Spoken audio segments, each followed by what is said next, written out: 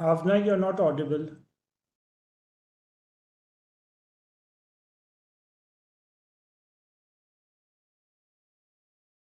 So, very good morning, everyone. Hello and namaste. My name is Bhavna Bhatia, and on behalf of the Young Leaders Forum of the IMC Chamber of Commerce and Industry, we welcome you all to the third IMC Youth Conclave organized by the Young Leaders Forum. As India comes of the age at 75, India's oldest merchant chamber too is taking the opportunity in line with India's G20 presidency to take a leadership role in shaping a youth and entrepreneurship agenda, not just for the fellow Indians, but also with the fellow travelers in the South Asian subcontinent. Therefore, this conference has been built around the theme Ekta, one South Asia, one Earth, one family, one future.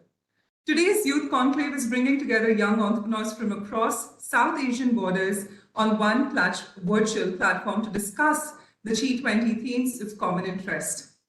Listen in to hear them debate risk and opportunities for collective action through art and culture, climate change and disruptive entrepreneurship, and dream up social fiction of a shared, prosperous future. To bring momentum on social media, we encourage all of you who are viewing us and participating with us today to hashtag IMC Youth Conclave 2023 during the course of the event today. And as outlined by Honorable Prime Minister Narendra Modi ji, let's reiterate the theme of India's G20 presidency, which is moving away from a zero-sum, individualistic mindset to one centered on oneness. With that, I humbly welcome all the speakers, participants, and viewers to this insightful and encouraging day ahead. Before we delve into our sessions for today, we would like to thank Maharashtra State Innovation Society for supporting this event. We'd also wish to express our profound thanks to our silver sponsor, Quintessence Fragrances Caliber Chemicals Private Limited and Mahindra Holidays and Resorts India Limited. We would also like to thank our outreach partners, Asia Society India, We Naturalist, Festivals from India, and Sattva Consultancy for their support. Be geared for an action-packed agenda with our illustrious speakers joining us across the day through insightful panel discussion, fireside chats, and much-awaited social fiction competition. Well, let's begin with the inaugural session, and it's indeed my honor to call upon now the President, IMC Chamber of Commerce and Industry, Anand Singhania, to deliver the welcome address and take forward the proceedings of the inaugural session. A very warm welcome, Mr. Singhania. Over to you. Thank you, Bhavna. Respected Sri Jayant Sinha ji, Honorable Chairman, Parliament Standing Committee on Finance, Sri Amitabh Kant, G20 Sherpa, ladies and gentlemen, esteemed guests, and enthusiastic young minds, a very good morning to each one of you. On behalf of the IMC Chamber of Commerce and Industry, a very warm welcome to the third IMC YLF Youth Conclave, titled Ekta, that is Unity, One South Asia, One Earth, One Family, One Future. As you all know, India took over the G20 presidency on the 1st of December 2022. It's with great pleasure and immense excitement that we gather here today to celebrate the spirit of youth engagement, leadership, and global cooperation. This conclave serves as a platform for our future leaders to discuss, deliberate, and shape the world of tomorrow. The IMC Young Leaders Forum, chaired by Shloka Nath and her dynamic team, along with the help of the Secretariat, have put this conclave together. It's indeed an absolute pleasure for me to welcome Sri Amitabh Kant ji, the G20 Sherpa from the Government of India, and Sri Jayant Sinha ji, Honorable Chairman of the Parliament Standing Committee on Finance. Thank you, sirs, for sparing your valuable time to be with us today and gracing our event with our august presence. We'd also like to thank Sri Anurag Singh Thakur ji, who's the Honorable Union Minister for Information and Broadcasting, Youth Affairs and Sports, who would be addressing us all at the Valedictory session later today. It's a matter of pride that India is at the helm of the G20 and has brought in several new initiatives into the G20, like the Startup 20, the inclusive growth, and the magnitude and the scale of the G20 dialogues in over 35 cities across India. The G20, or the Group of 20, is an international forum that brings together the world's major economies to address global challenges and promote economic cooperation. It's a platform where leaders can come together to find common ground, foster dialogue, and seek innovative solutions to pressing issues that impact us all. And today, we, the youth, stand at the forefront, ready to contribute our ideas, perspectives, and aspirations to this crucial conversation. This youth conclave represents the power of This youth conclave represents the power of youth engagement in shaping our collective future. It recognizes that the decisions made by the G20 have a profound impact on all of us, and it's our responsibility as young individuals to actively participate, voice our opinions, and drive positive change. The energy and enthusiasm we all bring to this gathering is a testament to the immense potential within each one of you. Over the course of this conclave, we will engage in thought-provoking discussions, collaborate on innovative solutions, and learn from experts who have dedicated their lives to address global challenges. We will explore various topics such as sustainable development, climate change, digital transformation, inclusive growth, and many more. Our aim is to foster a deep understanding of the G20's role, its impact on our lives, and how we, as young leaders, can contribute to the objectives for the growth of India. Today, India is the fifth largest nation, soon to become the third in the next 5 years, as we turn from $3.5 trillion to $5 trillion, then to 10, and eventually over 30 trillion years when we turn 100 years, when we complete 100 years. It's important to remember that this conclave is not just a one-time event, but a stepping stone towards long-term engagement and collective action. The ideas and insights generated here will shape our vision for a better world and serve as a catalyst for meaningful change. Each one of you has the power to make a difference, to influence policies, and to create a more equitable and sustainable future. I encourage you all to actively participate, engage in fruitful discussions, and seize every opportunity to network and learn from each other. Embrace the diversity of ideas and perspectives that surround you, for it's through this diversity that we can unlock the most innovative and inclusive solutions. Let us listen, reflect, and inspire one another to push boundaries and break barriers. This is our first South conclave where we have speakers and participants from all over South Asia. I extend my heartfelt gratitude to our esteemed panel of speakers, experts, and mentors who have graciously shared their time and wisdom with us. Your guidance and expertise will undoubtedly enrich our understanding and enable us to think critically about the challenges ahead. To all the participants, I commend your enthusiasm, courage, and commitment to be the agents of change. You represent the hopes and aspirations of millions of young people around the world. Remember, you're not alone in this journey. Together, we can amplify our voices and make a lasting impact. Today, we have 90,000 startups. There was a time when we were ranked 146 on data consumption. Now, today, we are number 1. So you are the future. You will take us into the Amrut Kal and make India true. It's already shining, but India truly remarkable. Bring back our lost glory. As we embark on this exciting journey, let us embrace the spirit of collaboration, open-mindedness, and determination. Let us leave this conclave with a renewed sense of purpose and a commitment to building a brighter future for ourselves and generations to come. It's our pleasure for us that the IMC and the Maharashtra State Innovation Society has supported this event. We also thank our sponsors, Quintessent Fragrances, Caliber Chemicals, and Mahindra Holidays for their support and sponsorship.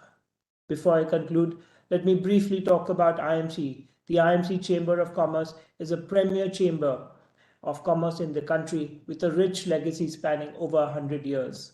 Mahatma Gandhi ji took up the honorary membership of this esteemed institution way back in 1931, and this is the only chamber where he has accepted the membership. We have a membership base of about 5,000 members, and through our 150 trade associations who are our members, we have a collective reach of about 400,000 members across business and industry establishments across the country. Besides this, we have about 150 international MOUs, which is an outreach to various chambers across the world, education institutions, as well as some government MOUs, which allow us to network, to promote India, to bring in FDI into India. We also have about 22 expert committees, and through that, we provide a platform to network with both at the state and the center. The Chamber is now a cradle for nurturing young talents and promoting emancipation of women through the Young Leaders Forum and the Ladies Wing, which have become an embodiment of youth, enterprise, positivism, and a movement for movement empowerment and entrepreneurship. With these words, once again, I welcome you to the third annual Youth Conclave. May this gathering be a transformative experience from all of us, where ideas flourish, friendships are formed, and the seeds of change are sown. Thank you so much.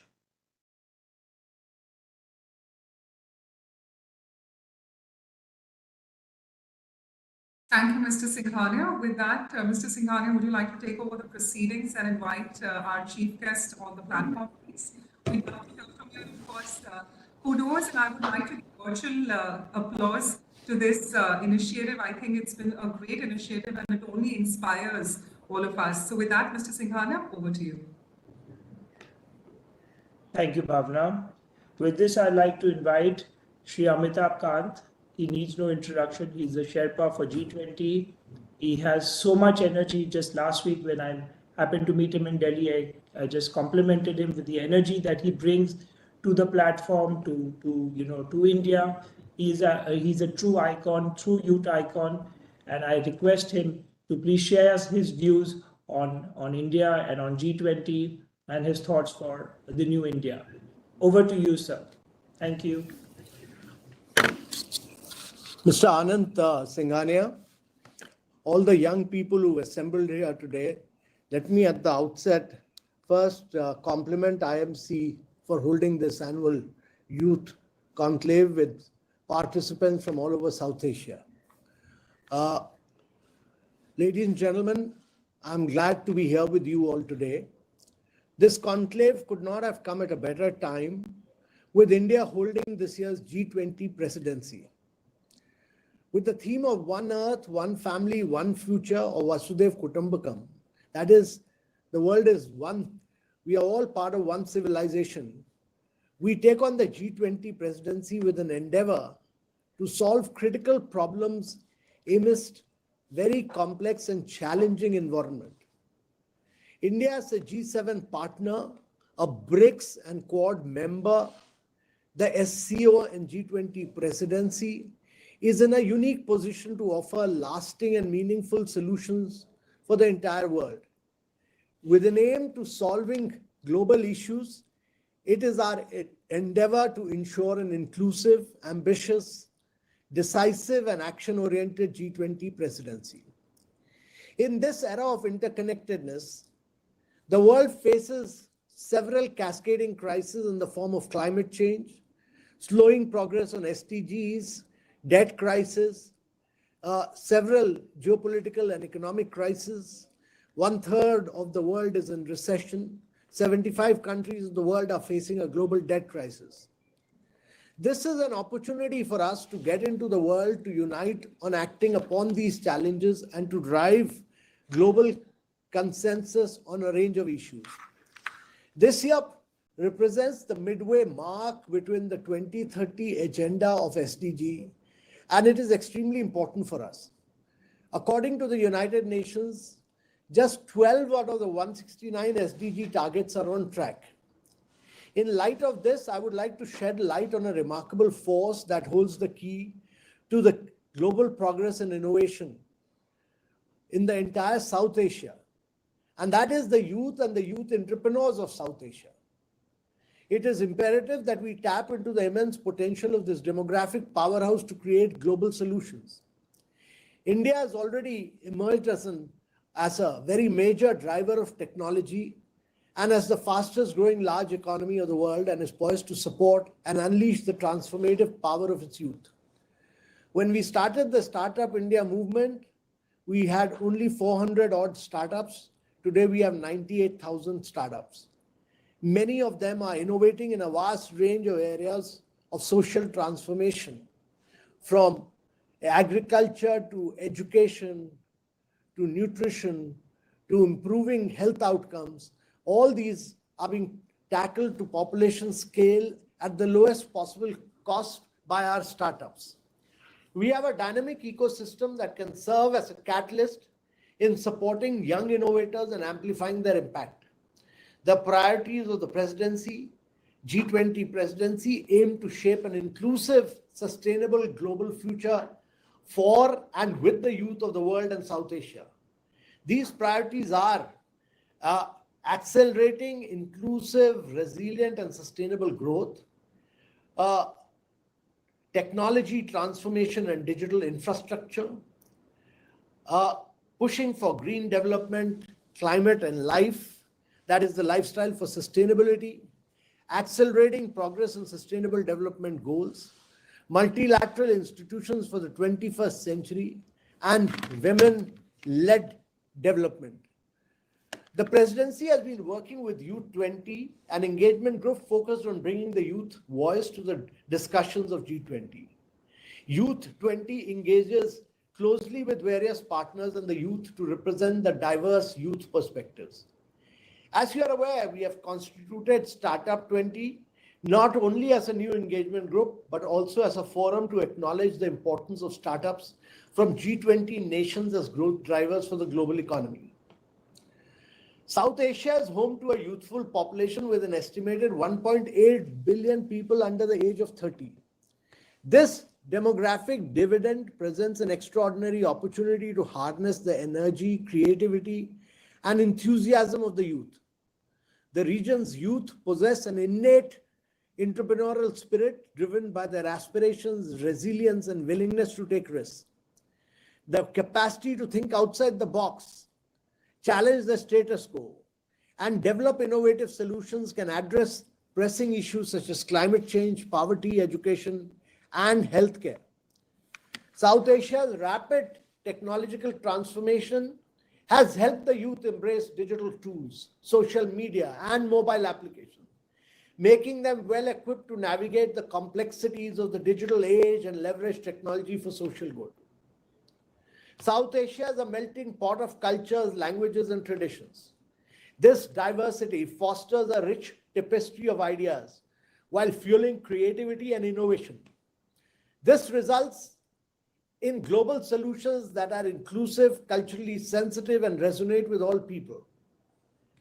To unlock the full potential of South Asian youth, we must prioritize skill development and education. Educational institutions and private entities, along with government, must collaborate to enhance their capacity to create innovative solutions. Youth entrepreneurs play a pivotal role in achieving Agenda 2030 by aligning their efforts with the Sustainable Development Goals, enabling them to address social, economic, and environmental challenges at both local and global levels. The South Asian youth possesses the passion and drive to make a tangible impact, and it is our responsibility to provide them with all the support and resources they need to succeed. I want to emphasize the significant role of digitalization and gender equality in empowering young entrepreneurs to create global solutions, especially the Global South. India, with its promising youth population and demographic dividend, emerging startup ecosystem, and technological prowess, is uniquely positioned to support and empower youth entrepreneurs from South Asia. The Government of India has launched several initiatives in the past, such as Atal Innovation Mission, Startup India, Stand Up India, aimed at providing mentorship, funding, and infrastructure to nurture young innovators, especially women. India's vast market also serves as a testing ground for innovative solutions, allowing youth entrepreneurs to refine their ideas before scaling them globally. Today, with a staggering number of over 98,000 startups, 400 incubators, and over 108 plus unicorns, India has firmly established itself as a global startup capital. Our experience shows that what we started off as an effort in the direction of digital public infrastructure actually also spurred the startup movement in a big way. As a result of the powerful jam trinity of the Jan Dhan bank accounts, the biometric Aadhaar cards, and hundreds of millions of mobile phones, every household now has access to formal banking services, along with a platform for availing low-value credit, insurance, and pension schemes. India stacks with its APIs, which are open source and are open APIs interoperable, such as Aadhaar authentication, KYC, e-sign, UPI, have allowed governments, businesses, startups, and developers to utilize the digital public infrastructure to offer varied financial services and has really driven the adoption of cashless behavior. Unified public interface has become, that is, digital payments has become a way of life for millions. 80% transactions in UPI are peer-to-peer, reflecting a replacement of cash. We do about 11x more payment than USA and Europe. We do 4x more payment than China. The platform approach taken by the government in conceptualizing UPI has resulted in top-class payments products being developed on top of it. With payments problem solved, the focus has shifted towards lending on both consumer and MSME lending. Fintech has allowed innovation, allowing new models to come up, such as flow-based lending. With sufficient comfort in payments and lending, there's increased attention towards personal finance, money management, investments, and trading. A plethora of top-class entities have come up, which have created an ecosystem of modern investment apps into 2-tier, 3-tier, and rural cities. We are now witnessing the emergence of financial products which target the more complex segments. For instance, insurance. And several startups today give you insurance in less than a minute or two. According to a report by Google and Temasek, India's internet economy is projected to reach 1 trillion by 2030. With an estimated 4 billion plus internet users in Asia, digitalization has become a powerful tool for economic empowerment and innovation. For startups led by young entrepreneurs, digital platforms provide access to global markets, knowledge sharing, and network opportunities. Through e-commerce, digital marketing, and online platforms, they can showcase their product and services, connect with customers worldwide, and scale businesses rapidly. Therefore, my view is that we all need to work together in South Asia to have a very powerful approach in policy governance through the adoption of digital public infrastructure. This will enable South Asia to digitally leapfrog with the regulatory guardrails and the private sector innovating and competing in the marketplace. Ladies and gentlemen, empowering women and promoting the inclusion in entrepreneurship is crucial for unlocking untapped talent and perspectives. The World Economic Forum reported that at the current pace, we'll only achieve gender parity after 132 years. Ladies and gentlemen, we do not have 132 years. Gender-inclusive startups have the potential to address a wide range of challenges, including healthcare, disparities, economic empowerment. Globally, women represent about 1 in 3 high-growth entrepreneurs and 1 in 3 innovation entrepreneurs that are focused on national and international markets.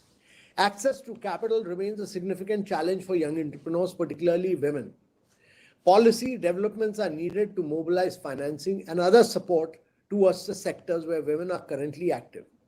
South Asia has seen remarkable progress in women entrepreneurship, with several success stories of women-led startups such as MobiKwik and Nykaa. The coming decade is poised to be a decade.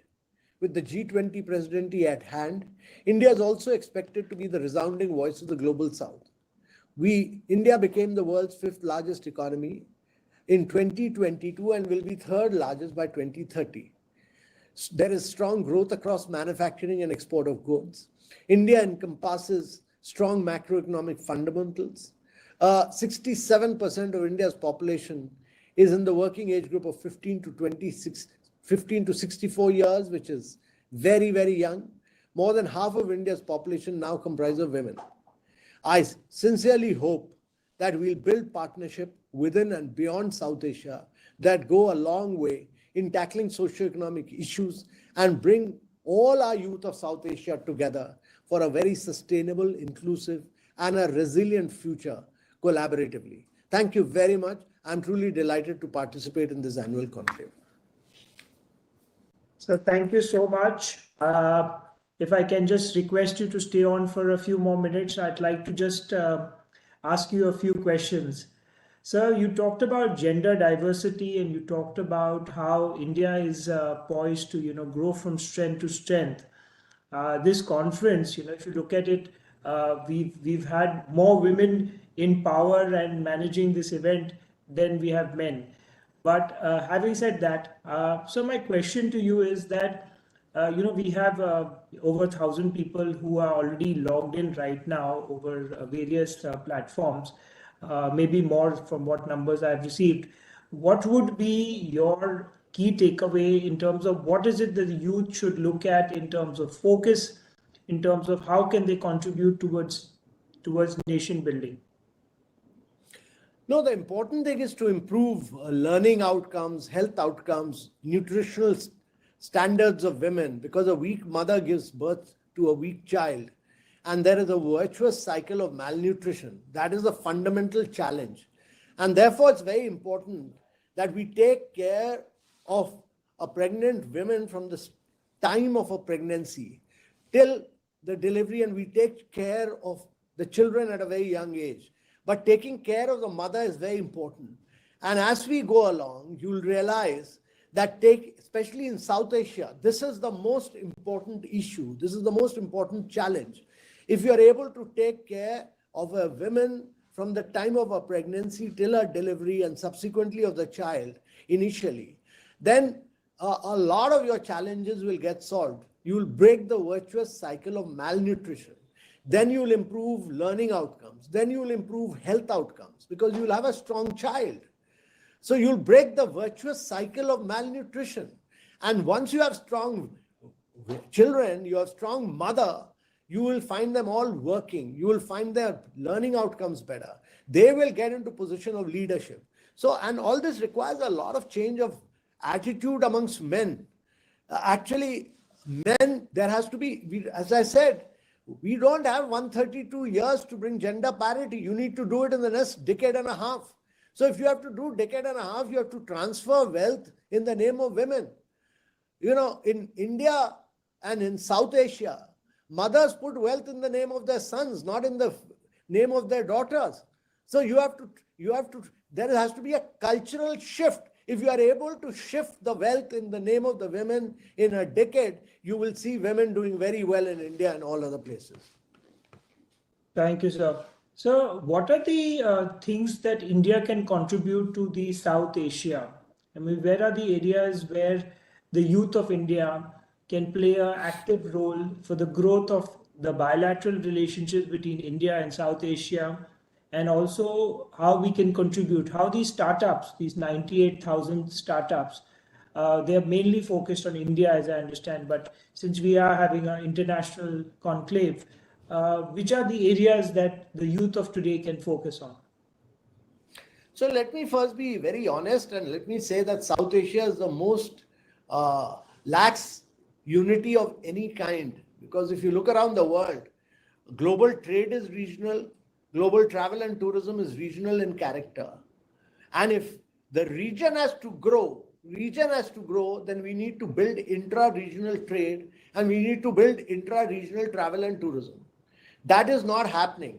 So unless and until you don't build trade within the region, what happens in Europe? People are traveling within Europe all the time without a visa. Without, you move from one country to another and you are doing trade within the region. So globally, all over the world, the trade and travel and tourism is all regional in character. Why does one city like Paris attract 79 million tourists? It's because you have all Europeans descend on Paris. So you have to, the mindset within this region has to change. we have to push, and when you push for intra-regional trade or intra-regional travel and tourism, Indians will travel all over. They will travel to Nepal, they will travel to Bangladesh, they will travel to Sri Lanka. They will create wealth in these places. Thank you, sir. I'll just ask you one last quick question. We have a question from our co-chair, Yash Chandan. So there are several startups which are initiated with the support of the government, like for the example of disposable single-use plastic to be banned. So what measures are the government taking to ensure, that strict action is taken against non-compliant entities, and also to ensure that, the startups which are there, they are really sustainable and take it forward to the next millennium. So first of all, let me just say that the most important thing government has done is to create a fund of funds of 10,000 crores, which then supports venture funds.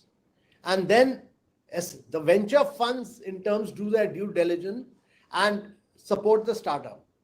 I am personally against governments getting into too much of startups. Governments should actually assist the flow of capital through a fund of funds. That's all. The initiative, the dynamism of the startup should be in the marketplace. The startup should not get themselves too dependent on government procurement. There's a very vast domestic market, and therefore look at the domestic market, look at exports, excel in promoting exports, and that will happen if you do quality production. So let's not make the startups of India dependent on government. This is not a socialistic era. This is about penetrating global markets, and therefore startups must penetrate global markets. That's really the key. So thank you so much for your lucid remarks and your response to all the questions.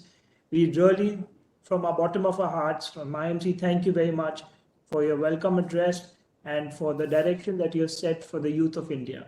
Thank you so much. Thank you. Thank you. Thank you. So with this, I will welcome our next speaker, Shri Jayant Sinha. He is the Honorable Chairman of the Parliament Standing Committee on Finance.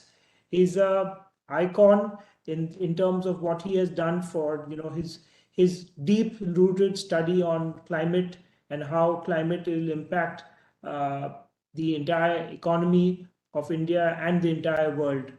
So I'd like to welcome Shri Jayant Sinha to speak to us and give us his views. Morning, sir.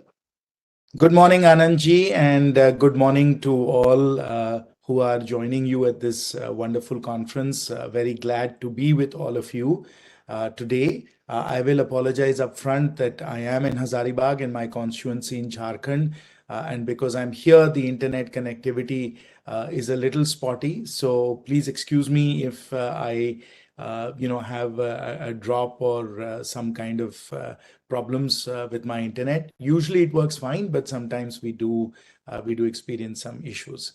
But once again, really, really glad to be able to join you all. Now, the interesting thing of being in Hazaribagh is that we are in the epicenter of India's coal economy here. We have some of India's largest coal mines, the mine in Pakri Barwadi, in Amrapali and Magad, which are right across the district border in Chatra here.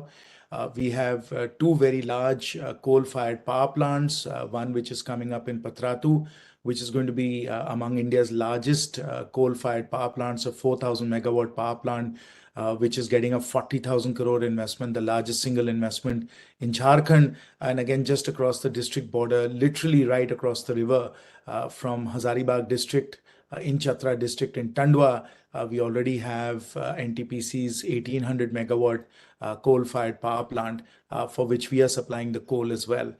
So we are right here in the epicenter of India's coal economy. So the issues associated with climate change, with just transition, with transitioning from coal are issues that are not abstract. These are not issues that are discussed in New York and London and Barcelona.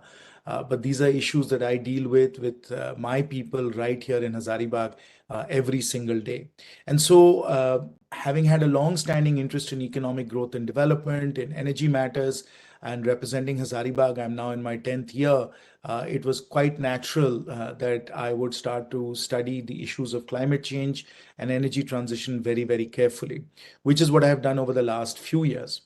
And it's quite straightforward to realize that currently the path that we are on in India requires us to make very rapid and very transformational adjustments, not just to our energy systems, but our overall economy, if we have to pursue the path of sustainable prosperity.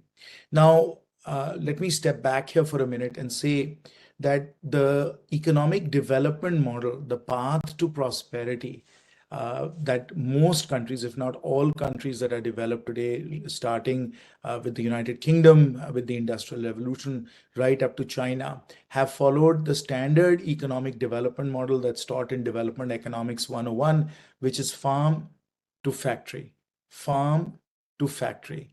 And it's driven by two vectors, industrialization and urbanization. So basically, you get people out of paddy fields and you put them into textile factories, you put them into electronics factories, into automotive factories. You increase the productivity with technology, and that results in economic development. That farm to factory development model, given the challenges that we are facing right now, of which climate change is top of the list. But of course, we've had issues with pandemics, which also is a manifestation of encroaching on natural habitat, and zoonotic spillovers of viruses that were in animals that have come into our bodies, but which we don't have the immune system to deal with. So whether we talk about climate change, whether we talk about pandemics, we talk about air pollution, we talk about traffic, congestion, we talk about the quality of our cities. And also importantly, we talk about the number of jobs that we are creating. We realize that this farm to factory development model is not going to be the path forward, is not going to be the way in which India and other countries in the global south can achieve sustainable prosperity. So we have to carve out a completely sui generis, unique development model for India and for the other countries of the global south, including, of course, Indonesia, South Africa, Brazil, Nigeria, Egypt. There are hundreds of countries that are going to have to change their development model. And in India, we have an opportunity to show the path for the world as to how we can achieve a net zero development model, a path of sustainable prosperity. Now, let's turn first to climate change. And let's recognize the challenges we face here. As of now, as you all know from the United Nations Environment Program and from other projections, the planet is headed towards 2.8 degrees centigrade global warming by 2100. So we are headed towards 2.8 degrees centigrade global average mean temperatures, 2.8 degrees centigrade global average mean temperature. Now, this includes obviously oceans, which are 2/3 of the planet. So when we look at global average mean temperatures for land, if the planet is at 2.8, land temperatures are probably going to exceed 4 degrees centigrade in terms of average temperatures. Now, what does that mean for extreme temperatures? So if Delhi is dealing with 45, 46 degrees max temperatures, we could very well be in the high 50s by 2100 for maximum temperatures. I'll repeat that number. Delhi could very well be dealing with max temperatures in the high 50s. Mumbai could be dealing with high temperatures in the high 40s, for example. And so we are likely to experience very high temperatures, heat waves, and many other extreme weather events that will make survival and prosperous living, particularly in South Asia, very, very difficult. And South Asia is one of the most vulnerable geographies, largely because of the combination of heat and humidity that we face here in South Asia.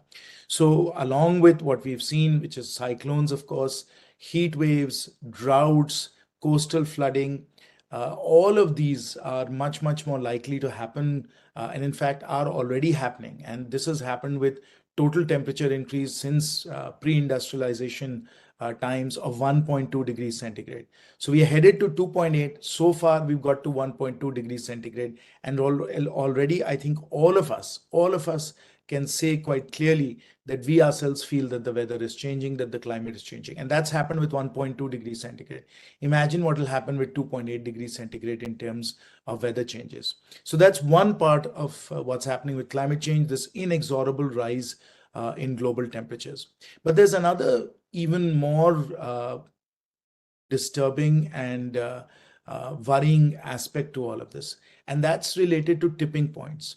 Now, climate scientists have basically identified 5 planetary tipping points. This is, for example, the Arctic and the Antarctic ice sheets melting. This is glacial melting in the Himalayas and in the Alps. This is the permafrost in the tundra and in the Canadian Arctic.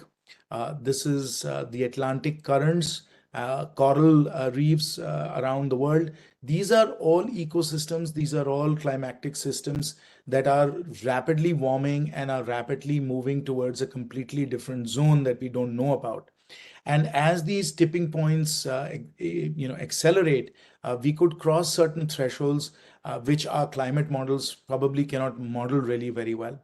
And some of these are self-reinforcing effects where, as the ice sheet melts, there is even faster warming, and as there's even faster warming, then of course ice sheets melt even faster. So that's the self-reinforcing effect of some of these tipping points. But what happens if the ice sheets melt and the permafrost melts, and the combination of these two tipping points, the mutually reinforcing action of these climate tipping points, is not something that our climate models can even pick up and understand at this stage. So even as we have this inexorable rise in global average mean temperatures, because carbon parts per million in the atmosphere are just going up. We are already at a historical high of 423 parts per million. All the projections are we going to 523 parts per million. So even as that is happening, we have some of these tipping points that are also staring us in the face. So the combination of, just the rise in global temperatures plus these thresholds being exceeded in terms of global average mean temperatures means that climate change could have runaway effects, which we have no understanding of right now. So climate change is extremely threatening. It's, as you know, as in every headline says, it's a planetary crisis, an existentialist crisis for humanity. And certainly it means that we have to change our development model, because we can't keep spewing carbon into the atmosphere. We can't keep using coal the way we are right now. And of course, places like Hazaribagh are deeply dependent on the coal economy. So the transition that's required is immense. It's difficult, it's complicated, and it will right now be quite unjust. So that's one aspect of the challenges that we face around sustainability. The other aspect that I always highlight is job creation. We know that we need to do a much better job of creating high quality employment for our young people. We already have a workforce of about 1 billion people, ages 18 to 64. Wonderful treasure strength that we have. But when you ask people, in rural India, in tier 3, tier 4 cities, they all want formal high quality jobs, and we are not creating enough formal high quality jobs for them. And we are going to add over the next 10 to 20 years another 250 million people to our workforce. So we have to be able to create high quality formal jobs very, very quickly. And that rate is not sufficient right now. So that also is a very major issue for India, a very major challenge for India, particularly as we move towards artificial intelligence, machine learning, and so on. These are not necessarily job creating technologies. In fact, one would argue that they could be job reducing, diminishing technologies rather than job creating technologies. So on the one hand, we have these challenges associated with climate change, with what's happening to our natural habitat. And on the other hand, we have the need to create all these different jobs. And so the farm to factory, where we try and take young people, put them into factories that are using carbon, that are putting more and more greenhouse gases into the atmosphere, that farm to factory development model that China has followed simply is not possible for India any longer. And so we have to come up with an entirely new development model. And in fact, there is such a model, and I call that model the green frontier model, which is, instead of going from farm to factory, we have to go to farm to frontier or farm to green frontier, where we are actually trying to be competitive and sustainable at the same time. So the idea of being at the frontier means that we are at the production frontier, we are at the competitive frontier, we are as competitive as any other economy on the planet, but we're doing that with a sustainable model. And the notion of the green frontier is competitiveness and sustainability in equal measure. But that really means we have to get to net zero, and we have to get to net zero certainly by mid-century, by 2060, by 2070. But all the modeling, friends, all the modeling has shown us that if we have to get to net zero by 2070, we have to start to bend the curve in the next decade.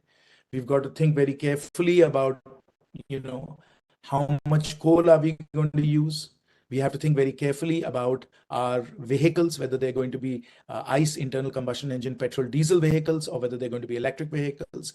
We have to completely transition our power grid over, our electricity sector over to renewables. All of these issues have to begin in a very, very substantial way in the next decade. Massive amounts of investments have to go in. Otherwise, we are not going to bend the curve fast enough to get to net zero by 2070. So it's a decisive decade for us, the next 10 years, where we really bend the curve.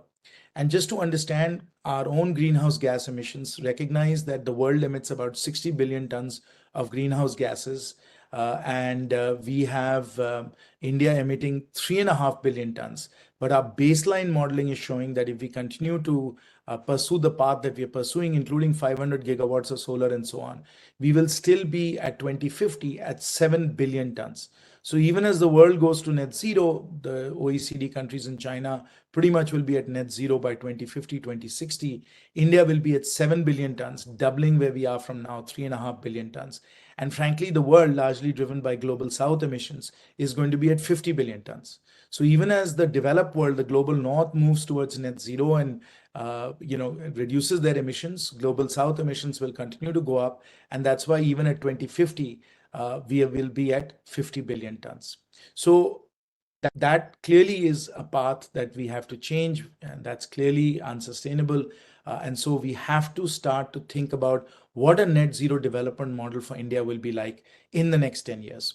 And I'll conclude by saying that this is a development model that has to create millions and millions of green jobs. We really have to focus on green jobs because we have to deal with the jobs challenge as well as reducing our carbon emissions. And that decarbonization for us has to become development. Decarbonization has to become development. And the good news for us is that net zero is massively net positive for us. And if there's one takeaway for all of you, and I'll finish, and then of course you can ask me questions. If there's one takeaway for everybody on this call, which it is that net zero is net positive, whether we look at it in terms of emissions, GDP growth, job creation, air pollution, energy security, on every dimension that we look at, net zero is net positive. We've got to follow a net zero development model that creates millions and millions of green jobs. And to follow a net zero development model, we've got to switch our entire energy system over to renewables and zero emissions power generation. Number two, our electric vehicle, we have to go towards electric vehicles. Pretty much our entire stock has to get flipped over by 2050, which means that by about 2030, 2035, all the vehicles we're selling have to be EV vehicles. Number three, we've got to massively ramp up green hydrogen, biofuels, and other such technologies. And number four, we need a global carbon trading system. We need a pricing of carbon so that we can massively invest behind it. I'll conclude by saying that this net zero development model, this getting to the green frontier, is the right answer for India, but it is predicated, it is based on massively increasing corporate investment from where it is right now. It's not about government. Government has to create the policies. Government has to be a facilitator. Government has to step in terms of market failure for things like carbon markets, etc. But ultimately, the investments in electric vehicles, in steel mills, in chemical plants, in fertilizers, in real estate, all of these have to be done by the private sector. Today, India's top companies, the BSE 500, are investing about $65-70 billion a year. That has to double. That has to double immediately. We have to increase it by $50-100 billion a year immediately if we have to bend the curve, if we have to get to net zero by 2070. So again, net zero is very, very net positive. We absolutely have to start to work on this. We've got to see a difference in the lives of the people of Hazaribagh. And only if we can create green jobs for them, show them a pathway where we can transition away from the coal economy to the green economy. That is the path forward to India. That's getting to the green frontier. Thank you very, very much. Happy to take any questions you might have. So thank you so much for such a wonderful address. The youth out here, present here, sir, when they read, you know, Parliament Standing Committee on Finance, they don't understand how there's so much of impact and emphasis on climate. But I mean, what you're clearly saying is that there are so many huge impacts on economy, on the financial, on the wealth and health of everybody out there.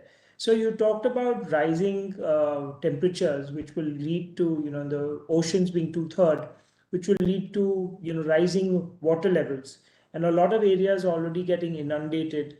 So do we have a refugee policy for people who are, especially, if you look at the northeast, there are a lot of floods happening along the coast.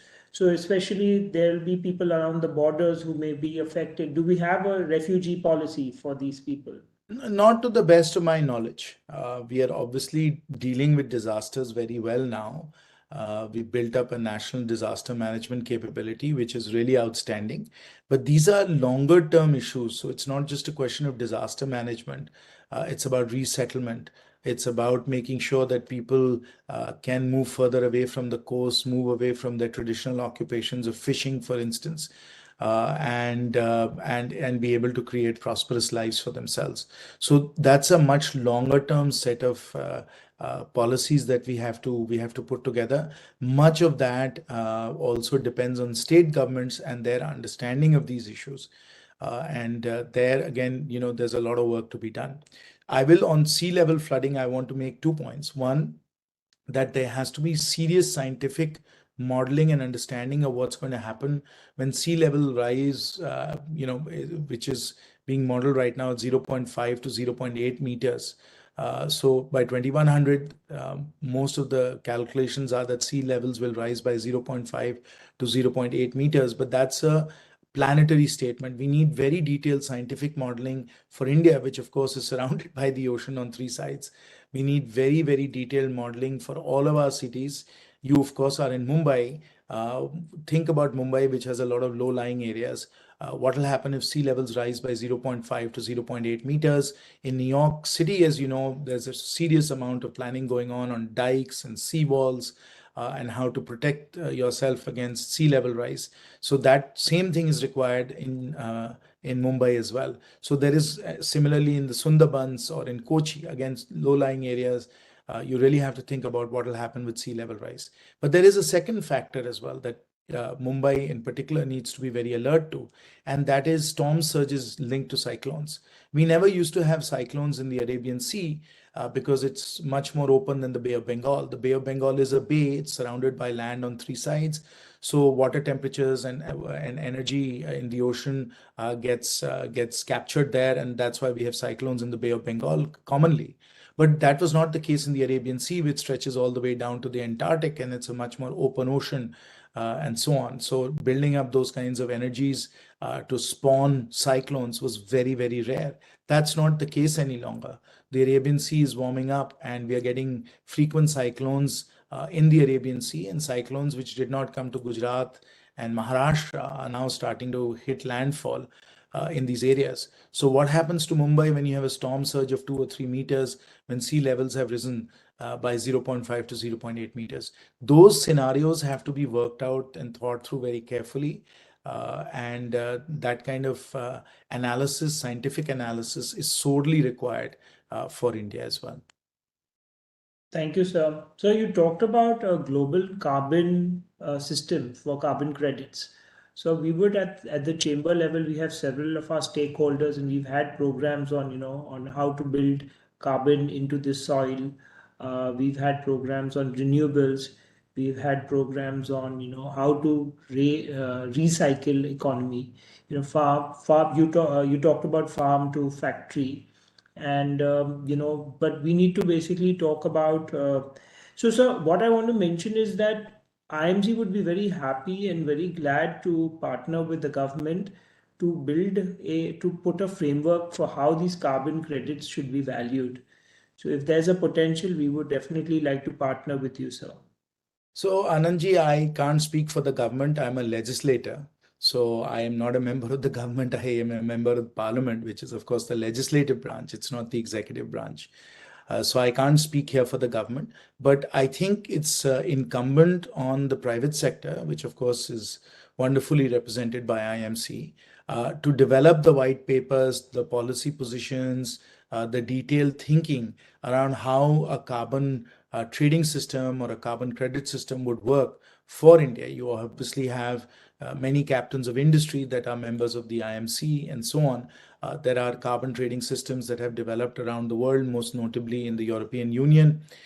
So it would be very interesting if the IMC and other industry organizations could study these benchmarks, but take into account India's unique conditions and try and come up with an approach for carbon trading for India. And you could easily start with Maharashtra. Gujarat already has a carbon trading system. What if Maharashtra had a carbon trading system? What would that look like? What could the government do? And I say the state government to support that. And these are the kinds of inputs, policy inputs that I think members of the executive branch would very much value. So you're being very modest because, a single person can make a huge impact, and that's why we have this youth conclave. Each one of us can make a huge impact, and I am very certain the way each of your policy initiatives you have taken, that I'm certain that, and your passion and your dedication for the sensitization of climate change and the impact and how we need to move collectively towards, working towards climate management is something very important.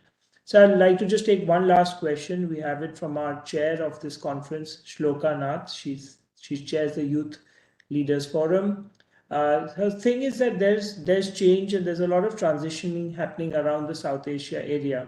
So how can the youth of today benefit, and how can we take this opportunity to build a mutually reinforcing benefits and use it for further economic growth and development across South Asia?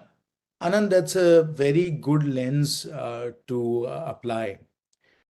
And the reason is that South Asia now comprises almost 2 billion people. And this is the geographic area that is in some ways most at risk from climate change because of the various different effects that I've already spoken about: heat waves and drought and coastal flooding and refugees, as you mentioned, and so on. So South Asia is dealing with a lot of these problems, and these problems are not restricted to one country. Nepal, Bangladesh, Pakistan, Sri Lanka, all of us have to deal with these. You have already seen that climate change is not something that's far away in the future. It's here and now because of what has happened to Pakistan. In 2022, Pakistan had unprecedented heat waves in April and May, which resulted in very high glacial melting for their glacially fed rivers. The rivers were, full of water. And then, of course, they had extreme rainfall in Sindh and Balochistan, which don't get much monsoon rainfall, but they got a dramatic amount of monsoon rainfall. And the net result of that was that a third of Pakistan ended up underwater. And that was something that really affected and impacted the GDP, 10-20% GDP impact was what this flooding resulted in, creating very significant macroeconomic challenges for Pakistan as well. So these issues, these challenges are not restricted to India, of course, they are across South Asia. And we've got to find ways of collaborating. We've got to find ways of working together so that we can scientifically first understand what is happening.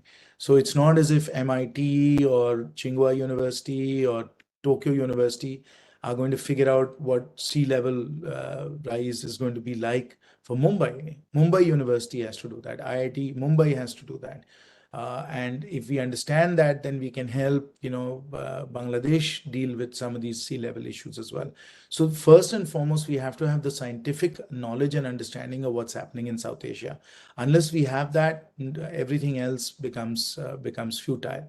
And that we can do very well across South Asia. Number two, we need to understand what are the policy steps that we can take. So again, back to sea level rise, right? So what we do in India can again be usefully applied in Bangladesh, for instance, right? Or for Sri Lanka as well. So which are the ways in which we can collaborate on policy making? And then third and finally, investments.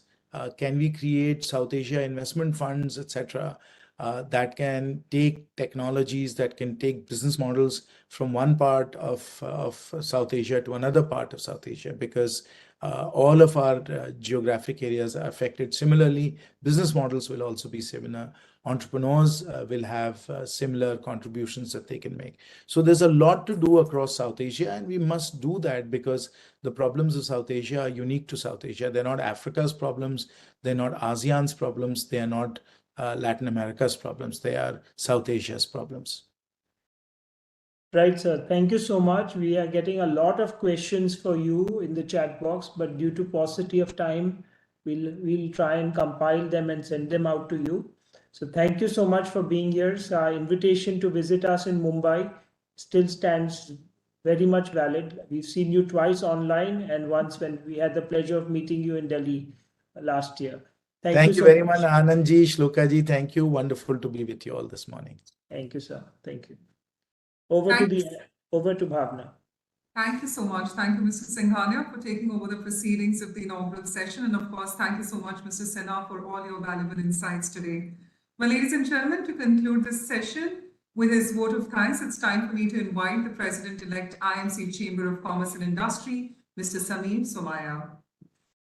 On behalf of IMC and the Young Leaders Forum, I take great pleasure in extending the vote of thanks after a very, very interesting inaugural session. Shri Amitabh Kantji, G20 Sherpa, Government of India, Shri Jayant Sinha Ji, Honorable Chairman, Parliament Standing Committee on Finance. We at IMC are grateful to you for gracing this event with your words of wisdom and setting the tone for the events to follow. Your speeches have certainly stirred a lot of minds today. I think Amitabh Kantji clearly explained to us the track shown by India in digitization in terms of pushing the sustainable development goals from that we have a long way to go and bringing in gender inclusion, but showing how far India has come. I think Jayant Sinha Ji explained to us the imperatives of climate change. Both of them reflect a great opportunity for our place in the world as we are today. We would also like to thank Shri Anurag Thakurji, Honorable Union Minister of Information Broadcasting, Youth Affairs and Sports, who would be addressing us at the valedictory session. I would like to thank all the eminent speakers and moderators who have accepted our invitation and will be giving their time to share their insights in addressing South Asia's risks and opportunities through the arts and culture, climate change, and disruptive entrepreneurship, and serving as a template for global solutions. We are grateful and honored to all partnering institutions across countries who consented have nominated the students for the Youth Conclave. We would like to put on record our gratitude to Ms. Shloka Nath, Chairman of the IMC Youth Leaders Forum and CEO of the India Climate Collaborative, as well as to all organizing committees of the IMC YLF for conceptualizing and structuring such an interesting conference and bringing together prominent personalities to speak at the conference. I would like to thank the Maharashtra State Innovation Society for supporting this event. We wish to express a profound thanks to our silver sponsors, Quintessence Fragrances, Caliber Chemicals, and Mahindra Holidays and Resorts. Without their gracious support, it would not have been possible to hold this event. We would like to thank our outreach partners and Asia Society India, We Naturalist, Festivals from India, and Sattva Consultancy for their support. Our sincere thanks to media representatives for their participation and to all the delegates for joining. And last but not the least, thanks to our IMC team, our platform partners. We would be delighted to have your presence also today for the social fiction competition. Please encourage students participating and stay tuned for the valedictory session as the best narration will be recognized with a best student certificate. I'm super excited to hear from the youth joining us from all quarters of our nation and overseas. These young minds will be pouring out their thoughts, ideas, and aspirations. I'm sure we will all go back enriched and empowered to make an impact. The future is yours. Once again, welcome to this remarkable event, and let us embark on the journey together, forging a path forward to a united and sustainable future of one South Asia, one Earth, one family, and one future. Thank you very much. Thank you so much, Mr. Somaya, for joining us on that front. Well, ladies and gentlemen, with that, we come to a conclusion of the inaugural session. We hope that we delighted you with our conversation, but let me tell you, it is now time for us to talk about the broader theme, Imagine a Shared Future. Well, if you have any questions, you can take it up in the Ask the Question tab on your bottom left. Well, the aim is to honor what binds us, but also to start afresh. Most of the country, 50% under 25, has no memory of the partition. How can we write a new South Asian story? Can we make this the South Asian century? What can we learn from each other today, and what does the common future look like? To take this discussion forward, we're elated to have with us author Mr. Palagami Sainath. Mr. Sainath, former Rural Affairs Editor of The Hindu, is the 2007 winner of the Ramon Magsaysay Award, Asia's most prestigious prize for journalism, literature, and creative communication arts. In a 34-year career as a journalist, Mr. Sainath has won over 40 global and national awards for his exemplary contribution to the field. He was also given the award for his passionate commitment as a journalist to restore the rural poor to India's national consciousness. He was also the first reporter in the world to win the Amnesty International's Global Human Rights Journalism Prize in its inaugural year in 2000. He joins us today to discuss his book, Last Heroes, The Foot Soldiers of India. There are the few words that can't do justice to describe his illustrious career, but we warmly welcome Mr. Sainath to the Youth Conclave. Thank you, sir, for joining us. Well, to moderate this conversation, we have with us Ms. Shloka Nath, the chairperson, IMC YLF, and CEO, India Climate Collaborative, a non-profit focused on mobilizing philanthropic capital to accelerate climate action in India. Prior to this, Ms. Nath led the sustainability policy and advocacy portfolios at the Tata Trust, one of India's leading philanthropy foundation. Shloka is the vice president of the Bombay Natural History Society, one of the largest non-government organization in India engaged in conservation and biodiversity research. She's also a trustee of the CSMVS, formerly known as the Prince of Wales Museum of India, a board member of the IIT Madras Energy Consortium, and a federation of Indian Chamber of Commerce and Industry Task Force on ESG. With that, it is time for us to warmly welcome our esteemed dignitaries on the screen. Over to Ms. Nath to take it forward. Thank you so much, Bhavna. Sainath, it's such a pleasure and a personal privilege to be here with you today. You've long been a hero of mine, and I'm very excited to talk to you about your heroes, and specifically your latest book, which of course is aptly titled The Last Heroes. I think it's a lovely paean to India's little-known freedom fighters, whether they're farmers or laborers or homemakers, forest produce gatherers and artisans, just to name a few, from India's freedom struggle, as you track the role of ordinary, everyday people in achieving independence. It's quite a feat. And so, Sainath, maybe that's the best way to lead into my first question, actually. The book in itself is your first in more than 2 decades. It captures a critically important slice of history by documenting the participation of ordinary people in India's freedom struggle. So talk to us today about why you wanted to capture this particular set of stories, and why did you want to speak to the youth in these stories? Well, the first reason I wrote this book is for the people in it. The 15 individuals I have profiled in the book. And yes, the interviews with them, staying with them, meeting with them, talking to them, happened over 2 decades. The first reason, as I said, is the book is written for the people in it. They have a right to have their stories told. And the second reason is those of us from the post-1947 generations, we need to know their stories in order to better script our own. So those were the first 2 reasons. The third reason is that why youth? Because in 5 years' time, there will not be a single person alive who fought for the freedom of the countries of what are today the countries of South Asia, there will not be a single person left alive. The youngest person in the book, still alive, is 98. The oldest person in the book, Babani Mahato, is going to turn 105 next month, I think. So in 5 years' time, nobody is left. And a generation or generations have been growing up without ever meeting, listening to, speaking to, engaging with a bona fide freedom fighter who actually sacrificed for their nation's freedom and independence. The fourth is that it is the 70th, and that's heartbreaking. That's why we are recording it not just in the book, but on the People's Archive of Rural India. Many other freedom fighters were still alive. The yet another reason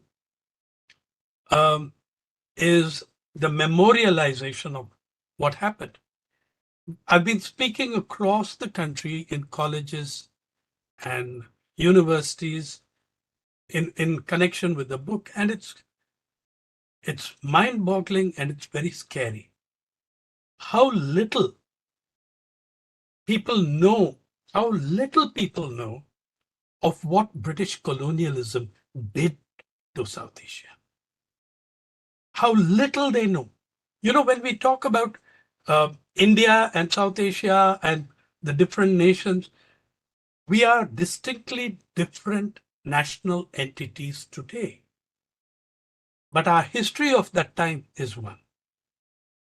There were many currents in that history, but it was when I say, for instance, and very few people even mention this, in 1 year of this is the 75th year of Indian independence.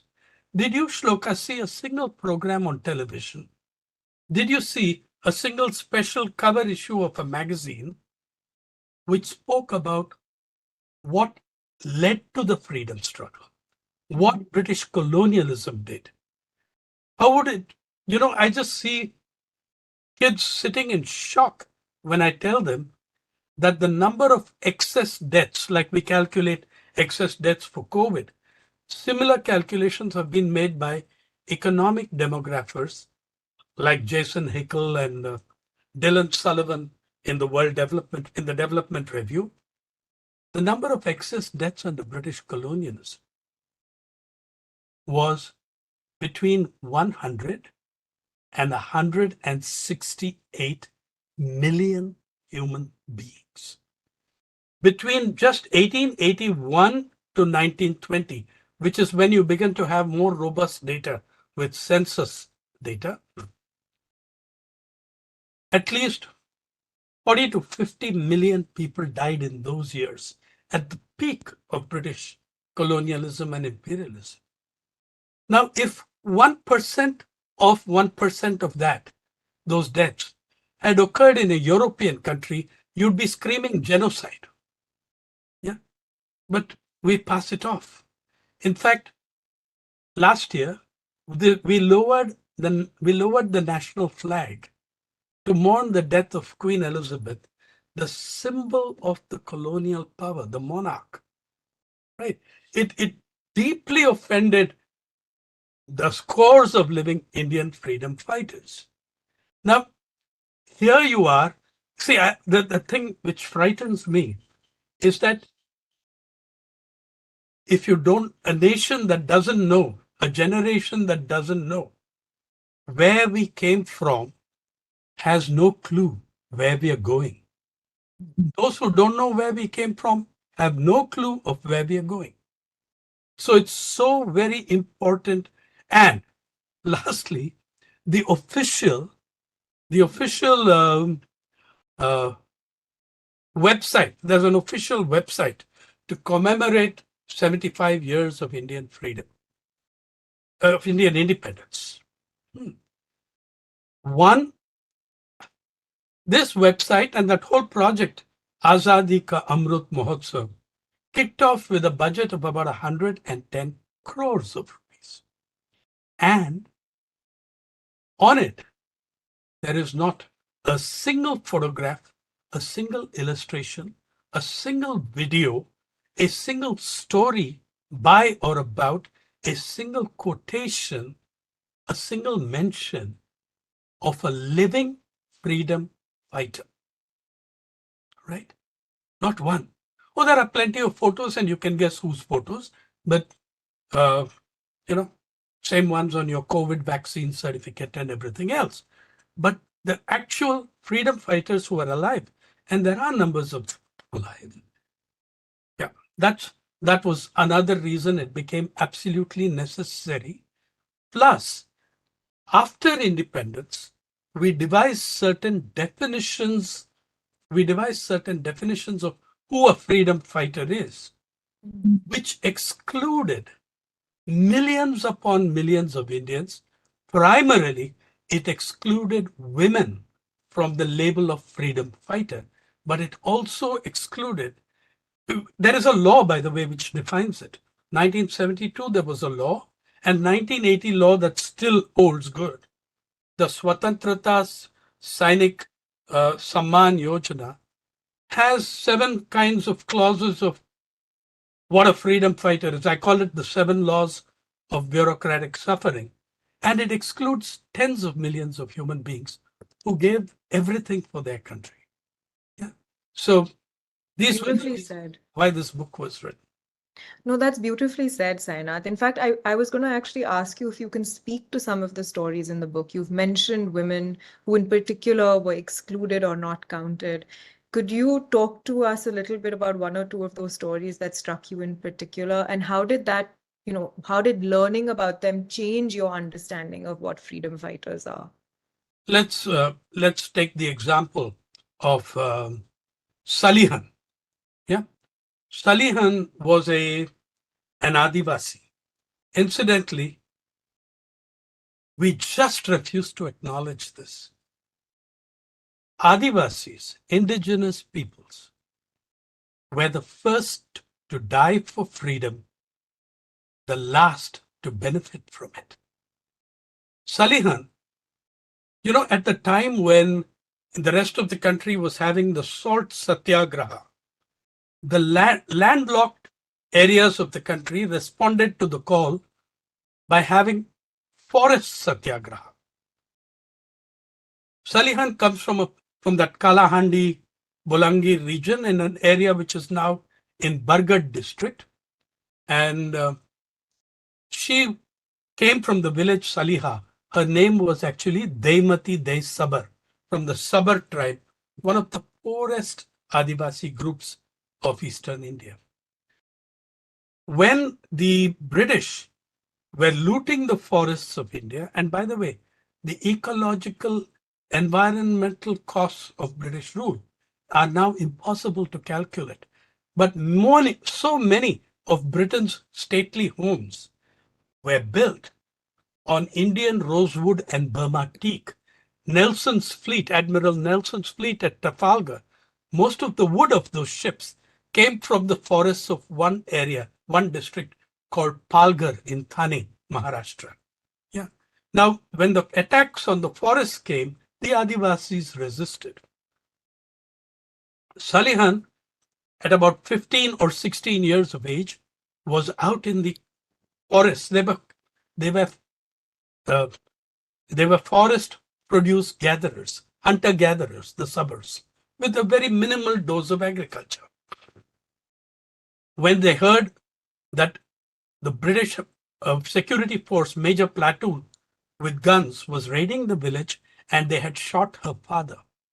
So 40 Adivasi girls raced back to the village to be with their families, and found that all the food provisions of the village had been set on fire by the British, which was a very common form of punishment. And we keep talking about the British and English sense of fair play, complete rubbish. It was the most vicious colonialism. Mm-hmm. This is how they punished thousands of villages across the country. Then she comes in, she sees her father lying on the ground, a bullet in his thigh, bleeding all over the place. And a lieutenant standing over him with a rifle. She loses it and attacks a guy with a rifle. All of them had rifles. She attacks the man with a rifle, with a lathi, smashes the daylights out of him and chases him around the village beating him. The other 40 girls join in, and a bunch of girls aged between 13 and 16 chase out an armed platoon from the village. They run off into the forest to save themselves. Yeah. Salihan, I met her when she was almost 90. She was dying of hunger, poverty, deprivation, and had one little certificate from the district administration to show that as a recognition of her freedom fighting capabilities. And what it does, it praises her for being the daughter of a famous father and for being the mother of 3 sons. She also had daughters, but this was what the recognition of her role in the freedom struggle was about. She's excluded from definitions. The memorial that has come up to the uprising, which is named, linked to her name, does not include her name or her father's name. So that's one. There's Hausabai Patil from not very far from where you and I are sitting, Shloka, in Maharashtra. Her story is amazingly, she's a very different class, a very different caste, a very different social group from Salihan, a Maratha. Hausabai, her story begins with her being thrashed to a pulp outside a police station by her drunken husband. And he keeps beating her. And the police come out to create, that's a police station opposite the Sangli, a railway station in Sangli. Then the police don't give a damn. Man beating wife, national sport. What's wrong with that? But when he picks up a rock and says, I'm going to smash your skull, they run out because they don't want a murder on their doorstep. There will be uncomfortable questions. So then they stop it. They reconcile the couple, tell them, you got to behave yourselves. Now get out of our police precinct, get onto your train and go back to your wretched village. So they've reconciled the husband and wife, and it takes them an hour or so to do, half an hour to an hour to do that. And they put these couples say, we don't have tickets. The police say, just get onto the bloody train, get them tickets, put it in their hands, and then go back to find that Hausabai's comrades in the revolutionary underground have looted the police station of all its weapons, its ammunition, its money, and the whole drama was a staged fake setup of the Tufan Sena, an underground revolutionary army in Maharashtra that was fighting the British. Satara had declared independence from British in 1943, which most Indians have no clue of. So did Koraput, so did Midnapur, so did several other parts of India in 1943. So Hausabai, I interview her 74 years after the incident. She was 17 and already had a child, aged 2.5 or 3, when she did that stunt. And she did many such stunts. I ask her, what is your most enduring memory of that? She says, that scoundrel comrade, he hit me too hard. And I said, well, didn't you tell him? She said, I was screaming at him not to hit so hard, but he kept telling me, it's got to look authentic, otherwise the police will not come out of the station. Yeah. So, there are 15 stories of people like this, 5 of them women, but also an extraordinary spectrum. The other point about the entire freedom struggle issue, it wasn't the gift of a bunch of returning Oxbridge elites. Gandhi himself repeatedly says 2 things.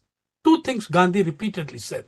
It wasn't we who got you freedom. It was the masses in their struggle. The book introduction begins with a quote by Gandhi. Great men appear to be the cause of revolutions in the world. In truth, the people themselves are the cause. He also says in the 1930s, when the history of India's struggle for independence is written, it will be the women who occupy the most Mm. important role, both of which principles we've forgotten, and therefore a book on the fighting of farmers, laborers, homemakers, the carpenters, couriers, cooks, Yeah. every one of whom who made it possible for us to be discussing things the way we are today. That's amazing, Sainath. It feels like this is a real people's history of South Asia. And I wonder, how do you think that's influenced or what you've seen in terms of how the region has evolved?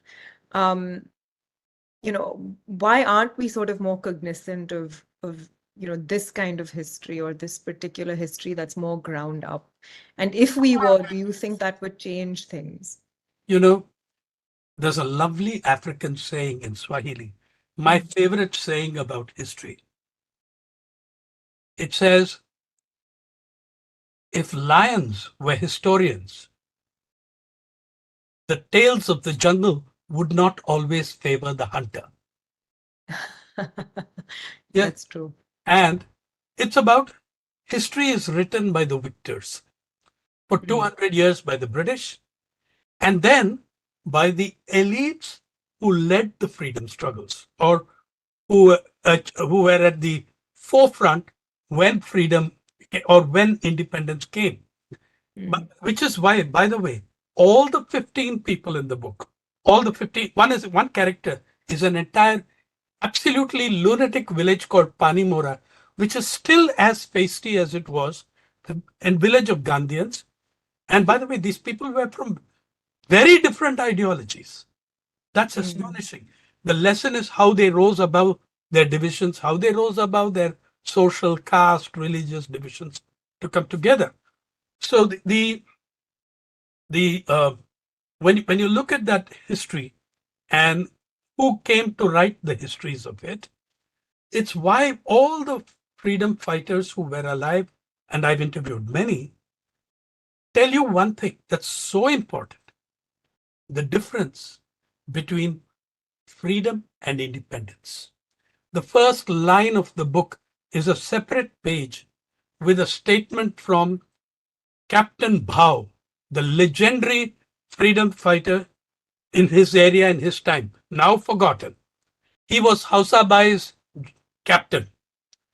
And he says in one line, he tells us our story. We fought for two things: freedom and independence. We achieved independence.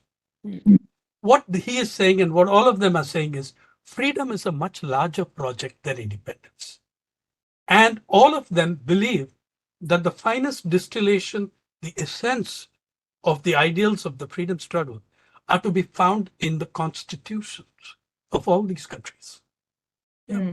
Now, about South Asia itself, remember, many of the people fighting saw themselves as one. They saw themselves as part of one entity. So Bhagat Singh Jugia, who's in the book from Punjab, he never looked differently at the people from West Punjab, whether they were Hindus, Muslims, Sikhs. He never looked at them differently. Yeah, those are post-47 entities that we created and which are now genuine, distinct, thriving or throbbing and vibrant entities. But you had, even there, in all these countries, it's only the big names we remember. Yeah, Khan Abdul Ghaffar Khan, the frontier Gandhi. But there were many, many other people in what is today known as Pakistan who fought the British relentlessly, fearlessly. Same with what is today called Bangladesh.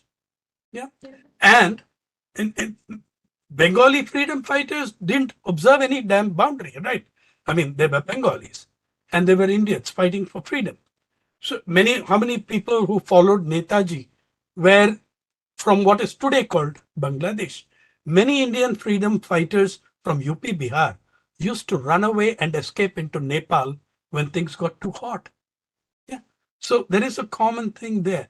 Now, when the regimes, the independent states people come to power, the old history is retained for a very long time. And when it's rewritten without giving the credit to the masses that Gandhi always did. That's very true. Sainath, we're getting a lot of questions already from our audience, so I'm going to try to sort of bring those in at this point as well. One question that we've gotten, which I think is actually, it's a really beautiful question, is whether or not there's a positive flip side to this young generation that you're speaking to in this book, not having a memory of the freedom movement, because the freedom movement was also partition. So does a lack of living memory also allow us to create, in some senses, a shared future in a way that wasn't possible in the past? I see a lot of positivity in the young generations, which is why I have been, apart from being a journalist, been a teacher of journalism for 37 years. If I didn't see that idealism and I saw it in the defense of the Constitution by young people reading out the preamble of the Constitution during the anti-CAA agitation. However, to say that if we don't know what happened, they're better off, that is delusional. Sorry, it is delusional. It's extremely dangerous. Those who ignore and forget the past are condemned to repeat it. Okay? So no, I don't agree with that at all. I would say the deeper your understanding, because so many of our present day divisions, fights, communalism, sectarianism are based on mythologization of the past. Yeah. So you need to know what that past really said, what it really did. And Sainath, another question that's come in, and without getting too political, but I think what they're trying to ask is whether or not history is repeating itself with the elite shaping the narrative. Given the current environment today, do you feel that once again, those marginalized, whether they are, lower caste or Adivasis or women, are they once again being marginalized or shifted to the margins in how the current sort of socio-economic conditions and political environment is playing out? I said, I remember saying earlier, a few minutes earlier, history is always written by the victors. But then there's a difference between the rewriting of history now and the rewriting that took place in the 60s and 70s as Indian nationalist historians sought to tear apart British historiography that painted India in absolutely false colors. Okay. When I was in school, we still had textbooks that told us the sun never set on the British Empire. I prefer the Irish revolutionary take on that, which said the sun never sets on the British Empire because even God couldn't trust those bastards in the dark. That was the Irish saying. Okay. Yeah. In the 60s, 70s, some very fine historians from this country, Romila Thakur, K.N. Panikkar, S. Gopal, son of President Radhakrishnan, Bipin Chandra, many Harbans Mukhia tried their best to demolish that. However, there were forces within the country that militated against it, that militated against the history that showed the sheer unity of Indians across religion, caste, and other boundaries. What's happening now is not a revisiting of history. Let me clarify. Revisiting history is a good thing. Revisiting history in the light of more emerging evidence is a very good thing and a correct thing to do. But that's not what we are doing. We are inventing a history. It's extremely dangerous. It's extremely dangerous, and you're seeing the problems it caused, like say in Karnataka over Tipu Sultan, or in many other places. A completely fake narrative is being put up. That's not revisiting. That's delusional. It's extremely dangerous. So another question that's come in for you, Sainath, is what is the role and opportunity of today's youth to work towards the larger project of freedom that we have to bring to life as a region, not just in India, but across South Asia? Where can the youth really start investing in what it means to be free, or this project called freedom? Okay. As I said, all these countries came out with a shared legacy. Okay. But I was looking at India pre 1947. Yeah. What is the first thing they can do? Is to read, understand, and defend your constitution. Not only the old freedom fighters who spoke to me, but I will say this. By the way, I was trained as a historian under those very historians I named. I've never been to journalism schools except to teach. Yeah. I abandoned my PhD, which was on revolts in the colonial army, and became a journalist in 1980 with the United News of India.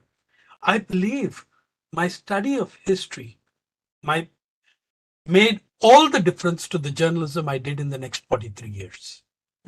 So you need that. You need to know where you came from to have a sense of where we are going. That's one thing. The second thing is that I believe that the finest distillation and essence of those ideals are, as I said, in the constitution, maybe in the constitutions of all these countries, because many of them also came out of a shared legacy. In the case of India, let's say, it's not just the preamble, but look at the preamble. It encompasses the ideals of many different revolutions. It draws from the French, the Russian, and many revolutions. It speaks of justice for all, which is what every freedom fighter says they fought for. They fought against injustice, imposed inequality, and the other important part of that constitution is the directive principles of state policy. I believe that if you read, understand, and defend your constitution, you're already making a great contribution in a period when that constitution, its ethos, its spirit, and its soul are under increasing pressure. So that itself is a very great thing.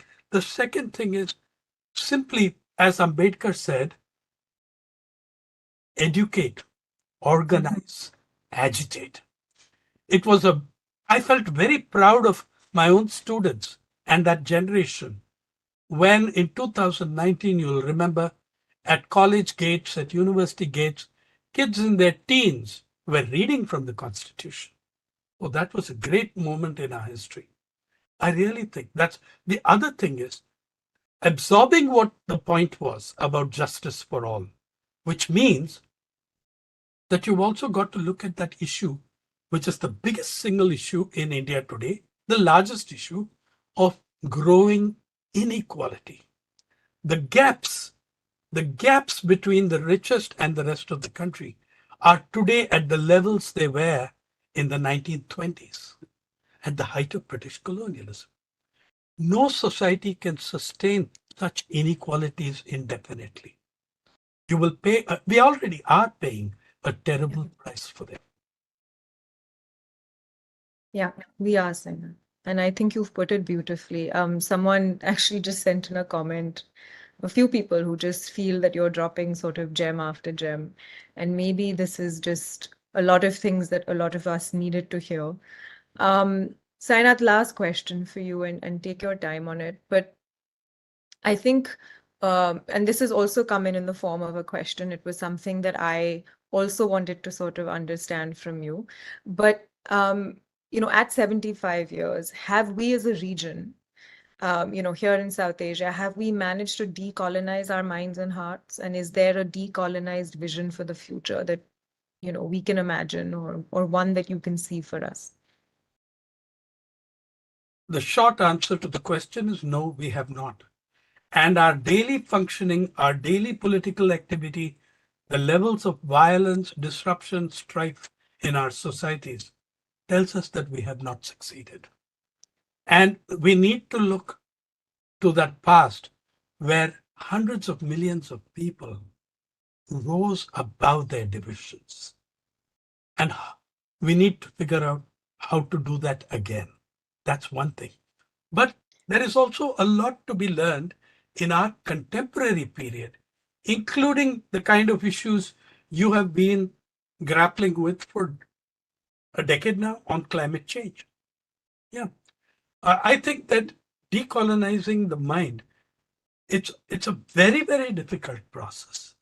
Now I am a product of British colonialism and its impact because I think in English. Yeah. I think in English. And language has a lot to do with it has everything to do with our values. And there are many, many things steeped, embedded, nuanced into the languages we speak. Yeah. I think we need to be giving incredible importance to that. The 15 freedom fighters I've looked at in the book, between them spoke 10 to 12 languages. Mm. Okay, that's something to be. Second, tolerance. There was tremendous tolerance between those, not those who collaborated with British colonialism, but those who didn't, but those who fought against it. And I'm saying, let's come back to the contemporary period and climate change. I think that we are approaching the issues often in a very lopsided way. Now, I'm not saying there is no great work done on climate change. There is. But Shloka, you know as well as I do, there is incredible amounts of information on climate crisis in the ICC reports. Now,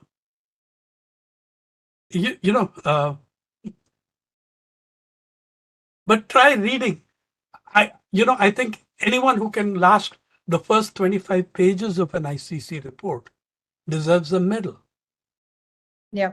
Academics and scientists never use a 2-syllable word where one with 9 syllables is available. The result is that it becomes a highly Brahmanical elite discourse between experts. In the People's Archive of Rural India, which I am the founder editor, ruralindiaonline.org, Rural India Online, one word. We publish in 15 languages, totally spoken by more than 1 billion people. Okay? And yet there are so many other languages we want to come in. However, our approach to covering climate change is what I would advise. You have no choice. I mean, just India, Pakistan, Bangladesh, Sri Lanka, between them have 10,500 kilometers of coastline. Okay? Imagine. We need to look not on ourselves as teachers and educators, but first trying to figure out the impact, knowledge, understanding of climate change from those worst affected by it. They know ahead. They may not use the word fancy phrases like climate change, but they know what extreme weather episodes are. Yeah. They know it much better than you and me. Now we try telling the stories of climate change through the voices and lived experience of people at the front lines of the impact. Fisherfolk, pastoral nomads including the Changpas of the Western Himalayas, the Brokpas of the Eastern Himalayas, the yak herders of Pakistan and the Hindu Kush, the fishermen, the fisherfolk on the coastlines of all these countries, which is millions of people dependent on the fishing occupation. These are not people contributing to climate change. They are not in gigantic motor boats or trawlers. They work in traditional fishing craft, sometimes with minor engines attached. But look at how much knowledge is coming out of them. In Ramnad, in Mandapam, in Ramnad, Tamil Nadu, a group of fisher folk, a fishing community, has established its own community radio station, Kadalosai, which means sound of the waves. It's a fishing community trying to understand what has happened to the seas. Yeah. And the radio jockeys are all practicing fishermen. You come in from your fishing trip in the morning and walk with your, clothes dripping wet into the studio and become a radio jockey and explain your experiences of the morning's fishing. The women sea harvesters, the seaweed harvesters of the coast of all these countries, they dive up to 4 to 6 meters, fully clothed in their saris or whatever dress, to pick seaweed that holds up a multi-billion-dollar pharma drug industry. They get a few rupees per kilogram for the risks they take. They are able to tell us so much about rising waters, warming seas, declining fish catch, everything else. So I'd say that look at what's happening, the voices and lived experience of the people at the front lines of climate impact. There are many others. I would say, please look at what you can do to fight the growing inequality and gaps. I'll give you one small example. India ranks number 3 in the Forbes list of dollar billionaires. We have a hell of a lot more than Japan. I think we have more than all the Scandinavian countries put together. We have more than maybe Japan and Australia, or Australia and Canada put together. We have 169 dollar billionaires, accounting for 18 to 20% of your GDP. To my mind, that gives a whole new meaning, other meaning to the word gross.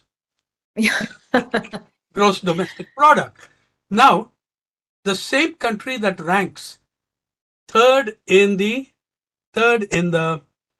Forbes billionaires list ranks 132 in the United Nations Human Development Index, ranks 180 out of 180 in the Environmental Performance Index devised by Columbia and Yale universities. 180 out of 180. We rank 107 out of 121 nations in the Global Hunger Index. Yeah. So you really need to worry about what is happening around you. You need, whether old or young generation, to engage with that inequality and understand what people are asking for. That it is their right under their constitutions, under their legal processes. That's a brilliant, it's a brilliant point, Sainath. Thank you. And I think it's an amazing point to sort of end on as well. I know we've come to time, but I did want to say that there's so much wisdom that always comes from you every time we talk. I'm privileged to have been able to sit with you here today and share in this conversation. I know based on the number of questions we've gotten that I think all of our participants and audience feel the same. I think you've left us with some very profound questions to ponder over, as well as thoughts about what a shared future really looks like for ourselves as a nation, of course, but across the region. Thank you, Sainath. Thank you as always for just being your incredibly wise, wonderful, and profound self. We're really grateful that we have someone like you. Thank you. Thank you, Shloka. I enjoyed it. My pleasure. Thank you. Thank you, Sainath. Thank you. Thank you so much. What an interesting fireside chat that was. Well, ladies and gentlemen, on view of time, it is time for me to now start with our arts and culture panel.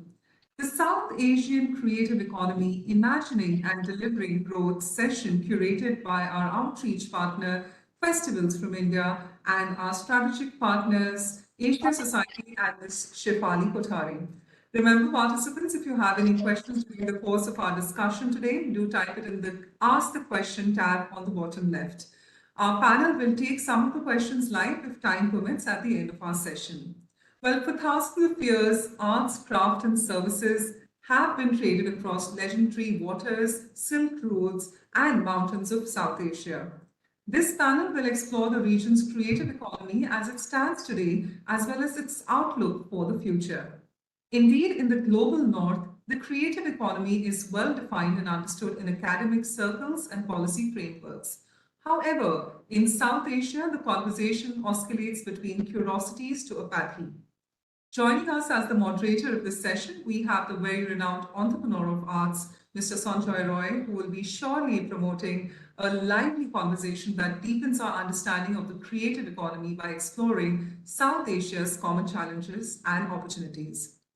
Mr. Roy is the MD of Teamworks Arts, where he leads the company which produces over 33 festivals in 42 cities and 17 countries such as Australia, Canada, Egypt, France, Germany, Hong Kong, Italy, Singapore, South Africa, Spain, UAE, UK, USA, and Maldives, including the world's largest free literary gathering, the annual Jaipur Literature Festival, and the international editions of the GLF. He's somebody who closely works with the various industry bodies on important policy issues. Well, we're grateful that he's agreed to conduct the session with our esteemed panelists who are joining us. First up, we have the Joint Secretary, Ministry of Culture, Government of India, Ms. Lily Pandya. With a professional experience of over 22 years, Lily is in charge of the Culture Working Group, which is the CWG of India's G20 presidency, international cultures relation, and UNESCO matters pertaining to the intangible cultural heritage. She's somebody who's been a regular guest speaker in several national and international seminars and conferences, and has also co-authored a coffee table book titled Art and Railways, a Bangalore Saga, which was published by the National Rail Museum, India. We also are joined by the CMD of Aranya, Bangladesh, Ms. Nausheen Khair, who's joining us from Bangladesh. A charismatic creative director, a social entrepreneur, and a cultural connector, Ms. Khair brings in a rich 16 plus years of experience in the private sector. She's also been the managing director and creative director of the fair trade brand Aranya, which focuses on the revival and conservation of the natural dye, local handloom, and the handicrafts of Bangladesh. Aranya was established in 19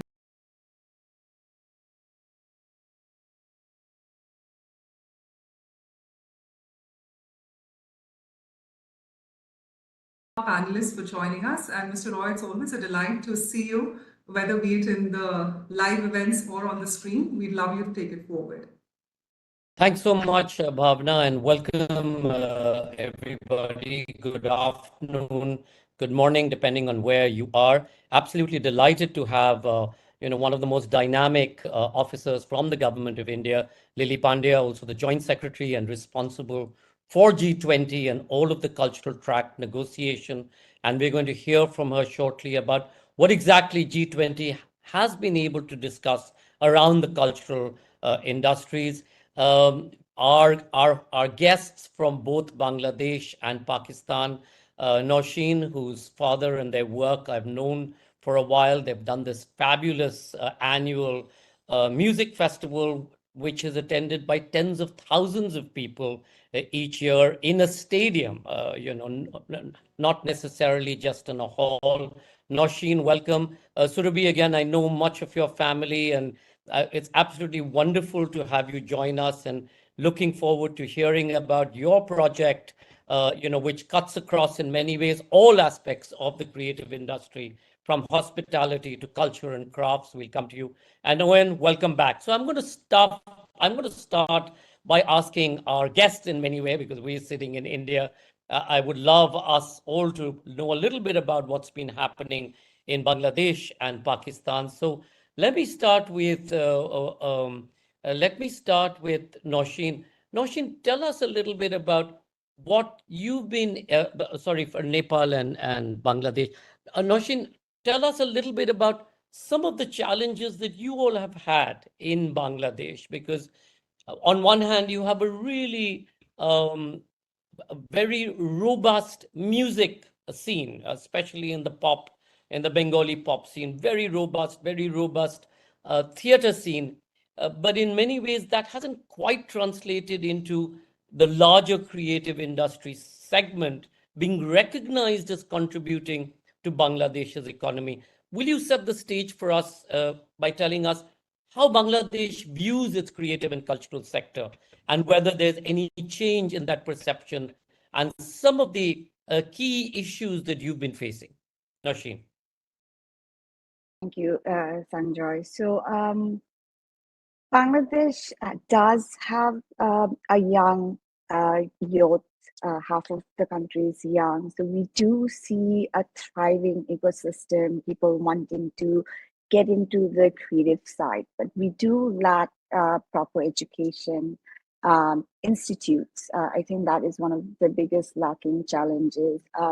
For example, in the fashion space, we have a thriving apparel R&D sector, but we consider this as a commodity export business rather than the creative side of R&D. So we fail to empower designers, creative in this R&D sector.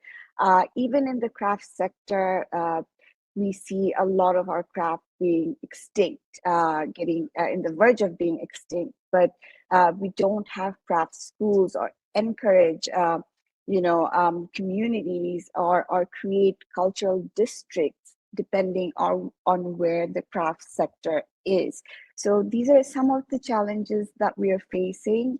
But again, because Bangladesh is becoming a smart Bangladesh, right? And we are seeing high-speed internet going to places. We have data centers. This is also giving us an opportunity to tap into different types of content creation, different type of software, integration, startup ecosystem. So if Bangladesh has a robust plan of digital smart Bangladesh, but if we don't have cultural, creative economy incorporated in the roadmap, it would be really difficult for us to fall into place and tap into the true potential. You're on mute. Nausheen, Bangladesh in many ways pioneered really the empowerment of women, and they used the phone technology, phones, the Grameen whole scheme. And that to some extent, again, led to crafts coming into the villages, women being able to, do much more work than that earlier. Has that sort of become now policy? Well, we are seeing a lot of skills development happening in rural areas, government-led initiatives, development sector also taking this forward. We've seen recently that in Jashore, where we have the Nokshikatha Stitch, they're trying to create a marketplace for women, and they will be also the owner of the marketplace, manage the marketplace. So initiatives like this, I think, will empower artisanal women more. So we are seeing. So I'll come back to you about. Yeah, I'll come back to you about how the women collective movement has been also, tying into the creative sector movement. Surabhi, Nepal in many ways used to be driven by tourism. Tourism used to be its number one economy, both in the mountains, but mostly it was known for casino tourism.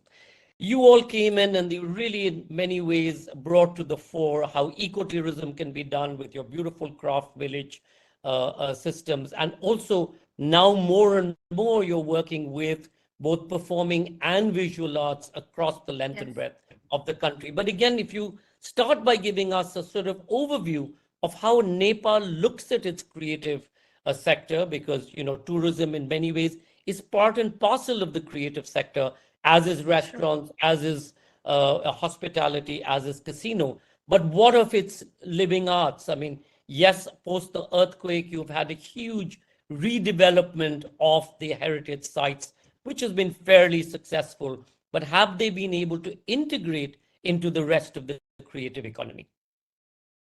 Thank you for that question, Sanjay. And I think it's extremely important for more dialogues like this to happen, because Nepal needs to reinvent herself in the way she's viewed in South Asia and in the global platform, whether it's for tourism or arts and culture. Everything in Nepal is, again, it's very centralized. It's very Kathmandu centric. It's within the valley. So what we are doing with the foundation is also trying to decentralize all our activities through the foundation. Through the corporate, we have multiple verticals, as you're aware, and hospitality is one of them. So there is a lot of work happening in tourism for wildlife, for trekking, for heritage and spiritual revival. So there is a mixed bag of tourists that come to Nepal. So they come to Pashupatinath, they come for the World Heritage Sites. There are avid trekkers that come year on year. There are people who come for the jungle safaris, for the mountains, for nature, for tranquility, to Lumbini. So there is a lot that Nepal has to offer. But when it comes to her creative economies, it's interesting to know that not just in Nepal, but the whole of global South, South Asia is really driven by her traditional industries. So when I talk about the traditional industries, it's essentially all the cottage industries that are led by women, whether it's agriculture, processed foods, crafts, fisheries, arts, crafts, dance, music, traditional theater, folk stories, literature.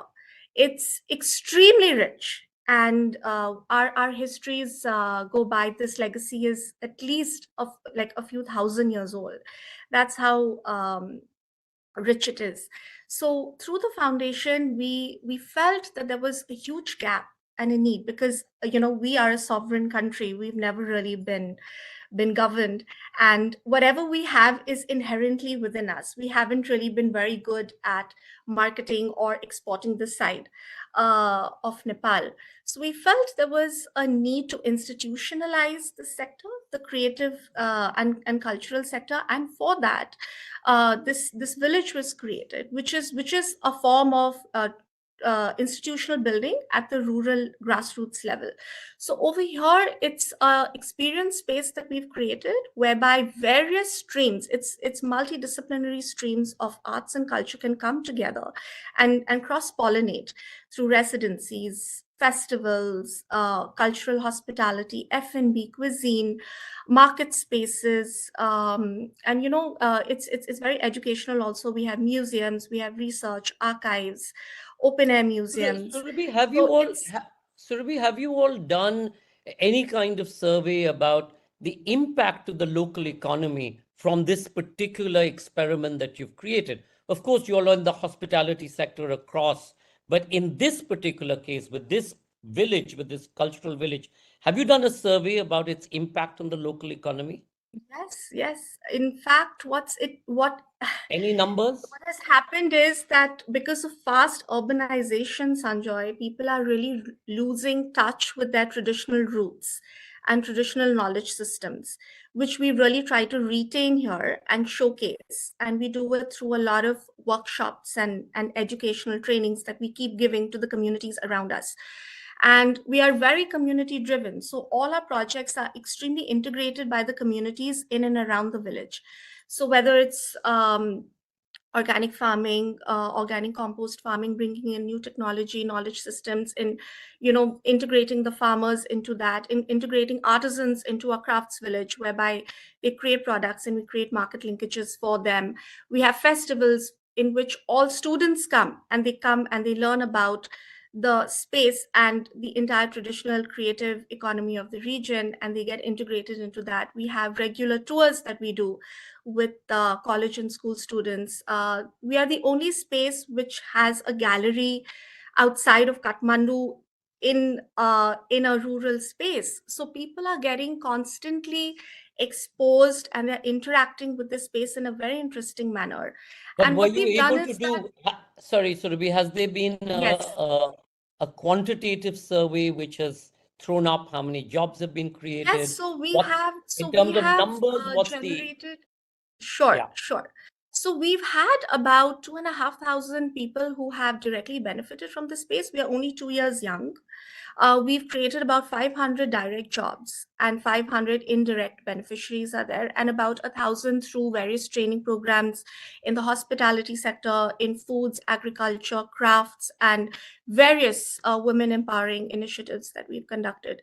So we have about 2,500 people who have directly benefited from it.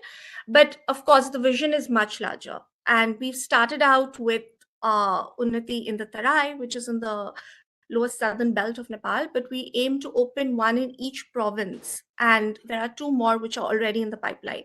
So, Rabi, I'm going to As come we back to the whole vision document in a second.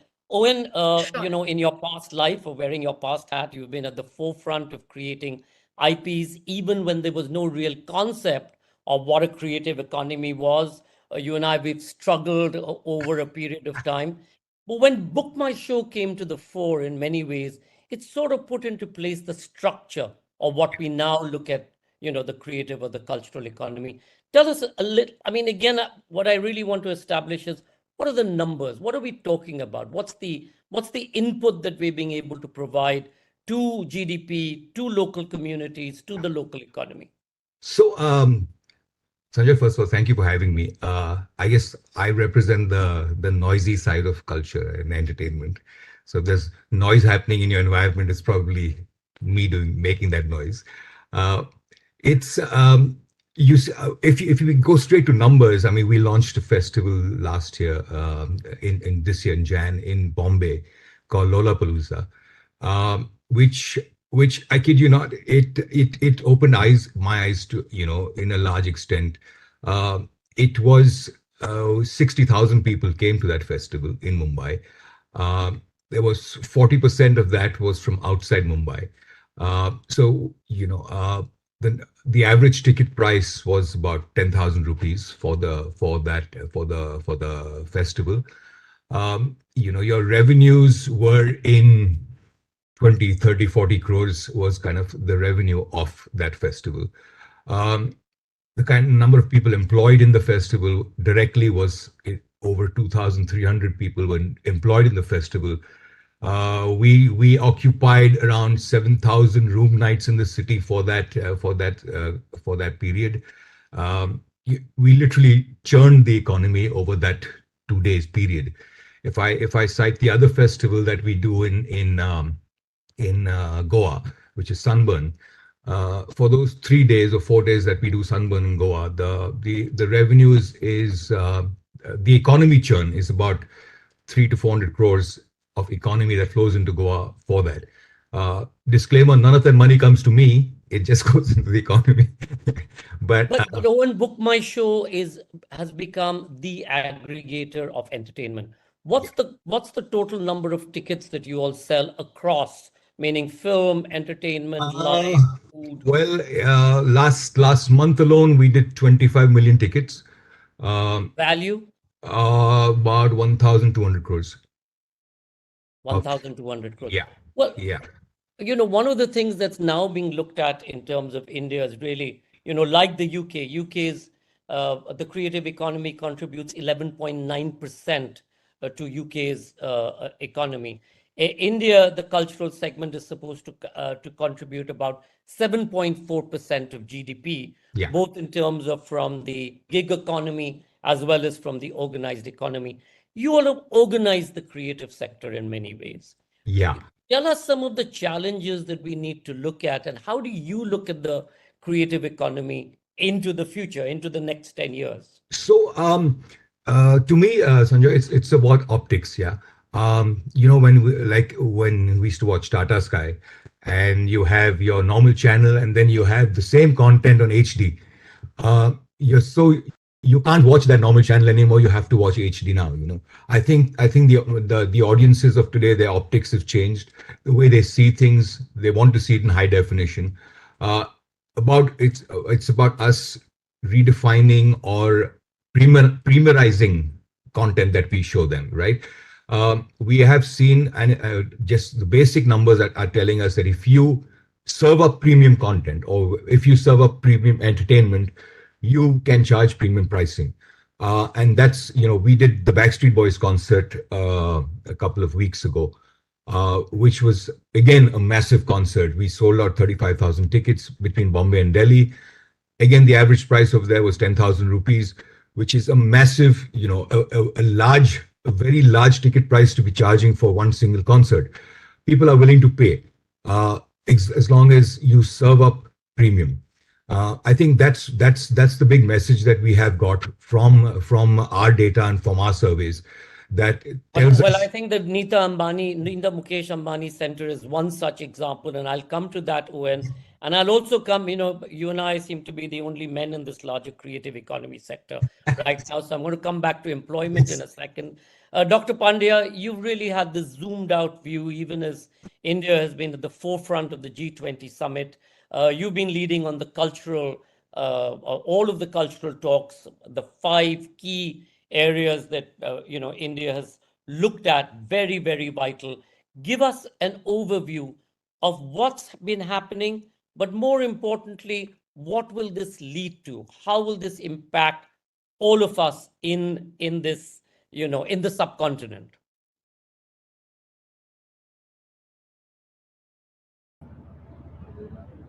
So namaste everyone.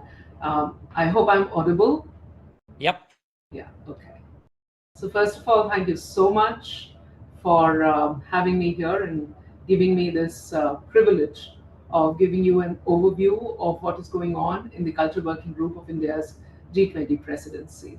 And whatever the previous speakers have spoken right now here today with us, all of it finds a mention and finds a very prominent place in the deliberations that have been happening among the G20 and the guest nations. Bangladesh is, of course, a part of the conversation that we are having right now. Now, the theme of this conclave, let me begin from there, is Ekta, One South Asia. And this, in a way, espouses the essence of Vasudhaiva Kutumbakam, that is one earth, one family, one future, which is also the theme of the entire Indian presidency, and reiterating India's unwavering belief in multilateralism.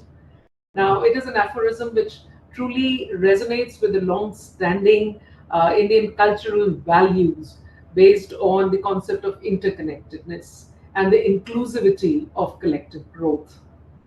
Now, as has been pointed out very kindly by Mr. Roy, I have the privilege, the honor of steering the Culture Working Group of India's G20 presidency, and it gives me a great pleasure to tell you about what are our aims and what is it that we are trying to accomplish when it comes to cultural and creative industries and creative economy. Here, of course, we are to discuss, I'm guessing, a perspective on the subcontinent, and in the Culture Working Group, we are talking about the whole of G20. Now, let me set a bit of a context for you as to why this is the right time for us to talk about it and why it is very significant that such a conversation should happen. Now, first of all, India's G20 presidency, it lies at a very critical juncture among very many historic milestones, especially in the cultural sector. Now, it is bookended on the one side by the Mundia Cult Culture Ministers Conference that took place in Mexico in 2022, which concluded with the iconic declaration of culture being a global public good. And then we are going to have next year in 2024 the United Nations Summit, or the United Nations conference called the Summit of the Future. And the Culture Working Group of India is right in between. And it is one of the 13 working groups in the Sherpa track. It was integrated only recently in the G20 agenda in 2021 under the Italian presidency, which firmly established the role of culture and recognized the role of culture as an enabler and driver of sustainable socio-economic development. So this is where we are. And the idea is that whatever gets discussed in the Culture Working Group gets discussed in a manner that we are able to inform the future global cultural policies, especially with regard to creative economy. Now, of course, we know that culture is a binding force. It is a transversal. It cuts across many, many sectors. And it navigates societies towards forging sustainable, resilient, and robust economies. The Culture Working Group is predicated on the mantra of Culture for Life, which is life is, of course, a mantra given by the Prime Minister, which is lifestyle for environment. And we are talking about culture for life, lifestyle for environment. There are 4 priorities which have been articulated by the Indian presidency. From whatever I could gather from the previous speakers, 2 of the priorities are, of course, in focus in this discussion here. Our first priority is protection and restitution of cultural property. Second is harnessing living heritage. And this is what our colleague from Nepal was talking about. harnessing living heritage for a sustainable future. Third is promotion of cultural and creative industries and creative economy, which is the subject of today's discussion. And last, of course, is leveraging digital technologies for the promotion and preservation of culture.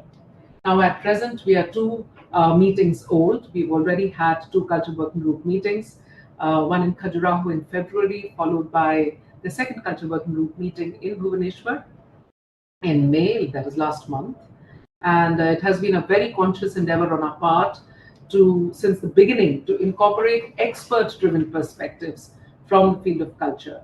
Now, in this view, we also had global thematic webinars, which saw participation of over 159 speakers, delegates from all across the world, a multitude of constituencies who weighed in on all these important topics. Our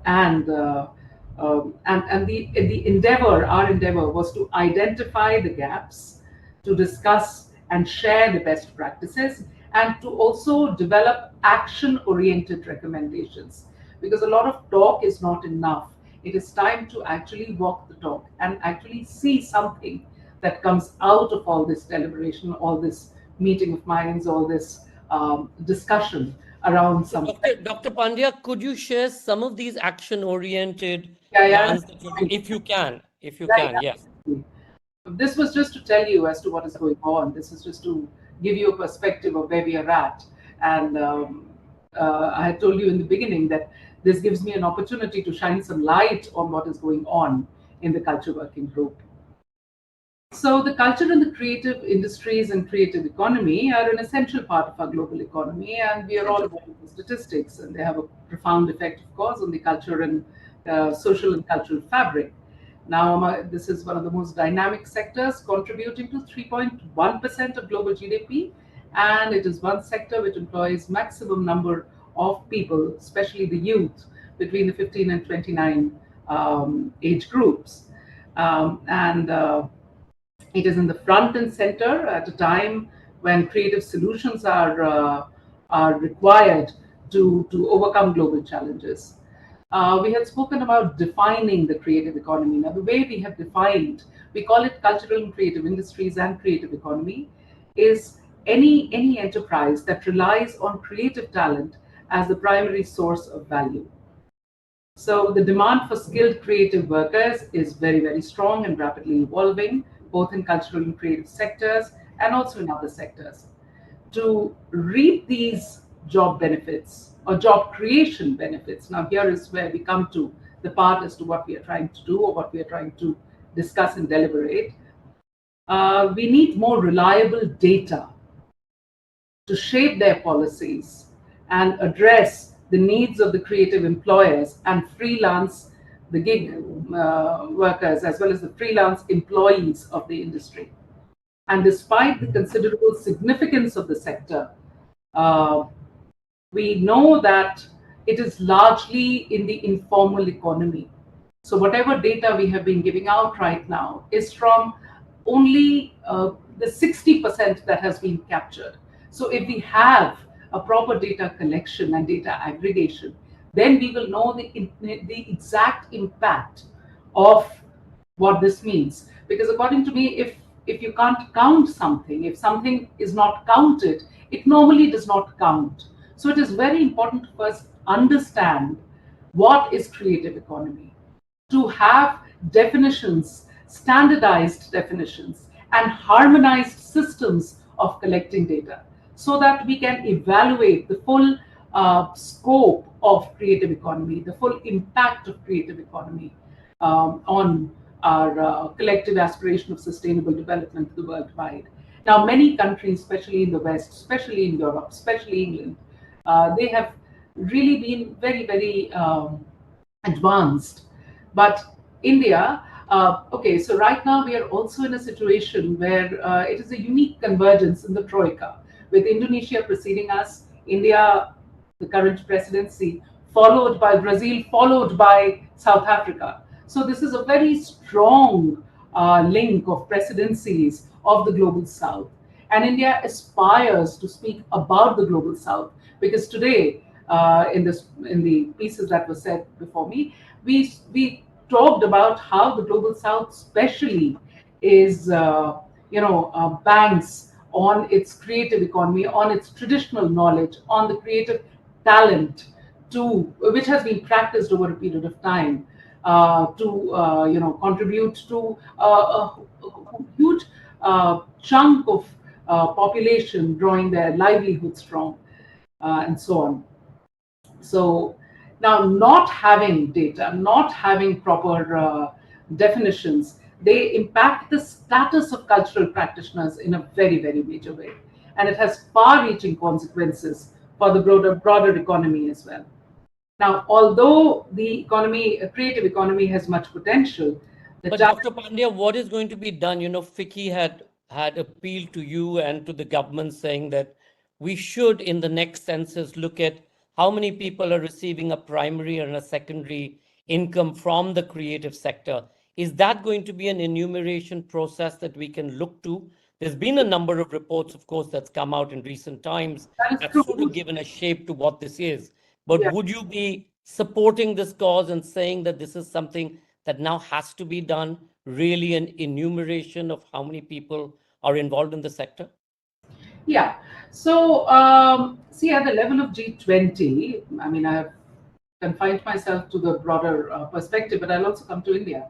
At the level of G20, of course, this is a conversation that we have begun, that look, we need to have harmonized definitions, and we need to share best practices. If some countries have done it already, if they have been able to capture the data, they need to share the methodology. They need to tell us, and we need to do capacity building. As far as only India is concerned, here we are trying to create a satellite account.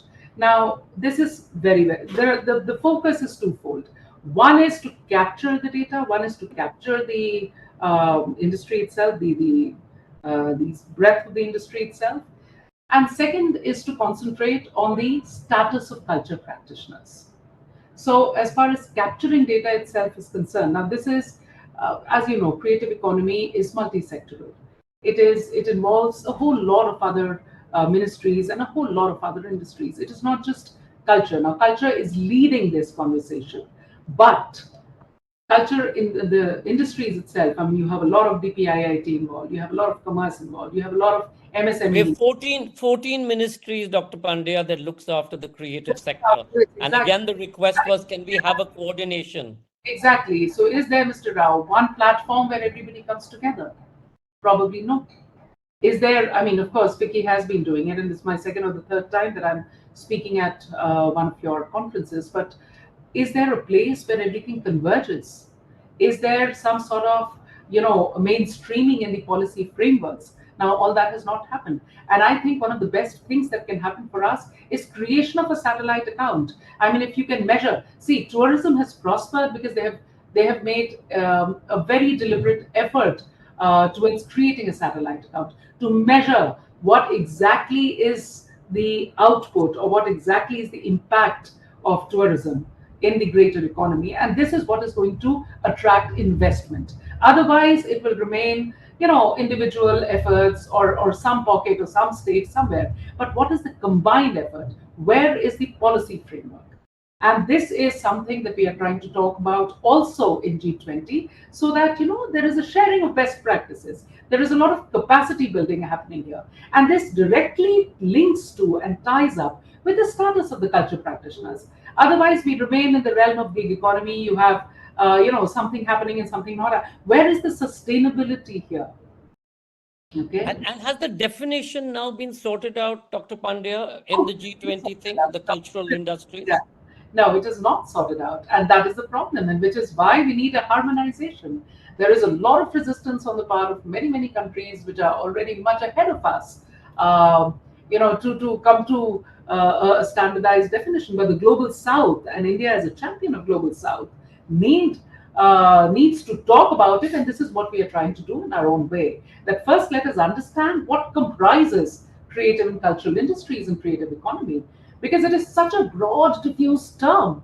Anything that draws upon creative talent should become a part of creative industry. And not only is the definition required, its recognition as such is required. Because it's only after it is recognized and its impact is measured that it can be mainstreamed into policy. I mean, technology, for instance, you have a separate ministry. You have a lot of emphasis on digital ecosystems, environment, and the And need innovation. for place. And innovation. Yeah. And innovation, of course. But for creative economy, that does not exist. And therefore, you can never, you see in the pandemic, from whatever case studies that one has gone into, a lot of people who actually drew their sustenance from creative endeavors, they all just had to leave all that and become like, dancers became potato sellers, and so on and forth. So you don't have a structure, you don't have policy frameworks, you don't have a system of measuring it, and therefore you don't have policies that promote it very pointedly, and therefore you don't have so it all ties up with one another. You don't Dr. Pandya, let me come back to you about the rest of the vision. Let me ask our colleagues from Bangladesh and Nepal. Surabhi, coming back to you, one of the things that Dr. Pandya was talking about, the impact, the social impact. Now, we know that the arts, unlike what a lot of people say, ye jhole wale, people with a jhola, and that's what they're song and dance people. But we know that we cut across everything: education, social enterprise, innovation, as Dr. Pandya said, technology, heritage. Again, I'm coming back to some of the work that the Chaudhary Foundation and your group has been doing in this area. What is the impact that you've seen? And if you can sort of enumerate that again, I'm very keen that Dr. Pandya, this is actually not a FICCI setup. This is IMC. It's their youth conclave. So I just wanted to give due credit to them. I'm only the hair, so I get asked to moderate the session. So, Surabhi, can you give us a sense of how do you enumerate it, and why are you investing in this? I mean, your group is known to make noodles. Your group is, known to be in the hospitality business. Why do you want to spend money in the arts? You're on mute. Surabhi, you're on mute. Thank you. So, Sanjay, one thing we have realized is that it's your ethnicity, it's the culture, it's the heritage that really distinguishes one from the other. It's your identity. So it's every country's identity. And I think it's the need of the hour to preserve and promote that, and to go back to being who you really are. One thing that I have seen as an intangible, I will not give you tangible impacts, but an intangible impact in the arts and culture sector is that we have been able to integrate the youth into our numerous programs.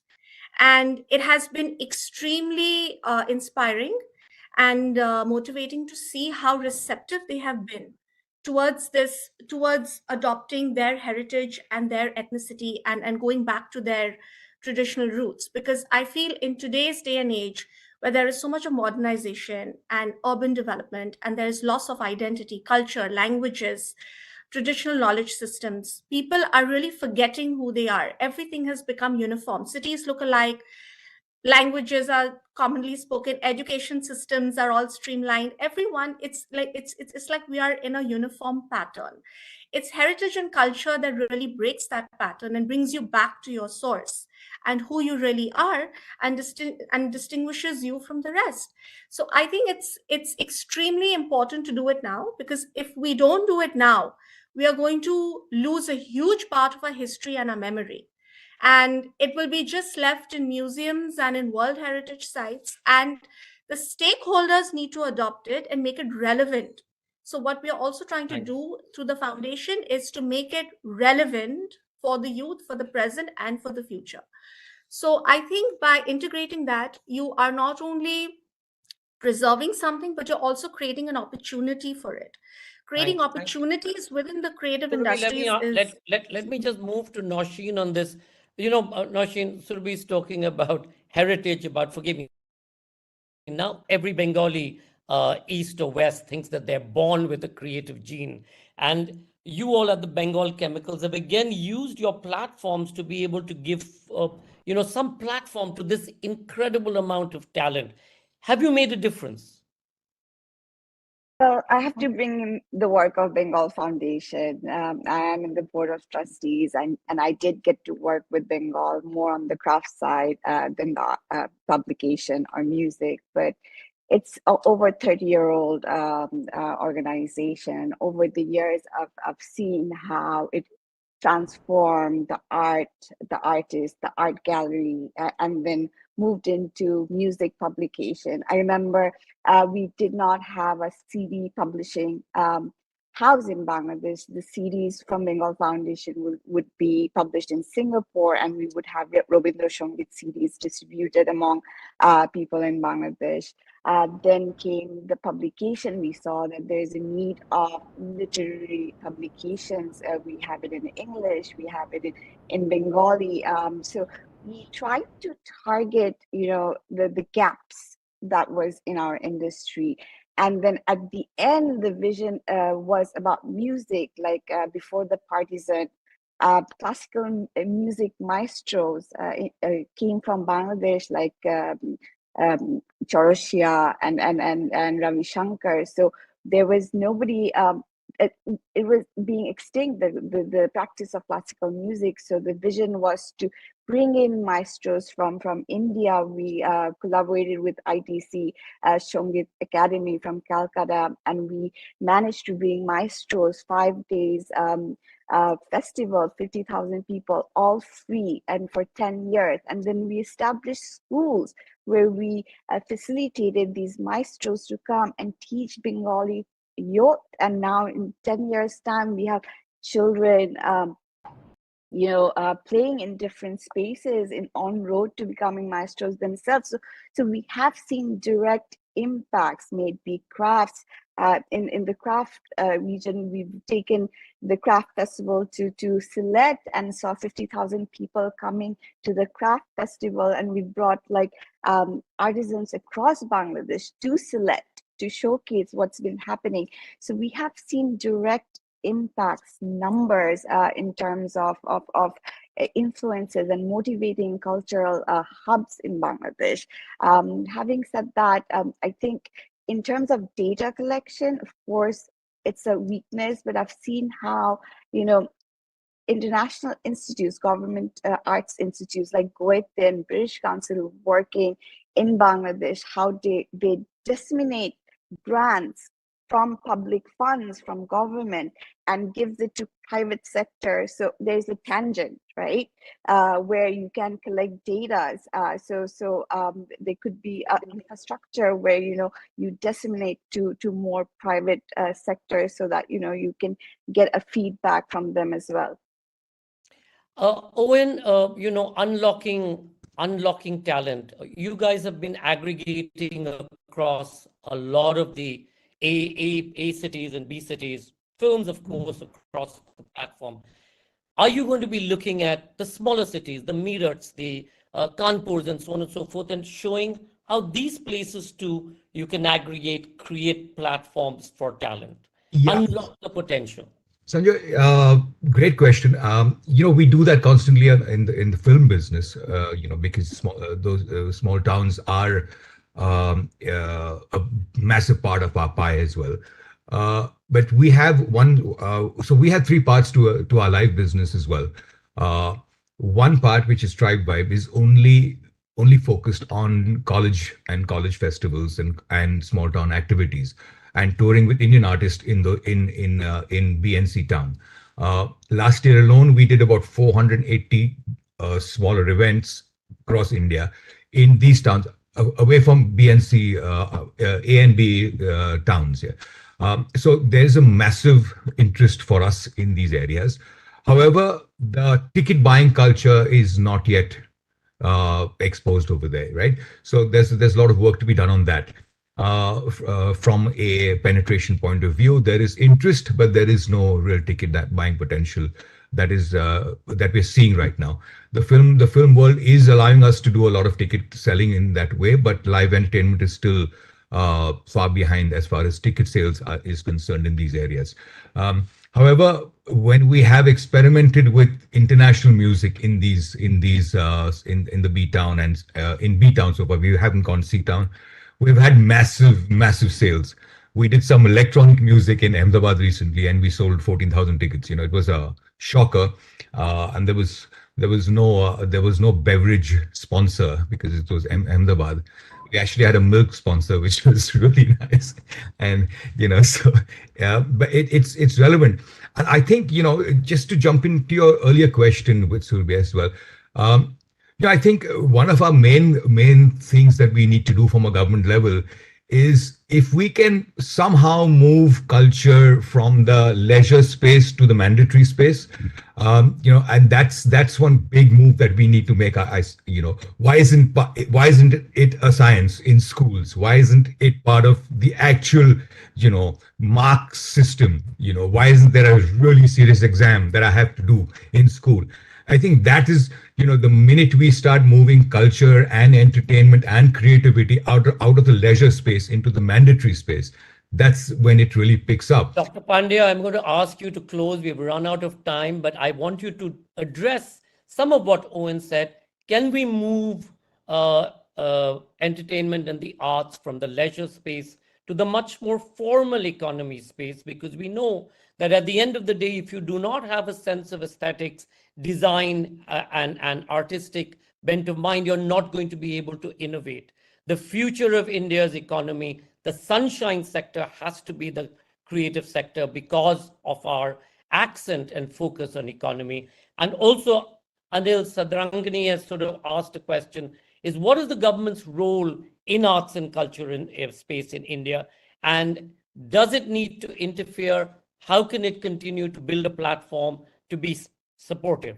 So if you can end with some of that. And of course, before I finish, a big thank you to all our panelists, and more strength to you, Dr. Pandya, in your continuing to chair India's cultural track. And I do hope this is going to lead to a much more formal understanding and belief in India's creative sector, in South Asia's creative sector, will lead to the enumeration most importantly, and I hope will also lead to the coordination committee that, as you know, we've been trying to champion across 14 ministries. And I do hope one day you're going to be the secretary of that coordinating committee. Over to you, Dr. Pandya. Thank you so much for giving me this opportunity to wind it up. Drawing from what Mr. Romkon said, what Owen said, culture needs to have a place in every meeting, on every table, any kind of grouping, whether it is national or international. To give you a small example, we are going to have Conference of Parties, which is on climate talks. It is happening in UAE, and UAE has reached out and said that could we have a separate culture vertical? Could we recognize how culture and creative industries and the culture practitioners are going to be affected due to climate change? So culture needs to find place everywhere. Now, internationally, there is an attempt. When I said that we had Mundia Kult and we'll have the Summit of the Future, there is an attempt to now redefine these sustainable development goals beyond 2030. And there is an attempt to institute culture as a separate vertical. Right now, in the 17 SDGs, it cuts across many SDGs. It's a transversal, but culture as a goal unto itself. So that would be one endeavor, of course, internationally. And Culture Working Group is moving towards it, or at least is trying to do it. Second, I think the national education policy and the emphasis on the education of integrating culture in the curriculum, at the school level, different levels. I think that's a very positive step. And of course, what we are trying to do in terms of having these, instituting these studies and committees where creative economy is led by the culture ministry. This study is sponsored by us, and it is also steered by us. It is led by us. The agenda setting happens by the culture ministry and not others. Of course, it is a multidisciplinary thing. So I think these efforts will help us in spotlighting culture the way it should be. And like I said, that our two action-oriented recommendations that we are trying to achieve, the outcomes that we are trying to achieve, is to have harmonized standards of capturing data, because that is where the government ingress into the sector begins. First, know what we are talking about, how to understand creative economy. It's only then that it can be mainstreamed. And we have to look at it not only in economic terms, not only in terms of creating employability, etc. We also have to look at it in terms of something that creates the social cohesion, that sustains the socio-economic fabric, socio being a very important part of it. And this is where you can have a very macro level picture as well as include smaller places. I mean, this is something that should not be confined only to the main hubs where you have a strong presence of creative economy, because culture is everywhere. This is happening at every level, and we just need to integrate these and understand it. So to develop an understanding and have a mechanism or a tool for understanding is one thing that we need to do. And capacity building among practitioners, their upskilling, their capacity building in a digital ecosystem and an environment, and capacity building on the part of people who are dealing with it, like maybe me, maybe my entire division. We need to understand what it is. We need to be thoroughly sensitized, okay? Because you need to have that vision, you need to have that focus, and that is what we need to define right now. Thank you very much, Dr. Pandya. You've given us a quote a minute. I hope we're going to be able to hold you to some of this. That is not just a contribution to the economy. It's really the social fabric of not just our country, but the entire South Asia neighborhood that we dominate. More strength to you, Owen, Nosheen, Surabhi. Thank you all so much. Thank you, IMC Youth Conclave, and of course, Shefali for coordinating this. Bhavna, back to you. Thank you so much. Thank you. Thank you so much, Mr. Roy. I must say, all of us were glued to the screen all throughout. What a fantastic discussion that was. Thank you once again for curating it so excellent. And thank you so much to our eminent panelists for joining us. Thank you. So with that, ladies and gentlemen, let's indulge into our next session titled Climate Action and Green Development, Making Sustainability a Way of Life, conceptualized by our outreach partner, We Naturalist. While participation of youth is imminent in the climate action around the world, what can informed youth leadership look like towards transformative climate action in your country? Let's discuss this and much more. We have with us our moderator, the founder and CEO of We Naturalist, Mr. Amit Banka, joining us. Amit founded We Naturalist with a simple motive to bring equal opportunity and organizations from the world. Amit has led a distinguished career of over 2 decades in spanning across sectors while identifying key trends and offering strategic solutions to businesses, leading a significant value creation, and has also been named in the definitive list of India's leaders and changemakers from the BW Business World Social Impact Awards 2022. Joining us also are our eminent and esteemed panelists. First up, founder and director, Climate Act Foundation India. We've got Ms. Ekta Lakhani, a climate educator and an entrepreneur working to build representation of vulnerable groups in intergovernmental decision-making processes and upskilling them to take climate action. Ms. Lakhani has also co-founded the Youth Negotiators Academy, which focuses on training youth to be effective negotiators in the UN intergovernmental processes. We also have the Senior Program Officer, Youth Mobilization and Climate Action Bangladesh, Mr. Sovendu Biswas, joining us. A development worker, a young policy researcher, and a climate activist, Mr. Biswas has been working for the climate vulnerables youth rights at Action Aid Bangladesh. In his current role, he is somebody who is associated with engaging, mobilizing, and amplifying the voice of marginalized young people to ensure climate and economic justice. And we have the Deputy Director, Slycan Trust Sri Lanka, Mr. Kavindu Idiriwala, joining us. A long-standing member of the Slycan Trust, which is a research-based think tank mainly focused on climate act, change, adaptation, climate development, sustainability,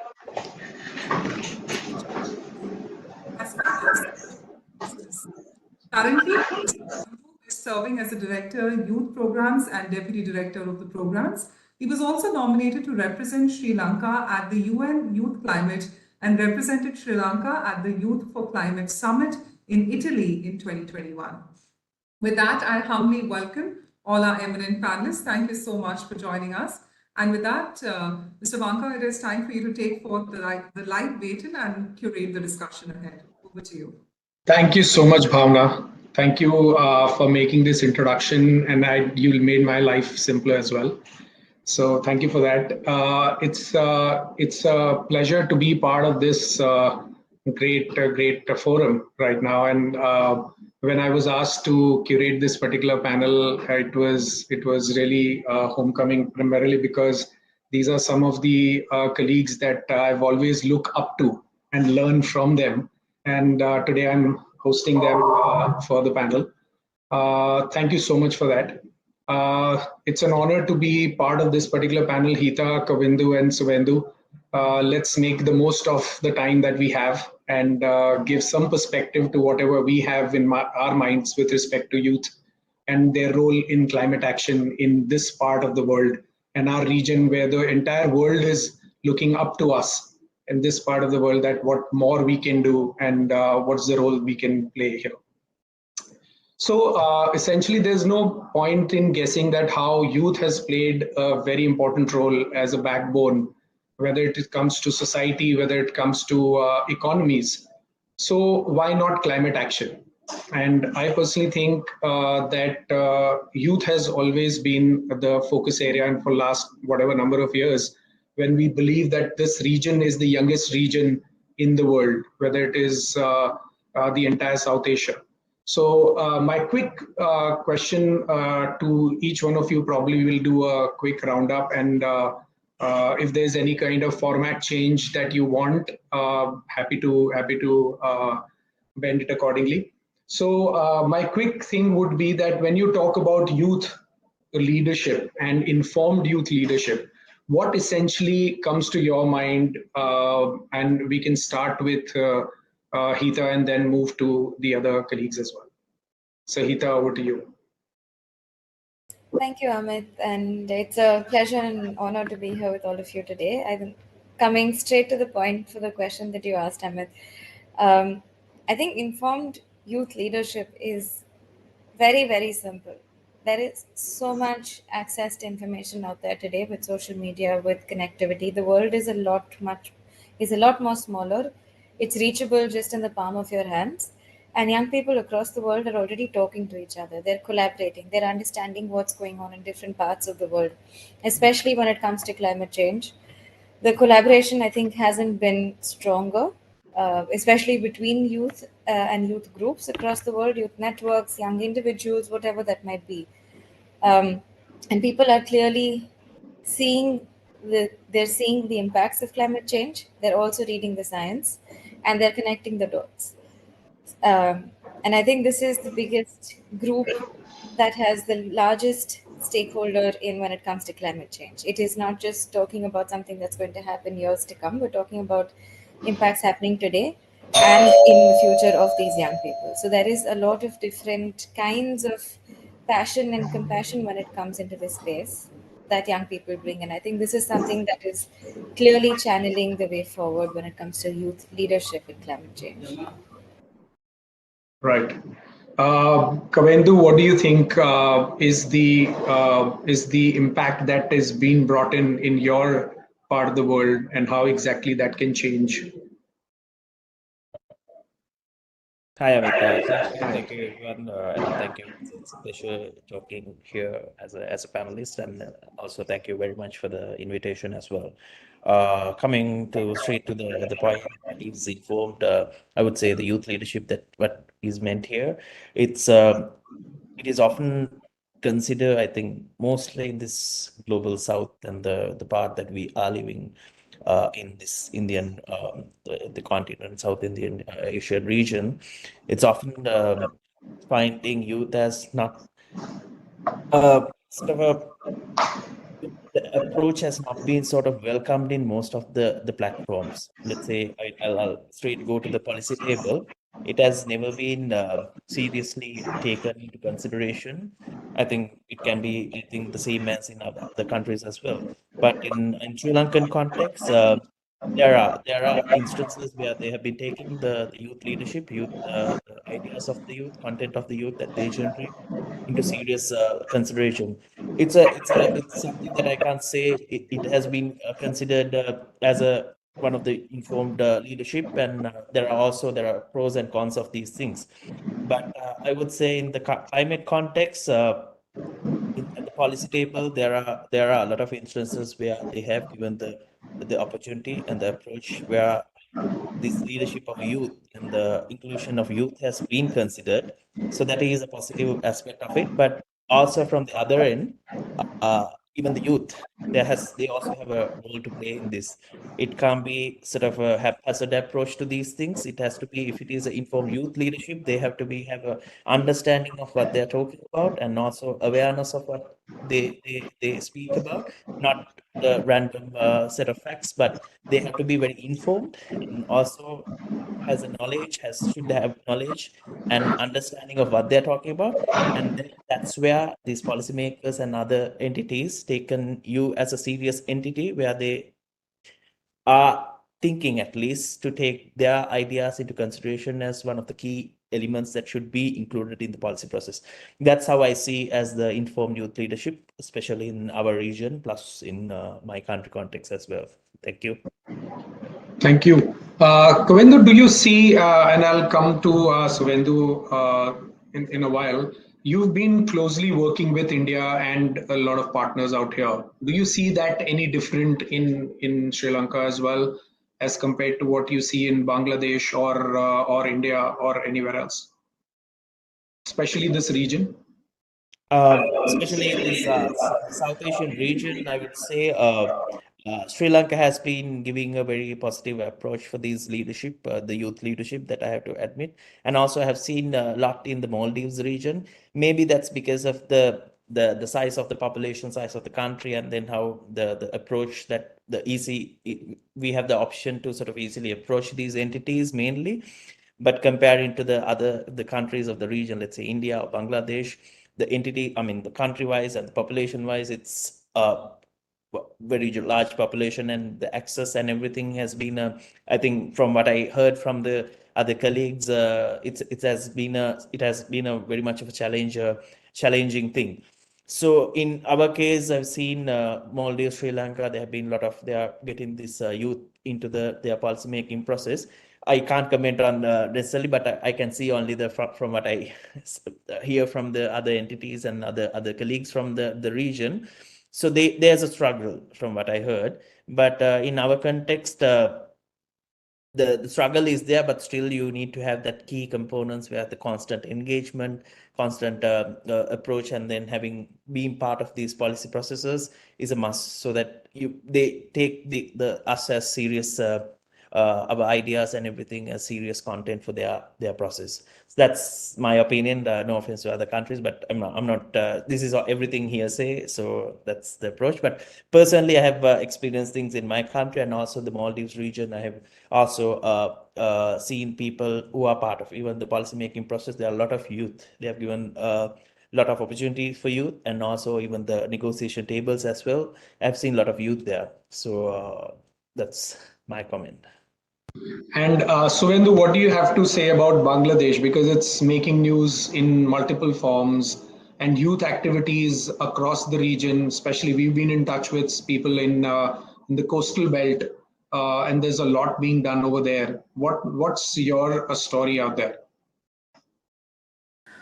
Okay, I will give. I will start with an example. Like if we see in the 1980s and 1990s, we see that we didn't have that much access to the internet. We didn't have that much access to the data. Even we didn't even know how to get admitted into a university. But if we see it right now in the last 2 decades, you can see that like many people, especially young people, they have greater access to the internet. They have greater access to the data. Even they can play with the data. They can communicate with people from one corner to another corner. They are from Bangladesh, they are, taking part to the another policy from which is happening in other part of the world. So this is not the case that every young people are doing in Bangladesh. We have also, some area, which is very remote, and in that area, still young women, especially, they don't have access to the internet. They don't have access to the data that what is happening around the world. In that regard, if I just exemplify the coastal region of our country, it's really a remote region, and young women, young people, especially young women, they don't have access to the information that how climate change is impacting their lives. So that is why these young people are suffering from many kind of challenges like health problem, like educational problem. Even they are migrating from their area to some other area. So I think this is how Bangladesh is different from any other area like India. I studied in India, and India is far more forward in this regard. I guess. Thank you. I think a very important point that you brought in, and we'll decipher what forward would mean, right? Does, in your opinion, the forward would mean more allocation of resources, or awareness, or education, or? No, I think in terms of education and information, India is far more forward, like in compared to Bangladesh. Indian young people are far more forward in terms of their digital knowledge, but in Bangladesh we are not that much forward. So if we have to take away a couple of things today during this discussion, what are those two things that you think should be the large part of our conversation, which should be resource allocation and or probably limited to education, awareness, or learning? And another thing is that obviously this particular point we'll discuss with others as well, that today in our country, in India as well, that we've been focusing a lot more on environmental education in schools, a lot of curriculum changes that have happened, right? But obviously when we are talking about a age group of 18 to 25, which is actually taking a lot of action right now towards climate change, because that's no more a threat. We all know that climate change is a threat, but how do we see that as an opportunity? And this particular age group of say 18 to 25, or probably 18 to 30, is the one which can take massive action. But considering the fact that they have probably not gone through the entire motion of education, or entire education or environment awareness, do you think that there is some bit of lag that's happening with respect to learning a little bit more about their environment, learning a little bit more about their ecosystem, which brings them closer to understanding climate change, which brings them closer to what they can do to contribute to climate action? So do you really think that there is something that can be done on that count, and how each of us are facing different challenges around that? So maybe we can start with Suvendu in this case. Okay, in Bangladesh, like if we see our curriculum, that environmental education, we have just included it in 2020, or in the end of the 2021. In that case, like we have the largest largest dividend of young people, but the thing is that most of them don't know how this environmental education is important for them. This is one way,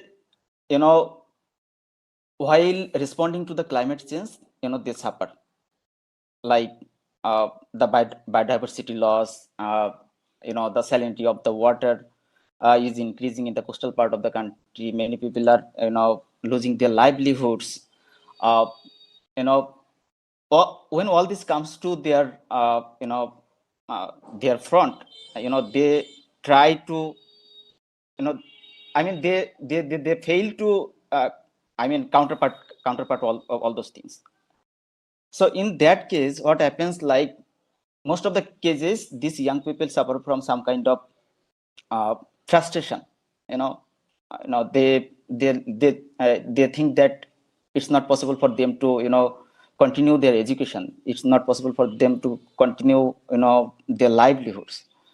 And there the challenges happens. Like we have a greatest number of young people, but the country is hardly capable of utilizing them.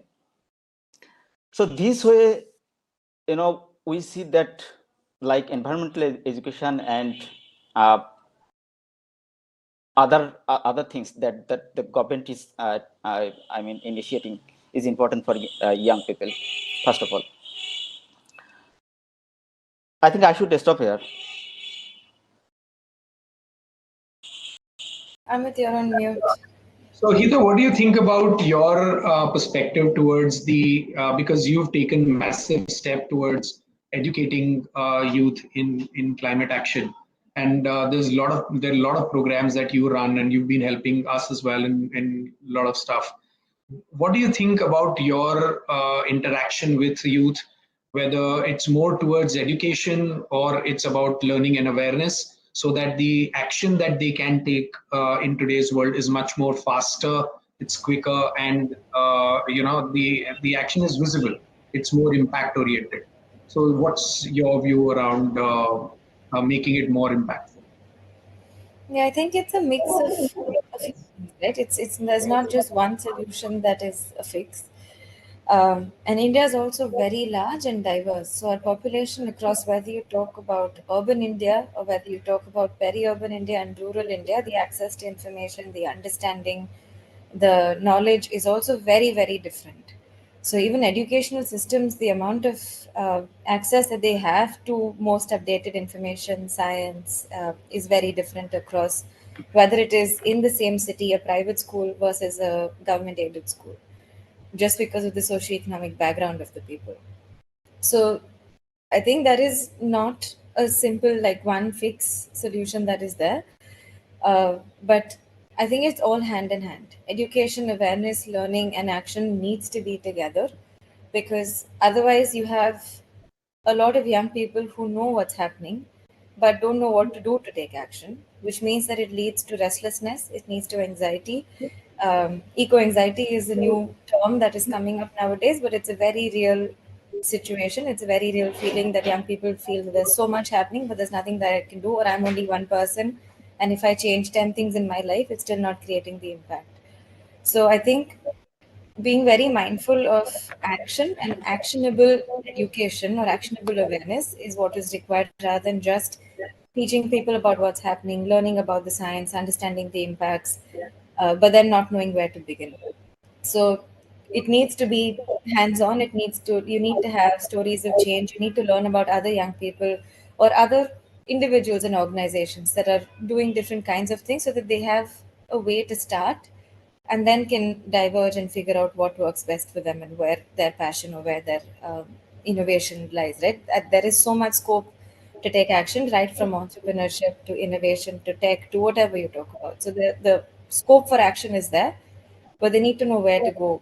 And I think that's what we need to create. Right, and I think eco-anxiety is something that has been part of discussions across the board, because people, or probably the world, is more talking about climate change and how climate crisis is a threat it's looming on us. And I think this one step that we had taken among ourselves, right, as an organization, that we started talking more about climate action and climate-based opportunities. So rather than talking about only a threat, we see that as an opportunity as we move forward.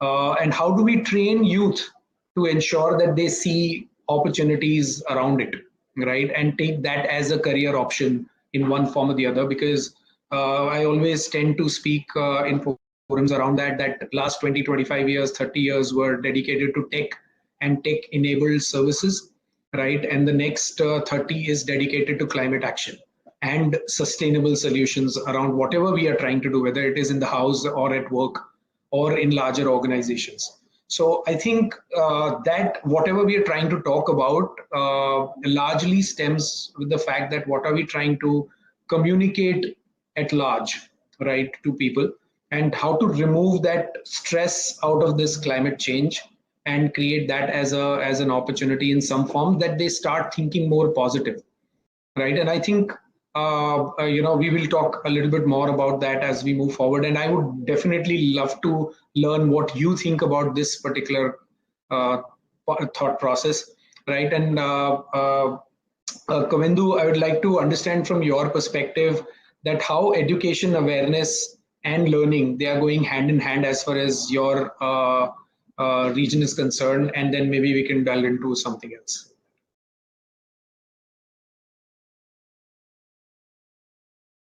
True, I have to admit, I think almost everything that Hita also mentioned, it's so much so common in this part of the region. Plus, I think it is applicable for the outside this region as well. When it goes to the African region, maybe when you take the global South approach, I think that's the common reality that we see in these countries. What Hita mentioned about is the education wise, there are different levels and then different approaches for these things. From the experience that I have gained throughout past, I think more than 10 years, working on climate action, working on these evidence-based research work, on the capacity building work, also on the policy sort of analysis work. But I have also experienced is the education has been a key component and is still a key component in this the topic. Country-wise, I can comment on the Sri Lanka. The government has a key approach to this climate, the education. The incumbent president itself launched in his climate prosperity plan for Sri Lanka.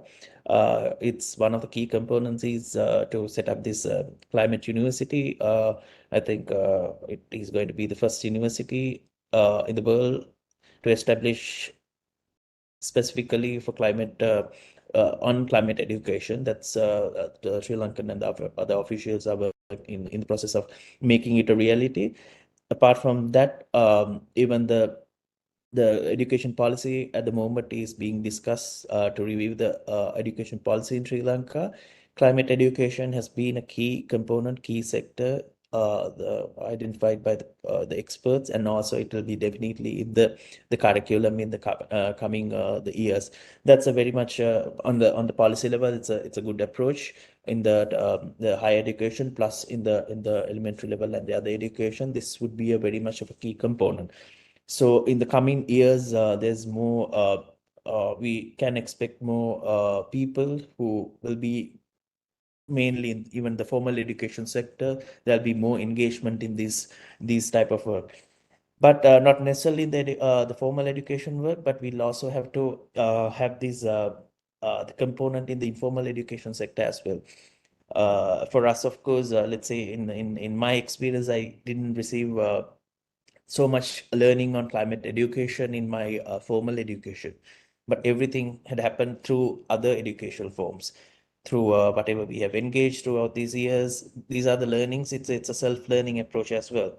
But do we know that? Do we have a set of youth who are passionate about this too, who has the keen interest to know about this thing? It's something that we have to build through these informal ways of educating these people, having these capacity building sessions and approaches, how to link this whole idea with whatever they are studying in the formal education sector would be a key approach, other than the other sort of so giving them the understanding and the knowledge, and then identifying these gaps and needs of what they see in these the topics should be identified. I can since I've been going for these the ground levels for these evidence-based research work, something that I've and also for the youth work that I've been doing. What I understood is they know the repercussions and everything on the climate change, but they don't know, they can't relate this all the sort of, how do you say, this climate words, this the jargons that we discuss in the policy level. They don't understand those things, but they actually experience these things. They may not know about these technical words.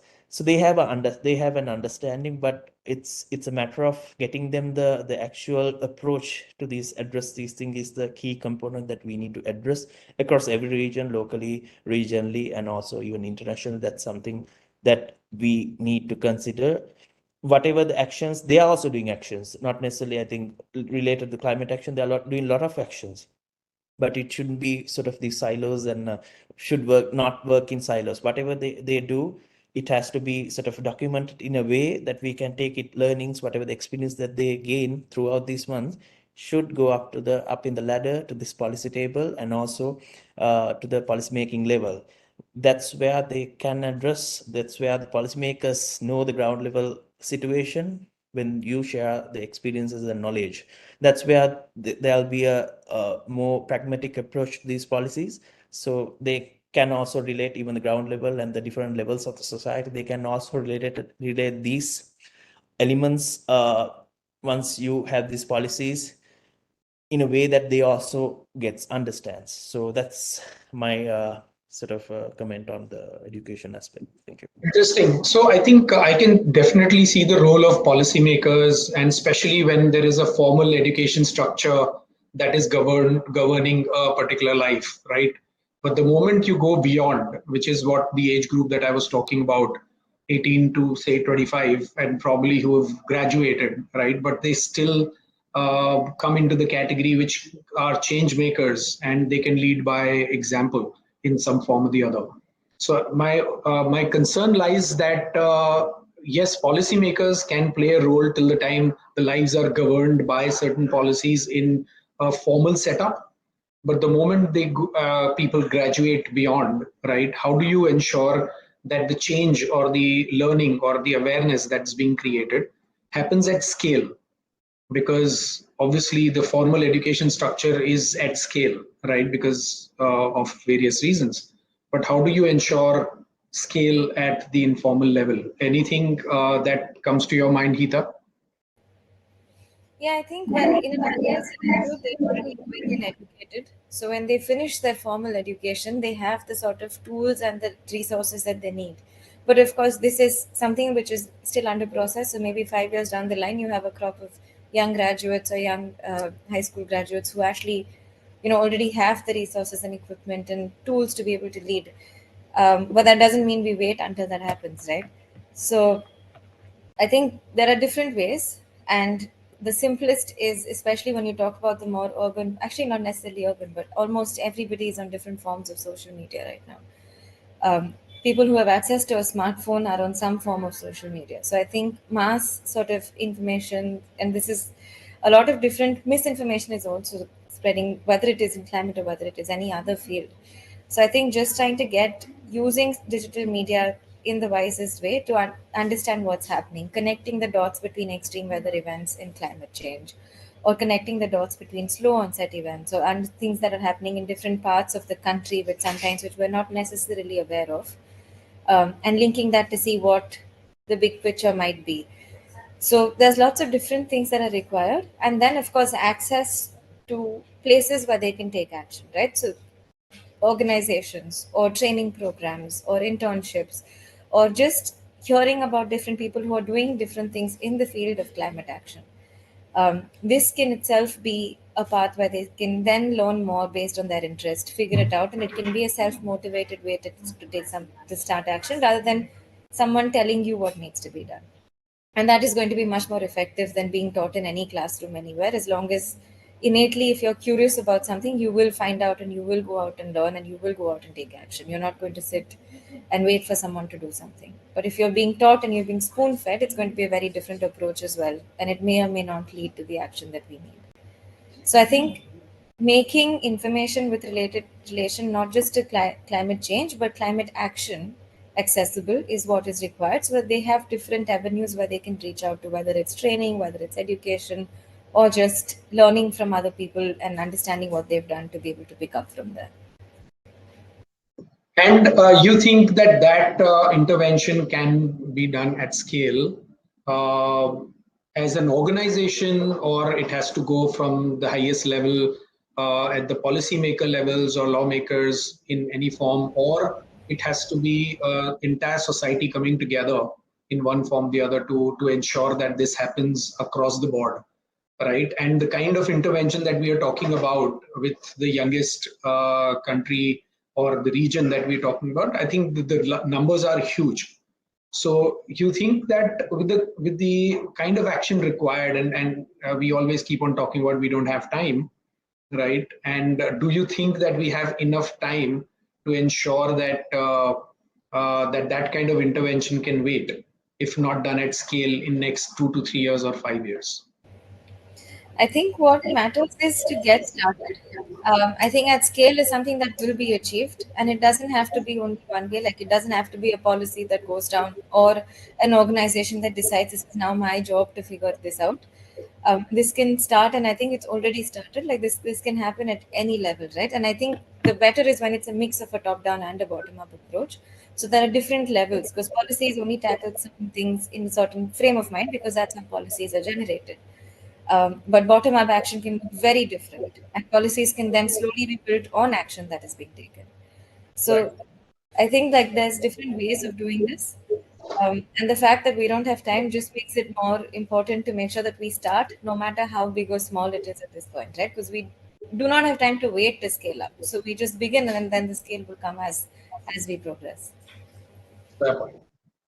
Absolutely. Swendhu, would you like to add something to this?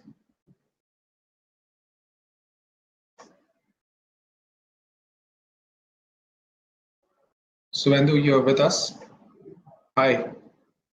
Yes, the thing is that, Amit, the challenge is like we always talk about the scientific part of the climate change. But the thing is that we always avoid the social scientific part of climate change. Like in our country, in the remotest part where the child marriage is happening due to climate change, how will I change that? Like when, people are migrating to the city, they are involving in crime. How do I change that? These are some of the issues that we can't address, even if we do provide them like technical education or something like that, because we have a, country of around 18 million, people. So this is, for a small country, is huge population, and policymakers can't take every decisions. Even we have red tapeism in our country, right? So these are some kind of challenges. Like even if we provide the education to the young people, we can't address. But still, the government is taking some kind of initiatives. We the young people are also doing some kind of policy advocacy that how we can fix these challenges and provide them the right work, so that they can generate their incomes. And also, like in the remotest part where like in the coastal part, due to the saline water, many people are suffering from hypertension, kidney diseases. Many young women are losing their uterus. Like how do we fix that? So for that we need more resources. Like as a small country, as a developing country, we don't have that. So I think these are some things that we need to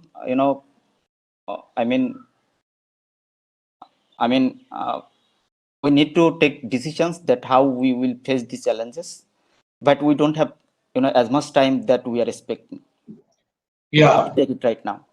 That's right, Swendhu. I think more or less what I understand from this conversation with you is that there are certain priorities that the country is facing right now, and that priority is largely to address livelihood in a large way because of a lot of socio-political challenges and issues. And I think climate change is being addressed by a certain set of people, and there are policymakers also participating in some manner. But probably that's not the priority at this point in time, where everything is and the resources can be allocated to it in any manner. Yeah. Correct. So now, considering the fact that we've had a conversation around what's going on across and what kind of learning and awareness creation that's required, How do you think that countries that have been part of this region can come together and have a collaborative approach towards what we intend to do, right? And probably learn from each other, and probably even resource management can be addressed in some manner. Learning modules can be shared and probably propagated. Use of technology can be, in some manner ingrained in youth. As Hita mentioned, the mobile access is virtually everywhere right now. How do you use the latest technologies to ensure that your message goes and your participation grows, right? So what do you think a collaborative effort would look like if in case we move in that direction? And I think while we are all together, that's one area we should definitely address. Hita, would you like to go with that? Sure. Yeah, I think collaboration can work in many different ways, right? One is, of course, on a government level, where governments collaborate, whether it is in terms of formal education system and curricula and, learning methodologies, things like this. But also, I think in so many other ways, which is sort of more non-formal or like organizational or informal collaboration. Like, for example, just here between the four of us, but also outside of just this space and the screen, I think there is so much more that we can do to try and understand how, one, we can amplify each other's work, but two, also learn best practices. A lot of the challenges that we face are very, very similar. So if we can learn how somebody else has overcome certain challenges, it might help us in sort of moving across faster, right? Learning from our mistakes is one thing, but it's easier to learn and it's much more smarter to learn from somebody else's mistakes so that we don't have to reinvent the wheel each time. So I think just sharing of knowledge and information would be the first step, but then picking up from there and seeing how we can help build up. And the scale that we were talking about previously, the scale can only be achieved if we're collaborating and working together. So I think that's a key step in moving forward together. Kavendu, your approach towards making this happen, and what do you think that collaboration can bring forward to from your country perspective and for the region? I think the idea is that you can't address this all alone. This has been the conversation, I think, from I don't know, from 1979 to 1992 to, and then towards this to this year, we have been arguing at this negotiation level, and also so at one point we agree that this is not something that we can address all alone. So the collaborations and also this multi-actor partnerships, multi-stakeholder approach is one of the key. It is the key. Is the way forward in addressing these issues. So having it working in these addressing these ones in silos is I think is not the approach that we need to do. Can work in silos, but it has to come in at a level where we share the experience, as Hita mentioned. Learning from your mistake is it's a personal experience. It's something that you can actually experience a thing, and also if there's any platform or anywhere where you can learn the mistake from what the others did, is where you can sort of it's a progressive approach that you can say not to repeat the same mistake what they have done or what we have done as individually. So the knowledge sharing of the learning experience is a must, but these has to be go to the level that I was sort of talking about earlier. So this has to go to that policy level. There has to be a platform, and then multi-actor partnerships, multi-stakeholder approach, inclusive and holistic approach, not leaving anyone behind in this society, and taking it to the policy level would be the key approach to address these issues.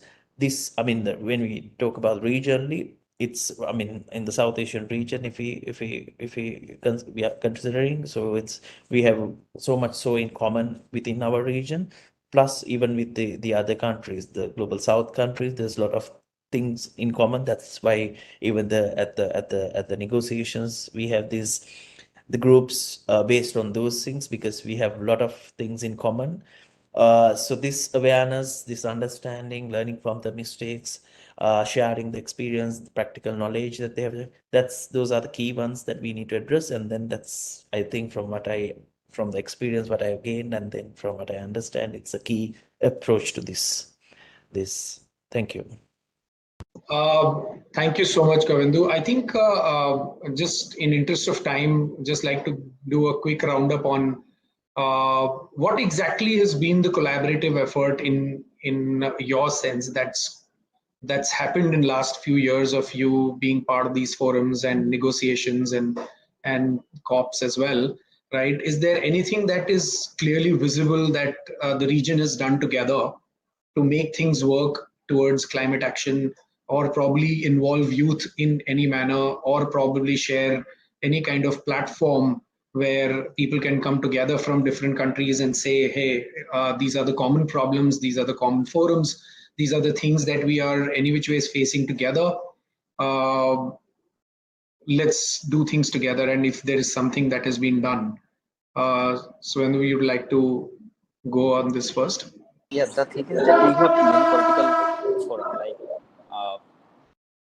in 1980s, we formed SARC, South Asian Association for Regional Cooperation. But you see the activity of the SARC over the last 40 years, we didn't see that kind of change that SARC has brought in this region.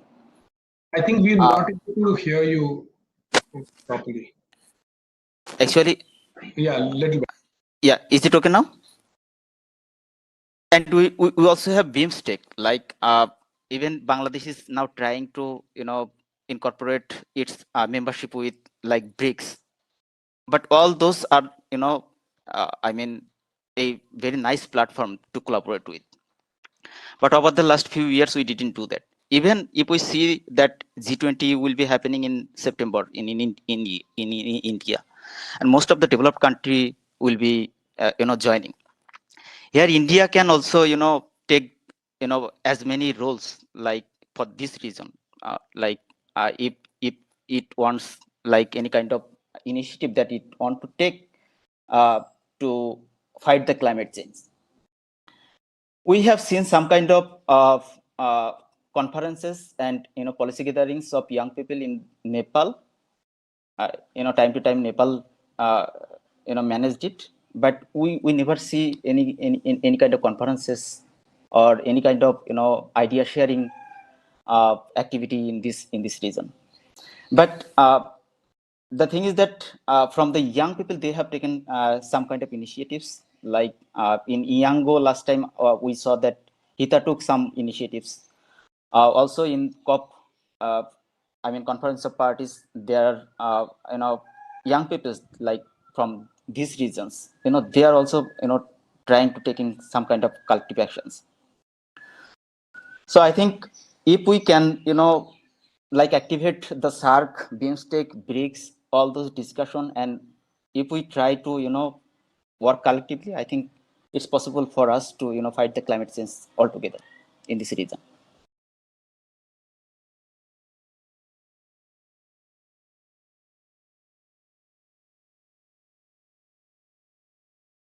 Amit, you're on mute. Yeah, sorry. So there's a lot that's happening in individual spaces, but is there any action that has been ever taken on collaboration so far in your knowledge?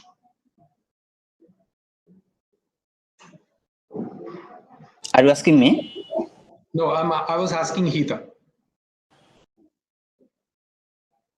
Sorry. Yeah, I think, well, on collaboration, there are different levels, right? So whether it is youth networks, and I think it is building up, like there are a lot of young people in the country, but also outside and in the region that are now learning and talking to each other.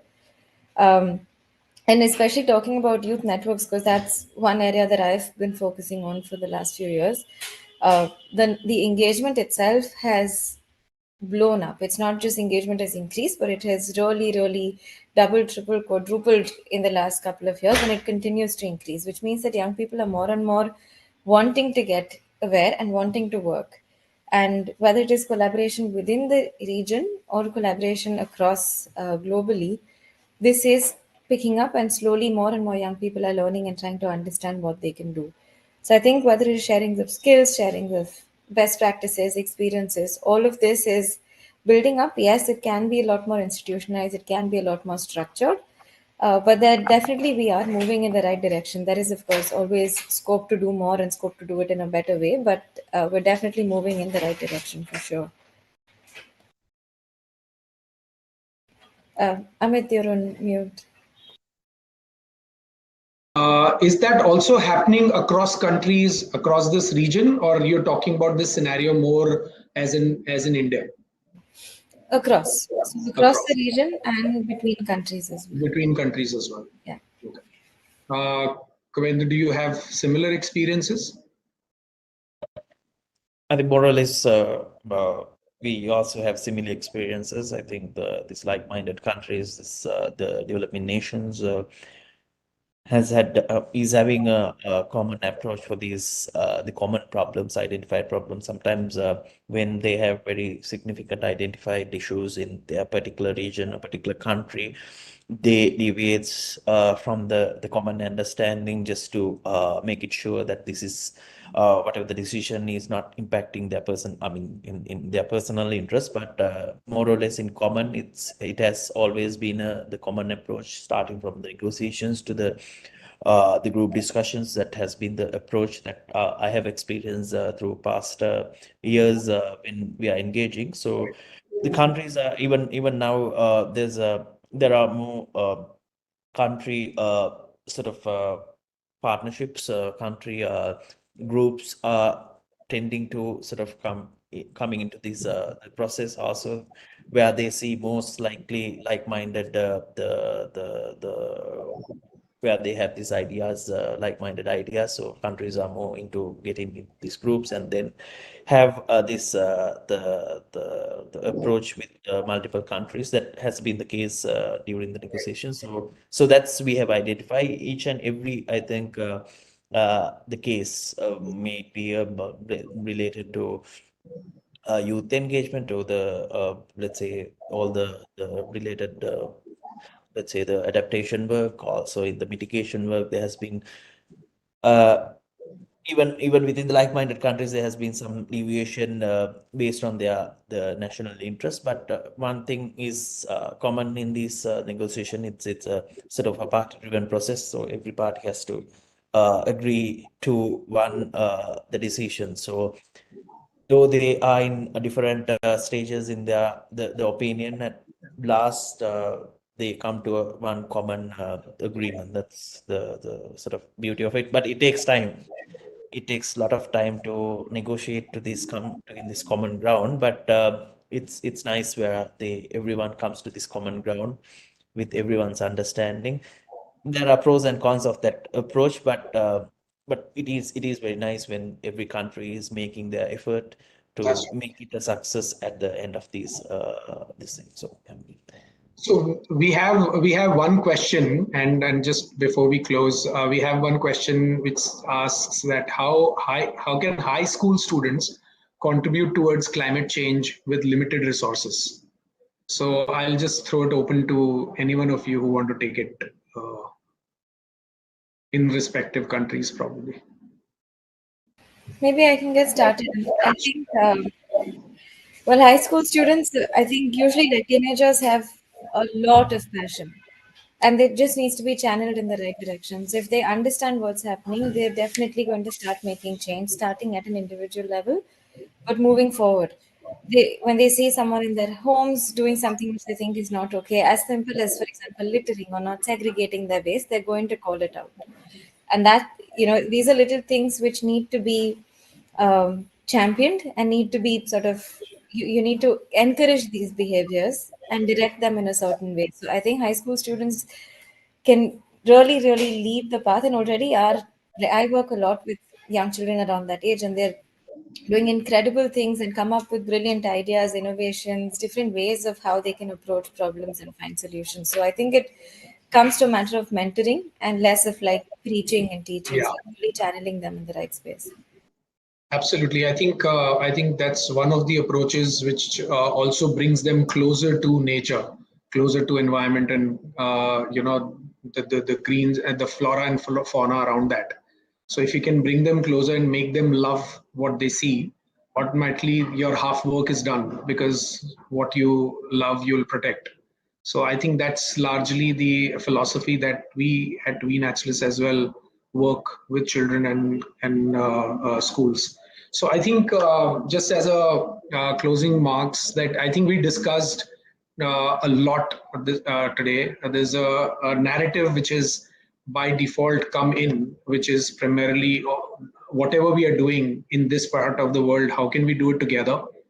What are the common problems if we can work towards that? See how the resource management can happen in such a way that it solves the larger problem of scarcity of resources, and that obviously will change the way the policymakers see things at their end, because large part of our decision making is mostly towards how the resource allocation will happen and how do we prioritize our actions on a regular basis. So I think collaboration and working together definitely will ease out a lot of that. And I'm sure with G20 presidency of India is going to make a lot of difference as we move forward for this particular region as well. So thank you so much, everyone, for being patient with this particular forum here and for your lovely views. Thank you so much. Thank you, Babu. Thank you. Thank you once again, Amit, for curating such an excellent discussion. Thank you. So with that, ladies and gentlemen, we announce a break. Join us back at 2 p.m. IST for a start of the much-awaited social fiction competition, intriguing panel discussions, and the best students felicitation. We'll see you at 2. Thank you.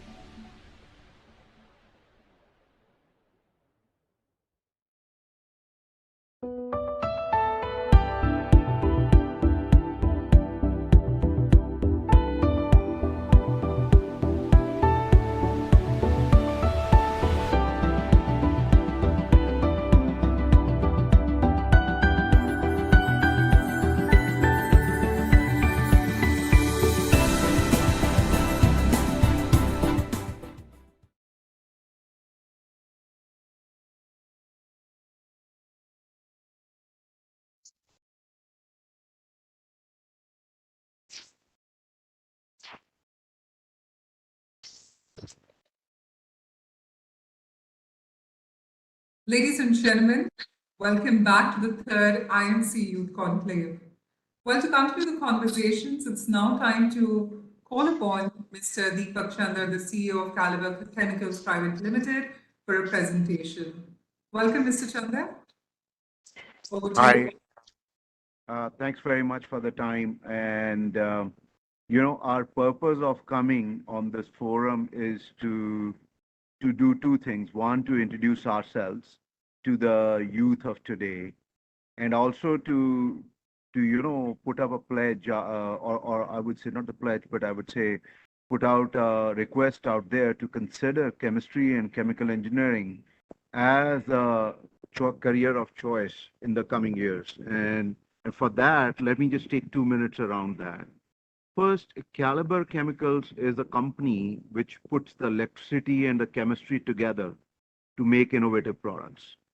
And we do this in our facilities in India as well as in Germany.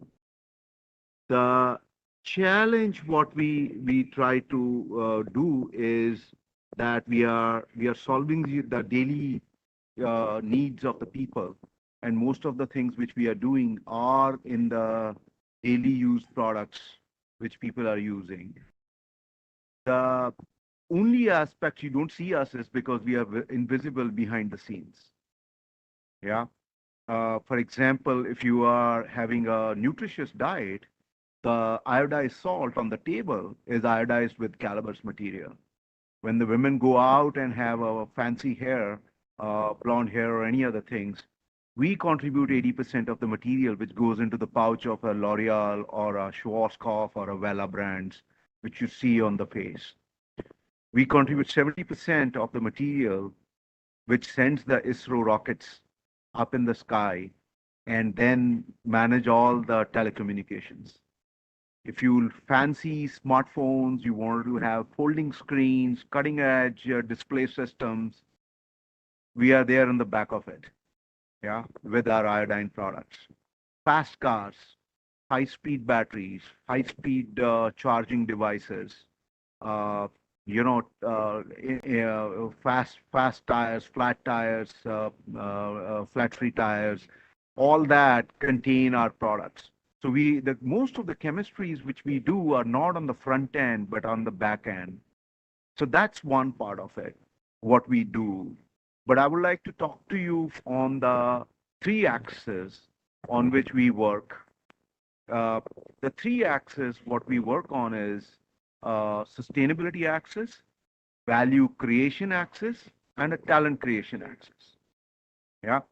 On the sustainability axis, I would say there are two themes. Most of the people talk about net zero, but there is another aspect what we promote to a large extent, and that is that most of the people who come to our premises should go back to their homes in the shape and the size they came to our premises, both mentally and physically. So the safety becomes an extremely important component for companies like Caliber. Yeah. And especially when we have presence in the Eastern and the Western hemisphere, we are kind of a, so-called one of the first Southeast Asia-based chemical MNCs of our size who are having operations in the Western hemisphere. So on net zero, while we are working on the EHS side very, very strongly to make sure people come home and go back home safely, we are also promoting net zero in terms of what we consume. We should not waste anything. We still have a distance to cover around that. We are working on those aspects, and it will take some time for us to make our energy consumption 100% renewable, make it a zero waste operations. All those areas we are working on, and we need some innovations around that. And I believe that the people in the universities and the youth minds of today can give us some ideas which can help us progress that particular element much faster. And the other two axes where we are is on the net positive. Value creation through our innovative products and systems for the world. Yeah, that's where we wanted to contribute positively to the society. And the second area where we would like to contribute to the society, and there we need a lot of help from the youth of today, is especially the people in South Asia, is around talent creation. I've been in the chemical industry for over 25 years, and I haven't seen the level of opportunity this industry is bringing to the fore for the youth of today. Majority of the large themes where you talk about green hydrogen, blue hydrogen, you're talking about battery technologies, we are talking about innovative materials, we are talking about smartphones with fast charging devices, folding screens, all that have a backbone running into chemistry. When we're talking about plant-based diet, we are talking about productivity increase, all these needs innovation which haven't happened till today. So my strong urge is that there is a frenzy around need for talent in chemistry and chemical industry, and South Asia is relatively short on both of these two things. Though the industry worldwide is moving towards Southeast Asia as a hub for manufacturing, innovation, and research, including application innovation, we need youth to take up these streams actively and promote these areas. We as Caliber Chemicals are happy to sponsor research projects. We are happy to associate with the people, and if they want a training or they wanted to work with us on a specific project, we are very happy to provide those opportunities or work collaboratively with the young people, be it in the universities or even if there are people standalone looking at some kind of a startup in the chemistry and in the chemical engineering field, would be happy to associate with you. So these are the three themes on which we are working, and we're happy to have youth participation, to promote these three areas. Thank you so much, Mr. Chandra, for joining us on the stage. Well, ladies and gentlemen, it is now time for us to begin with the social fiction competition, Imagining the Future. With such an invaluable first half of the conclave, the zest and fervor continues in the second half of the conclave. Well, we have 20 shortlisted students from India and international universities from South Asia who will ideate for 2.5 minutes each on the themes of G20. We're honored to announce that the judge of the competition is our President-elect IMC, Mr. Samir Somaya, who has been bestowed with the title Knight of the Order of the Star of Italy. So with that, let's begin with the competition. Remember, you only have 2.5 minutes. If you fail to complete within the designated time, we will have to intervene and request you to stop. So your main focus should be on how effectively and efficiently you can put your points across.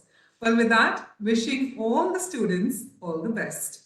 First up, from the Climate Refugees and Resilient Communities section, we are elated to now have on screen Ms. Anshi Aswal, Doon University, Dehradun. Anshi, are you there?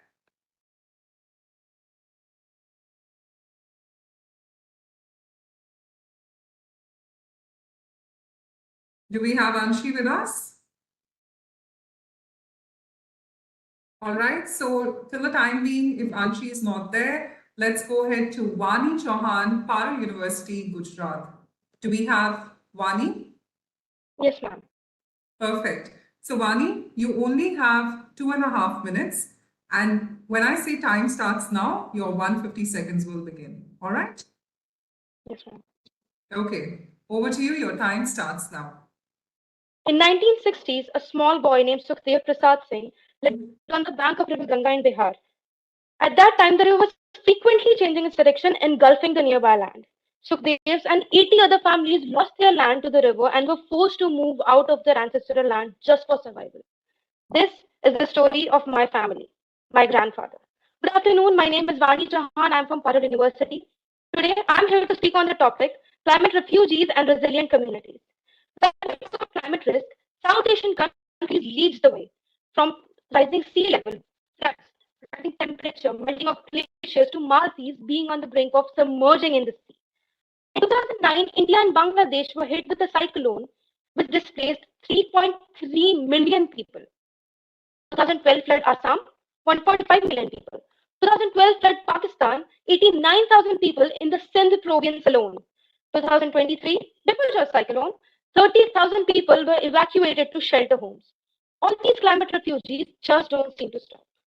From planting vegetation on hills, mangroves and coastal areas, building seawalls, elevating houses and roads, and switching back to traditional and climate resilient varieties of crops, communities like Mangudhu, Sarguha, people of Tandhara, Dehri Dupatta, Ambojwadi, Himalayan villages, and many more communities have proven themselves resilient to the climate dangers time by time. According to the World Bank estimate, by the year 2050, South Asian countries will confront 15 million climate refugees every year.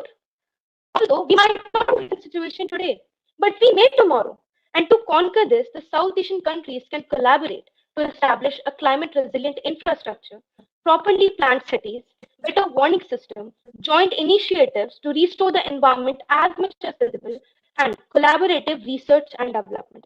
I'm very thankful to the IMC Chamber of Commerce and Industries for highlighting such an important issue and providing us with a platform to discuss it.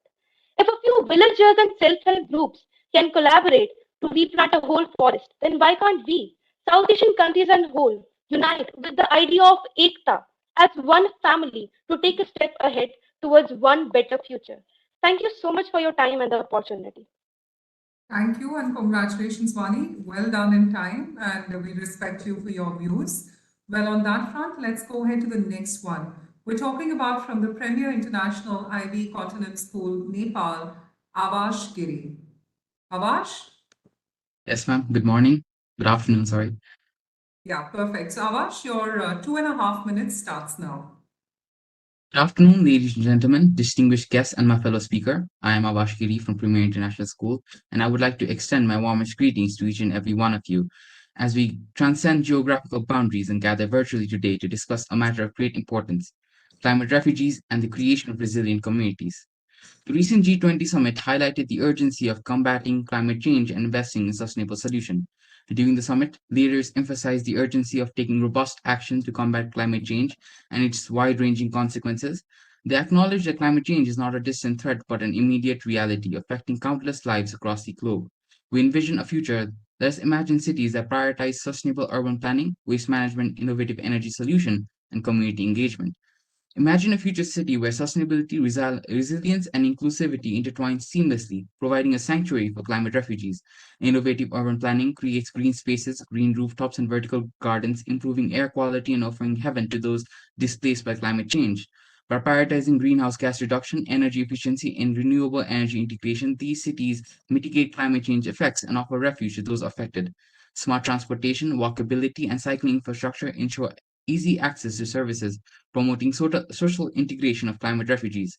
Additionally, waste management initiatives embracing circular economic model while transitioning to clean energy sources ensure energy security and affordability. This vision of sustainability and inclusive city addresses climate change challenges and provides climate refugees with a resilient and welcoming home. Let us now bring this vision closer to home by exploring practical examples of innovative technology suitable for rural areas as well. In rural communities, sustainable agricultural practices play a pivotal role in building resilience. Farmers can adopt agroforestry trainings and techniques combining trees with agricultural crops to improve soil health, conserving water, and enhancing biodiversity. When it comes to waste management, rural communities can embrace biodigesters to convert organic waste into biogas, reducing reliance on fossil fuel. These practices enhance resilience and combat climate change in rural areas.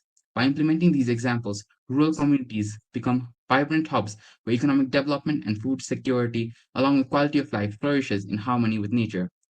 These examples of these technologies we explore today are not mere dreams but tangible possibilities within our reach. By focusing our efforts on the above points, we can create cities that serve as a beacon of hope, offering sanctuary to climate refugees and addressing the root cause of climate change in the same action. In conclusion, as we envision a future city, climate refugees find solace and resilience flourishes.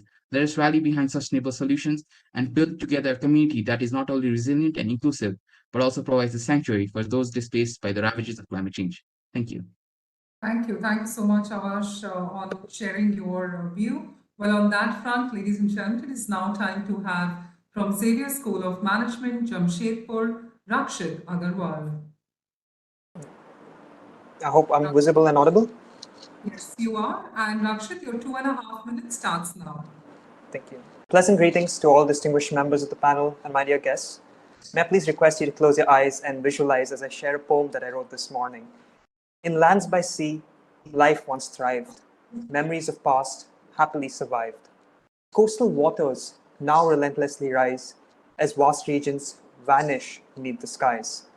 Swirl as they did, cyclones of night, washing away yet another sight. In this misery, water, water all around, yet in parched throats, not a drop to be found. Floods devastate with every wave, push me one step closer to my grave. As though hope fades, I must depart, seeking refuge for yet another start. And this is the story of 14 million Indian climate refugees today, and potentially another 30 million over the next couple of decades. I refuse to accept this fate. I believe in building resilient communities as a means to further enhance the scope of ecosystem services. For I understand that prevention is better than cure. Hear me out as I pluck out a dream that my fellow climate refugee had last night. Close to me is a thriving city. Jobs it provides to me aplenty. Community engagement at its core, empowering rural lives, many and more. I see it building a circular economy, recycling waste into wealth around me. Smart grids and microgrids light the way. Renewable energy power each day. Through nature-based solutions, it greens my land. Biodiversity it preserves in each and every hand. Skill building programs I learned today. Sustainable agriculture I practice every day. I am looking for social well-being and cultural diversity. Why can't you replicate the signs of this city? This alternate reality I feel near real. My practicable ideas to feed every meal. With resilience and innovation, we must strive towards a sustainable future kept by my side. Open your eyes and see the potential. Resilient communities now quintessential. Together we must shape tomorrow, where climate refugees find solace, not sorrow. And this is the city that I envision. This is the city that we should all move towards. We're not hoping for something to drastically change. We're looking at little steps to reach a better future, to help the climate refugees reach a point where they're able to sustain themselves and sustain others. That is the future that I look out for. And thank you so much for your time. Perfect. Right there, Rakshit. You wound up exactly in time. Congratulations on that. Well, I'd just like to recall Anshi Aswal, if she can hear us from Doon University, Dehradun. Anshi, are you there? Yes. Yes, ma'am. Yeah. So, Anshi, would you like to say your bit? Yes, ma'am. Okay. So, Anshi, over to you. Your time starts now. Good afternoon. I would like to start with which goes Mulam Brahma Tvacha Vishnu Rudra Maheshwara Patre Patre Tu Deva Daksharaj Namosutra. I am afraid a critical challenge that is climate refugees and resilient communities. We are experiencing escalating impact of climate change that is placing immense stress on the global economy. At COP 2021, UN network emphasized that there is a need for the states to strengthen their commitments and acknowledge the reality that people are facing problems due to the climate change. They are migrating from one place to another. It is alarming to note that according to global reports on displacement, among 60.9 million new internal displacement registered in the 2022, 53% were the result of various disasters. One way to climate migration can be to create economic opportunities for the societies that are threatened by the same. This reminds me of the Nobel Prize winners in Economic Sciences 2018, jointly awarded to William D. Norther and Paul M. Romer, who integrated climate change with long-term macroeconomic analysis. To illustrate this, a suggestion would be to invest in green infrastructure, which can be realized by subsidizing the electricity bill for the villages who are planting 200 trees in the periphery, or by taking inspiration from green grid initiatives. Also, implementation of carbon pricing mechanism, that is carbon tax, can be significant for economic opportunities. Lastly, investment in infrastructure that can withstand the impact of climate change, for example, flood defenses and drought-resistant agricultural practices can be beneficial to put down the cost of future damage and destructions. As the theme of G20 stands, one Earth, one family, one future, collaborative efforts of global scale to uplift the people who live on the front line of climate crisis is important. For example, the Tehri Dam project or disasters. Thank you. Thank you so much, Anshi. Well, on that note, ladies and gentlemen, it is now time for us to go ahead to the next one. We're talking about clean energy revolution. On that, the first student joining us would be from the Curtin University, Malaysia, Mr. Raim Salim. Raim Salim, are you there?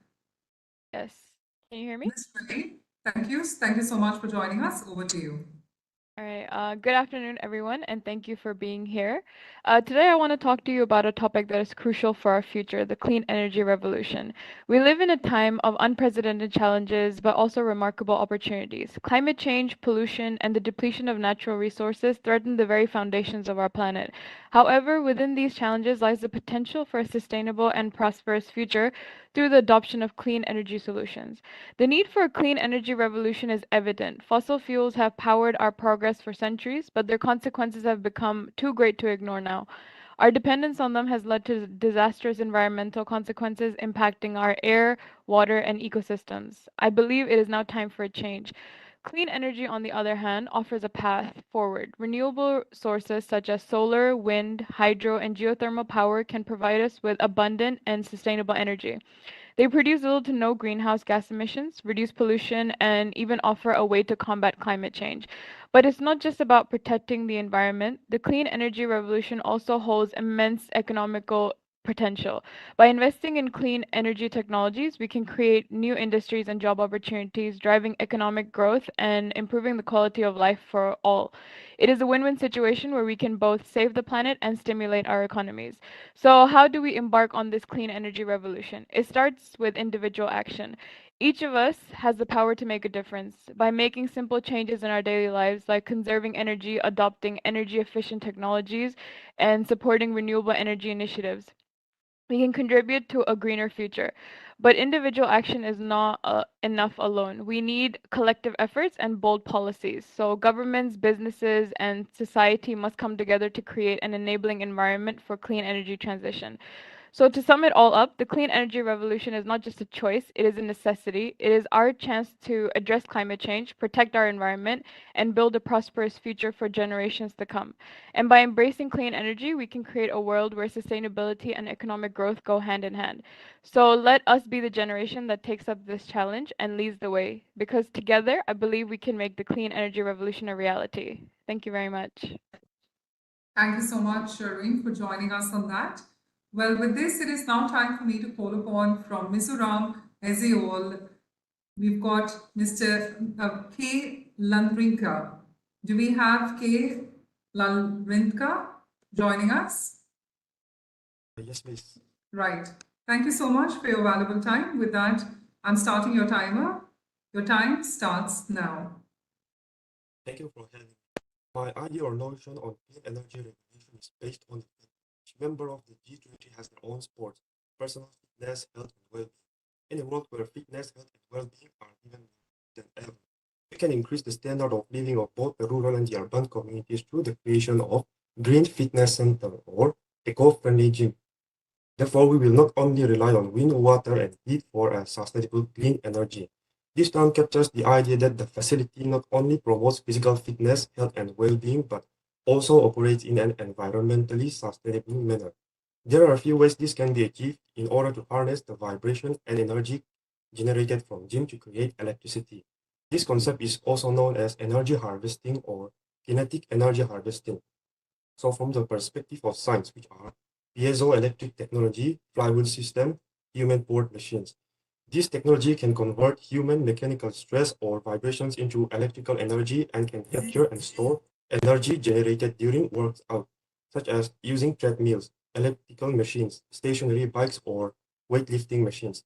Therefore, implementing energy harvesting technology in gyms can have several impacts on the society, the economy, and the environment. It can raise the awareness about sustainable practice and energy conservation among the gym goers. It promotes a sense of responsibility and encourages individuals to actively contribute to reducing their carbon footprint. It can also contribute to the growth of clean energy sector and create new job opportunities for industries involving in manufacturing, installing, and maintaining energy harvesting equipment. It can also reduce the dependence on fossil fuel. Moreover, the Green Fitness Center aligns with the global effort to combat climate change and promote a cleaner and healthier environment. However, it is important to consider the scale of the impact may vary depending on factors such as the size of the gym, the number of users, and the efficiency of the energy harvesting technology. Therefore, analyzing and evaluating from the perspective of the society, the economy, and the environment will ensure the overall effectiveness and sustainability of implementing energy harvesting in gyms. Thank you. Thank you so much for joining us and completing it on time and presenting your views. Well, now it is time for us to call upon Lopoli Mello from Rajiv Gandhi University of Arunachal Pradesh.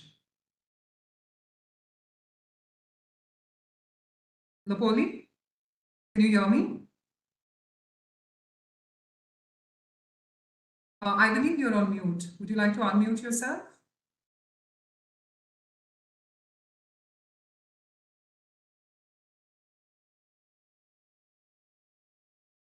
Can the tech team intervene and probably help Lopoli? And let me tell everyone who's viewing us, this competition is for 20 shortlisted students who are presenting each for 2.5 minutes. And we are right now having our judge as well amongst us, Mr. Somaya. Thank you so much, sir, for joining us on the same. Lopoli, I believe we still can't hear you. Can you please get in touch with the tech team? Meanwhile, we'll go ahead to the next student. Thank you.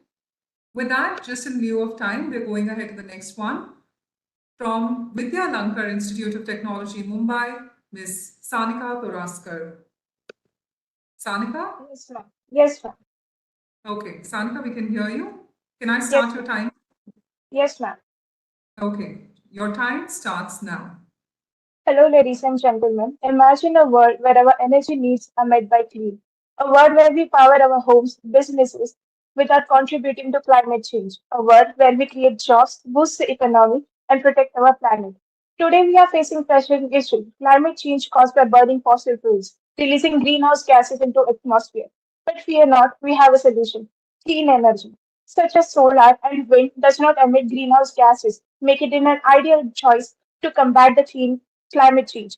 However, solar and wind power have their limitation. They do not produce energy consistently and require backup solutions, like fossil fuels. Here is where nuclear fusion comes into play. Nuclear fusion could be a base load of power source providing a steady stream of energy 24 by 7. It has potential to be a major source of clean energy in the future. Nuclear energy is also a very affordable option. The cost of nuclear power has fallen significantly in recent years, making it a competitive option for fossil fuels. The G20 countries representing major economies are working together to promote clean energy through agreements like Paris Agreement on climate change. But it's not just up to the government and leaders. The youth are the inheritors of this world. They have a crucial role to play. They can power to educate others, pursue career in this field, and also start their own business. Let me share you an inspiring example from India. The Student Environmental Action Collectives, a youth-led organization, promotes energy efficiency and renewable energy in schools. They train students for installing solar panels and raise the awareness of energy efficiency. Now let envisions a future where renewable energy power our lives, where community thrives, and where we protect our planet. Concern and doubts must be addressed, but let me assure you, the advancement in technology and falling cost of renewables make clean energy more accessible than ever before. To further strengthen our cause, let us broaden our perspective. Let's celebrate the accomplishment of regions and countries that have embraced clean energy and sustainable practice. Together, we foster a sense of unity and collective actions toward a sustainable future. Thank you. Thank you so much, Sanika, for joining us. We'll Thank just check once again with Lopoli. If Lopoli can come on the screen. Lopoli, is your audio working now?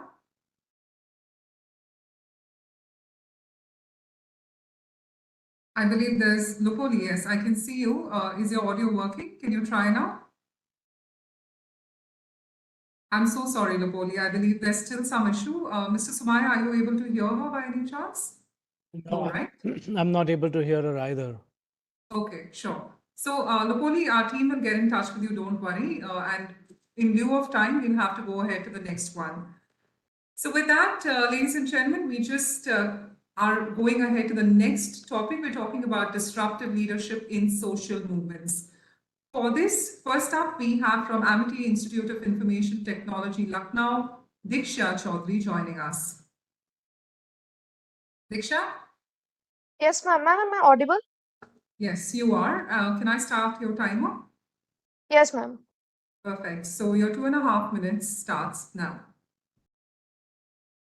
Leadership is not about individual success, but about empowering others to create a sustainable legacy for generations to come. Empowering individuals to become agents of change ignites a ripple effect of sustainable transformation. With this note, I'd like to begin my story. Small town of Malda in West Bengal lives a leader named Krishnendu.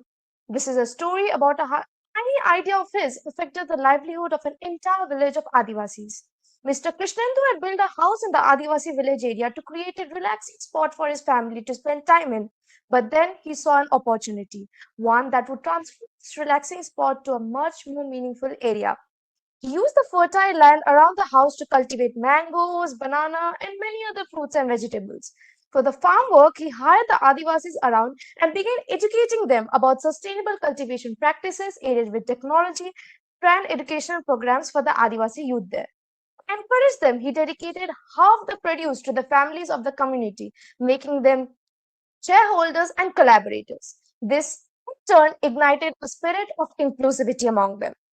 No portion of farming produce went to waste, as Mr. Krishnendu prepared a plan to manufacture every bit into a product by collaborating with various community members, experts, and made the community aware of the same. He also regularly interacted with the community, sharing his vision, ideas, brainstorming innovative solutions with them, maintained regular communication channels. These interactions served as a source of motivation for this community. Farmers boosted the income and livelihood of the community by providing them with education, socio-economic development, and at the same time promoting sustainable cultivation practices.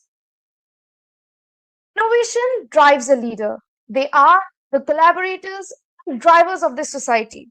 Through collaboration, education, advocacy, innovation, and empowerment, he brought about a mass movement that not only uplifted the Adivasi people, but also inspired the neighboring communities to embrace sustainable living.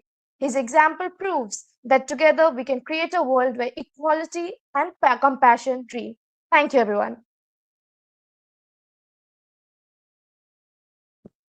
Thank you so much for joining us on that, Diksha. Well, on that note, it is time for us to move ahead to our next student. We're talking about from the Eastern University, Sri Lanka. Joining us is Thiraviyam Esuraja. Hello, ma'am. Perfect. Good Thank afternoon, you for everyone. joining us. Today I stand before. Your time starts Good now. afternoon, everyone. Today I stand before you to discuss a topic that has the power to shape our communities, challenge the status quo, and inspire change. Yes, our topic is disruptive leadership in social movements. Disruptive leadership in social movement is characterized by challenging established norms, breaking barriers, and envisioning a better world. These leaders refuse to accept the status quo and are driven by deep dissatisfactions with social inequalities. Fearlessness is the key characteristics of the disruptive leaders, as they confront powerful institutions and are willing to sacrifice personal comfort and safety for the greater good. And also the important thing, innovation plays as a crucial role in disruptive leadership. These leaders embrace new ideas, technologies, and approaches to bring about the change. They leverage social media platforms, digital tools, and grassroots organizing techniques to mobilize people on the unprecedented scale. By dismantling traditional boundaries, they make leadership accessible to anyone with the vision. determination, and empowering individuals to join the cause and contribute to the movement. And also the descriptive leadership requires collaborations and building strong networks. These leaders recognize the movements are driven by the collective power of passionate individuals united by a common cause. Through collaborations, they foster a sense of community, unity, and individual empowerment within the movement. Strong networks amplify the impact of descriptive leaders and also enable them to achieving lasting change. Finally, descriptive leaders in social movement change the norms, break barriers, and bring about transformative changes. Fearlessness, innovations, and collaborations define these leaders, inspiring others to the question and the status quo and work together towards a more equitable world. Let us celebrate and support these visionary disruptors who dare to dream and create future for all. Thank you. Thank you so much. Congratulations on sharing your views. Well, on that note, it is now time for me to call upon from Gandhi Institute of Technology and Management, Hyderabad, Manasa Agnihotri Mahindra. Yes, ma'am. Manasa, can I start now? Yes, ma'am. All right, your time starts now. I'm telling you, there is hope. I have seen it, but it does not come from the corporations or government. It comes from us, the people. These were the words of 20-year-old Swedish climate activist Greta Thunberg. Good afternoon, everybody. I am Mansa Agnihotri from Geetham Deemed University, Hyderabad. Disruptive leaders put their tendencies of rule breaking and questioning to good use. This style of leadership is all about making change and progress. It's also accompanied by a willingness to challenge the status quo and take bold action. And that is exactly what she did when she held a signed school strike for climate, standing outside the Swedish parliament when she was just 15 years old. Her small campaign had a global effect, inspiring over 10 million young people around the world to start their own climate strikes and demand action. A year later, she received her first of 3 Nobel Peace Prize nominations. While staying true to her mission, in August 2019, she sailed in a zero-emission boat to take part in UN Climate Summit, where she delivered her most famous speech, accusing the political leaders of stealing her dreams and childhood.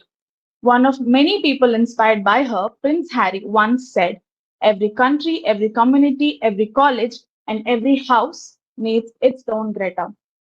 Even as we speak right now, she's on her 523rd week of fighting for a new global financial pact to reform financial systems to prioritize people and planet.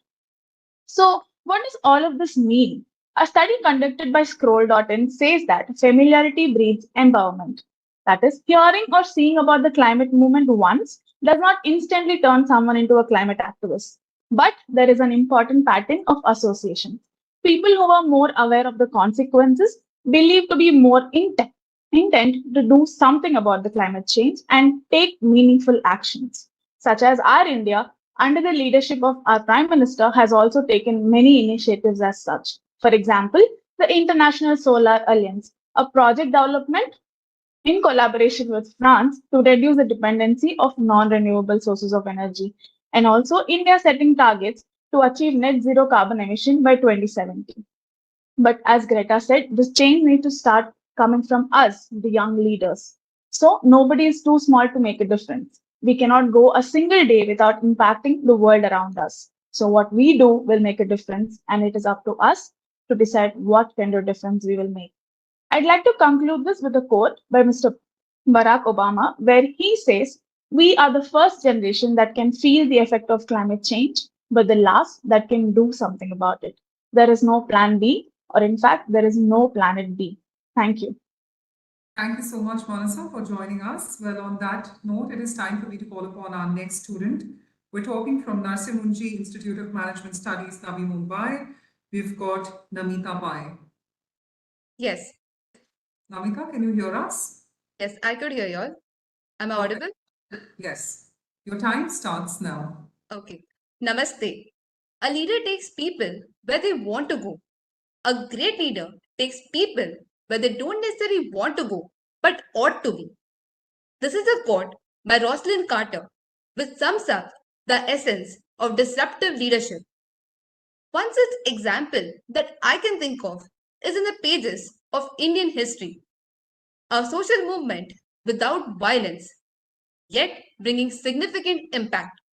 A march led by a 61-year-old man from Sabarmati to the coastal village of Dandi, covering a span of 241 miles, 80 marchers going from village to village with one single message, Satyagraha. A one-of-its-kind moment in human history. The Dandi March, led by Mahatma Gandhi, inspiring people to stand up against the colonial oppression. Every social change has started with suffering. It has gained traction through thought leaders who said that we want to challenge the status quo. It has resulted in lasting effects, changing the very nature of how the society functions. More recently, leaders like Justice Puttaswamy have challenged the constitutional validity of the Aadhaar program for violating privacy. This has not only led to a nationwide debate, but also to the groundbreaking verdict by the Supreme Court that said privacy is a fundamental right for all. This has laid the foundation for the Data Protection Bill. Disruptive leadership is also in the form of subtle movements, such as through online platforms.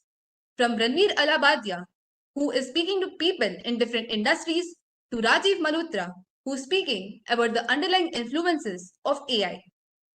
However, there's a need for many more to catalyze such social change. I would like to conclude with the words of respected Dr. Kalam.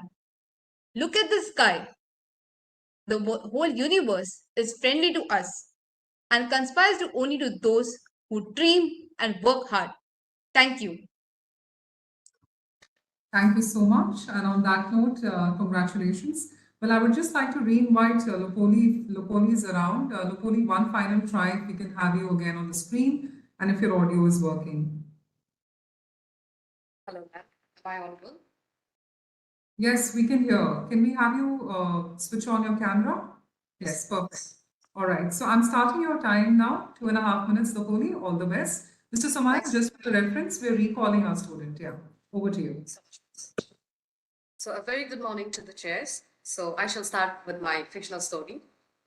Oh, so this is how it was. What is Anjama inquired? I've read and seen how the Earth was back in the centuries. Global warming, climate change. You know what I'm talking about. The almost end of the Earth. What? Anjama was shocked. What do you mean the end of the Earth? Oh, well, I'm Arjun. I'm from the future. You're right, Anjama was sarcastic. It's true. You won't believe, though. We have saved the Earth. We have discarded the old experiments that were adversely affecting the Earth. We have successfully harnessed the clean energy. You know, the vehicles are powered by solar and sound energy in the future. Sound energy? That's new. Yeah, actually, it was started long back, but only after rough and tough times, it has become a huge success. Well, it has not fully replaced the other renewable resources, but has drastically distributed the power sources and over-dependency on one. Tell me more, Anjama was curious. Well, initially, the sound energy was harnessed using these small microphone dishes attached to poles all across on either sides of the roads, construction sites, stadiums, factories, and places where we find high decibel noises. These microphones would capture the sound from the surrounding and convert them into electrical energy and store them in complicated devices. These energies were then converted to electrical currents as and when required. The more the sound, the more power stored. But now its efficiency has tripled. Portable microphones are used to capture the everyday sounds from the nature of even less decibel to lit homes, power vehicles, and whatnot. Power is not an issue in the future. Solar, wind, and sound energy are used extensively and have become a fundamental right of every human. Most buildings are biophilic and are self-powered using the electrical signals plants use to communicate with their lives. That sounds impossible, and Anjama was questionable. Well, it's not, Arjun replied. You see, the challenges that were thrown at the humanity due to their initial folly was transformed into their determination to save the planet. Necessity is the mother of invention. In this case, survival. Well, if you say you're from the future, I'm from the past. I mean now. My country is leading this year's G20 presidency. Its objectives are also aimed towards what your world sounds like. I know, Arjun replied knowingly. And why are you here, may I ask? Anjama questioned. Well, For study purpose, Arjun replied with a smirk. So this is how I shall end my presentation. Thank you so much. Thank you so much. Congratulations, Lopoli. Well, Thank on you. that note, it is time for us to go ahead to our next topic. We're talking about the inclusive technology for all. Calling up from HSNC University, Mumbai, Mithil Mukesh Manigota. Hello, can you hear me? Yes. Mithil, I'm starting your time. Your time starts now. Good afternoon, ladies and gentlemen. I am here to speak about a topic which has the power to revolutionize technology as we know it. It has the power to make teams work more efficiently and make the studying experience of a student superior. It has the power to reshape lives of disabled people because and give them opportunities they might have missed out on due to disability discrimination. Inclusive technology is the future of the future we've imagined. The word inclusive means aiming to include all people and groups, especially those who are disadvantaged, have suffered discrimination, or are living with disabilities. It can also be talked about in two ways. Inclusion, as in everyone can use it, or people use this tech to integrate and fit in with society. Inclusive tech is technology developed for everyone so that everyone can benefit from it. Let's start with an everyday example. Mac and iOS users can enable the voiceover feature which narrates everything that is on the screen at that particular time. This is very helpful for the visually impaired. Windows also has this built in, and one can also download on third-party software such as NVIDIA. Inclusive technology, if developed in the correct way, can help billions of people. Some ways to develop it correctly are designed with excluded communities, not for them. The first and easiest step to do this is actively study and try to find out more about these familiar groups. Practice inclusive research. Acknowledge that there are going to be biases in datasets and audit them. Intentionally centering justice, equity, and diversity in the research process makes these biases very less likely to come up. The main goal for developing inclusive technology is accessibility. And this is very easy in this day and age because of the best invention of the last century, the mobile phone. According to data, 91% of all human population has a mobile phone in their hands. This just makes it very easy for inclusive technology to be very accessible. Let's take an example of a teacher who wants to aim to provide all of their students with equal opportunities for educational technology. They will first need to have a vision of what they want their lessons to look like and what kind of technology they will require. For example, they could plan to use desktop computers to complete tests, exams, and other assignments. The tech they will be using should incorporate everybody in the classroom and all the students with special needs. For instance, if one of their students has never had access to a computer before, the teacher will have to use tech in such a way that the student feels comfortable using it. These technologies should be incorporated in the students' curriculum as soon as they are acquired, but it's the teacher's job to keep it a balance of between face-to-face teaching and actually using technology to teach. After the students have become comfortable with the technology, it's the teacher's job again to find out and improve their ways to help. Your time is up. Thank you. Well, on that note, it is now time for us to move ahead to our next student. We're talking from the Indian Institute of Management, Bangalore, Darshan Chandrasekhar Pandey. Darshan? Can you say something? Am I audible? Yes, perfect. Darshan, your 2.5 minutes starts now. Thank you. Stephen Hawking once told the BBC, the development of full artificial intelligence could spell the end of the human race. Humans, who are limited by the slow biological evolution, would be superseded. Such a gloomy response to AI's prospects. AI does have the potential to bring the significant benefits, but if not responsible, AI can divide humanity, start wars, and destroy everything. One of the ways AI can divide nations is economic disparities. AI can increase automation and job displacement in specific industries, and which can result in unequal distribution of economic benefits, with some regions experiencing economic downturns while others prosper. Second, geopolitical competition. AI as a technology has implications for national security and global influence. As nations compete to develop and deploy AI capabilities, it can create new geopolitical competition. This can increase tension between countries. Third, data bias and discrimination. If the training data used to develop AI algorithm is biased and reflects existing social prejudices, it can perpetuate discrimination and reinforce social divisions. The impact of AI on nations is highly context dependent and influenced by a range of social, economic, and political factors. This is why responsible leadership is required to bring inclusivity. There are three key aspects of responsible AI. First, transparency and inclusivity. Every AI system should be understandable and explainable to the people who use them and the people they impact. AI should not amplify the biases that exist in society. Second, ethical. Ethical guidelines and frameworks should be created for AI development and deployment.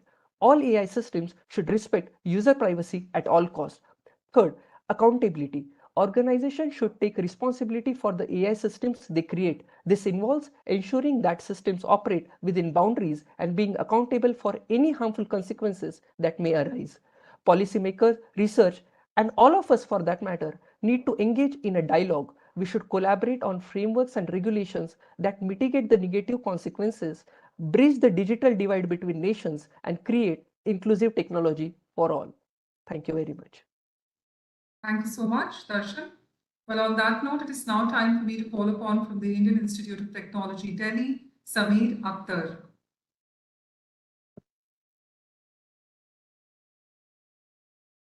Sameer, can you hear us? Hi, am I audible? Yes, Sameer, you're audible. Can I start your time? Yeah, sure. All right, over to you. So hi everyone. So just a brief introduction about myself. So I'm Sameer Akhtar. Currently, I'm an undergraduate at IIT Delhi. So I'll be going to my final year soon. First, I'd like to thank IMC for giving me this platform. So yeah, so for the next couple of minutes or so, I'll be talking about inclusive technology for all. So let's break this, okay? So we have been talking about inclusive technology. So what is inclusivity and what is technology? Okay. So first off, like I've been working with technology for quite some time now. It's been more than 5 years since I wrote my first program. So yeah, let's get to it. So what is technology? So technology is nothing but a practical application. Okay, so like we are using technology right now. We are at different places in the world, but we are able to connect due to technology, right? So technology just solves our problem in a more efficient way. So coming to inclusivity, for me, inclusivity can be broadly categorized into two parts. So the first aspect of this is accessibility. Okay, so you have to make sure that the technology that you're making is accessible to everyone. If no one is able to access it, there is no point in making it. Okay, and so there are a lot of work done in this region. And as far as for India specifically, we can say that the rate of the affordability of internet in India is one of the lowest globally. Okay, so it's just around 13 INR something for a per GB data, which is the lowest globally. Okay, and the second part of it is the ease of use. So first you have made sure that the technology is there, it is accessible by everyone. But if majority of the people are not able to use it, there is no use of it. Okay, so we know you are talking about tools like ChatGPT. Okay, it is so easy to use. Even a common man can do it. You don't need a programming language to talk to it. You just say what you want to do, and it'll just that easy. Okay, and there are other tools like Midjourney. I would highly recommend everyone who haven't already tried this. So let's say you want a picture of, let's say, people playing cricket on the moon. Okay, that sounds very vague, but if we just write that thing, enter, and in the next moment you have a picture of people playing cricket on the moon. Yeah, so it's that simple. So, and there are technologies like bubbles and web flows that lets you create websites without writing a single line of code. Like the organization that I currently working, uses this no code technologies. These are called no code technologies. You don't need to write any code. It's basically that easy to use. And these websites that I'm talking about, not just just for the sake of it. These are highly proficient and highly efficient websites which are used by companies all over the world. Okay, and conclude. Time is up. Okay, thank you. Thank you so much. Well, with that, it is time for us to move ahead to our next person joining us. Well, from University of Indonesia, we have Sestaranga Adikareta.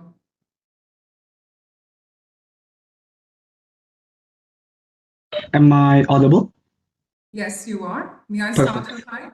Yes, you may. All right. Your time starts now. Let's begin with one simple question. Is technology important? Surely most of you would agree with me that technology is very important. Example, the laptops you use for this communication technology for communication, education, they are an inseparable part in our daily lives. Now, a harder question. Do you think that everyone deserves to enjoy the accessibility and benefit of technology? Good morning, afternoon, and evening, ladies and gentlemen. My name is Chataranga Dikarta from the University of Indonesia, and I'm here to share with all of you a message of hope regarding inclusivity and technology. In our current status quo, it has been seen that technology is evolving and advancing at an unprecedented rate. This is truly a blessing. But with this blessing comes a curse, a worry we should really consider. Most technology are made for the masses. For example, the laptops you use with keyboards to type, the mouses you use to click, all of them are used to be enjoyed by the majority of people. But we should realize a vulnerable group that cannot enjoy this benefit in our current situation. For example, there are people who are dyslexic, people who have disabilities. They cannot enjoy the benefit and usefulness of technology. Ladies and gentlemen, there are many ways you can make this change. For example, people in Microsoft started to use AI to use voice as commands to use technology for people who have disabilities, and many more breakthroughs are waiting for you to make that change. Ladies and gentlemen, my speech today comes as a warning and a plea for help. All of you, my fellow students, are pioneers of a better world. All of you watching, you can make a change. I am but one man, but together we can make technology inclusive for everyone. Not a single person will be forgotten. Thus, I offer you a final question. What can you do to make this world a better place? Thank you, ladies and gentlemen. Have a good day. Thank you so much for such a great talk. Well, on that note, it is time for us for the final bit. We're talking about the women-led social enterprises.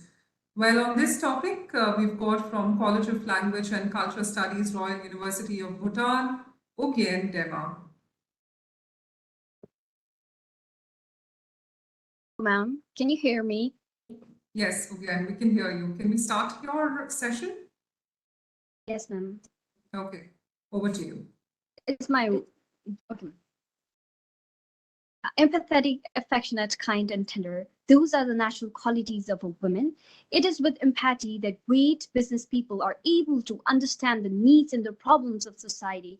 Being affectionate, kind, and tender is what enables women to connect with people and to be loved. Those natural qualities of a woman befit businesses and are able to understand the needs and the problems of society and deliver the real value. Nevertheless, despite having these fundamental qualities, women frequently feel hesitant to pursue their entrepreneurial aspirations. Still valid today are Benjamin Disraeli's wise words, I quote, "Nurture your mind with great thoughts, for you will never go any higher than you think," I unquote. Sadly, the seed of self-doubt and self-limitation are planted in women's thought that it is evident that women do not take much risks than men. Although society may have advanced, it is critical for women to overcome the constraints that have held them back. To empower women in social enterprise, we must cultivate a mindset of self-belief, possibility, and abundance. Women must value themselves and understand that their special perspective and abilities are priceless assets for economic environment. We must inspire women to have high goals, to think bravely, and to have faith in their ability to succeed in business. To establish an environment, we need to encourage and support the women to succeed in female entrepreneurs, governments. For that, organizations and communities must work together. By giving women the appropriate resources, education, and encouragement, we must help them to reach their full potential and use social enterprise to improve society. So this is Ugandema from College of Language and Culture Studies from Bhutan. Thank you. Thank you so much. Well, on that note, if I could now have from D.Y. Patil University School of Management, Navi Mumbai, Prastuti Jha.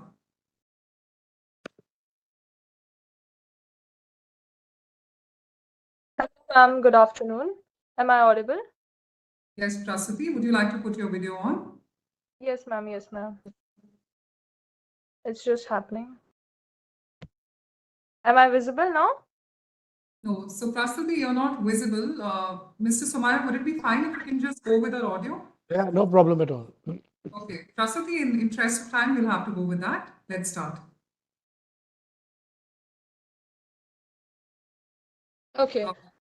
Sorry for this, but good afternoon, esteemed guest. My name is Prastuti Jha from D.Y. Patil University, Navi Mumbai. Today, I'm honored to speak in front of all the respective members and to shed a light on an extraordinary phenomenon that is transforming society. The social enterprises led by women are not just businesses. They are the vehicles for change, driven by the passion and determination. Well, we all know nothing good comes easy. There are many barriers they have faced across to come this far and to set a role model for all of us. Problems such as financial aid, education, safety and concerns, and we all know that women are never being appreciated to all the sectors they have been offered. Well, I would like to share a few of these examples like Neha Bagaria. She is the founder of Harki and she provides job opportunities, especially in the rural sectors of India. Another is very famous, Vinita CEO, and she is the CEO of Sugar Cosmetics and most powerful and self-made women entrepreneurs in India. Well, they are the beacons of hope and catalysts for transformation. These envisioned social enterprises demonstrate the potential to address a wide range of social and environmental issues, ethical fashion, also promoting sustainable practices, inclusivity, and positive change. Well, I would like to end my speech with a quote which was said by Hillary Clinton once, that women are the largest untapped reservoir of talent in the world. Thank you. Thank you so much, Prasuti. Well, on that note, it is time for me to invite from the University of Ladakh, Dishen Stalzis. Am I audible, ma'am? Yeah. Would you like to put your video on as well? Would it be possible? Yes. All right. Can I start your timer now? Yes, ma'am. Yes. Please go ahead. Good afternoon, everyone presented over here. University of Ladakh is grateful for this wonderful opportunity. I will be speaking on women-led social enterprises. Women nowadays are successful in every field to be at par with men. Today, women are achieving heights in the field of business and enterprises. Many women who used to be job seekers are turning into job creators with advanced digital technology. They are emerging as a manufacturer, designer, from owning to a small business shop to setting up a big business houses. They are still exploring new avenues of economic participation. Talking about my own region, Ladakh, women are channeling their potential in all avenues of economy, with growing women entrepreneur to taking Ladakh on a pathway of progressive and self-reliant society. I would like to cite some inspiring example of our local women individuals. Tilish Choral is a social entrepreneur and writer from Ladakh, the co-founder of Ladakhi's Travel Company. When observed that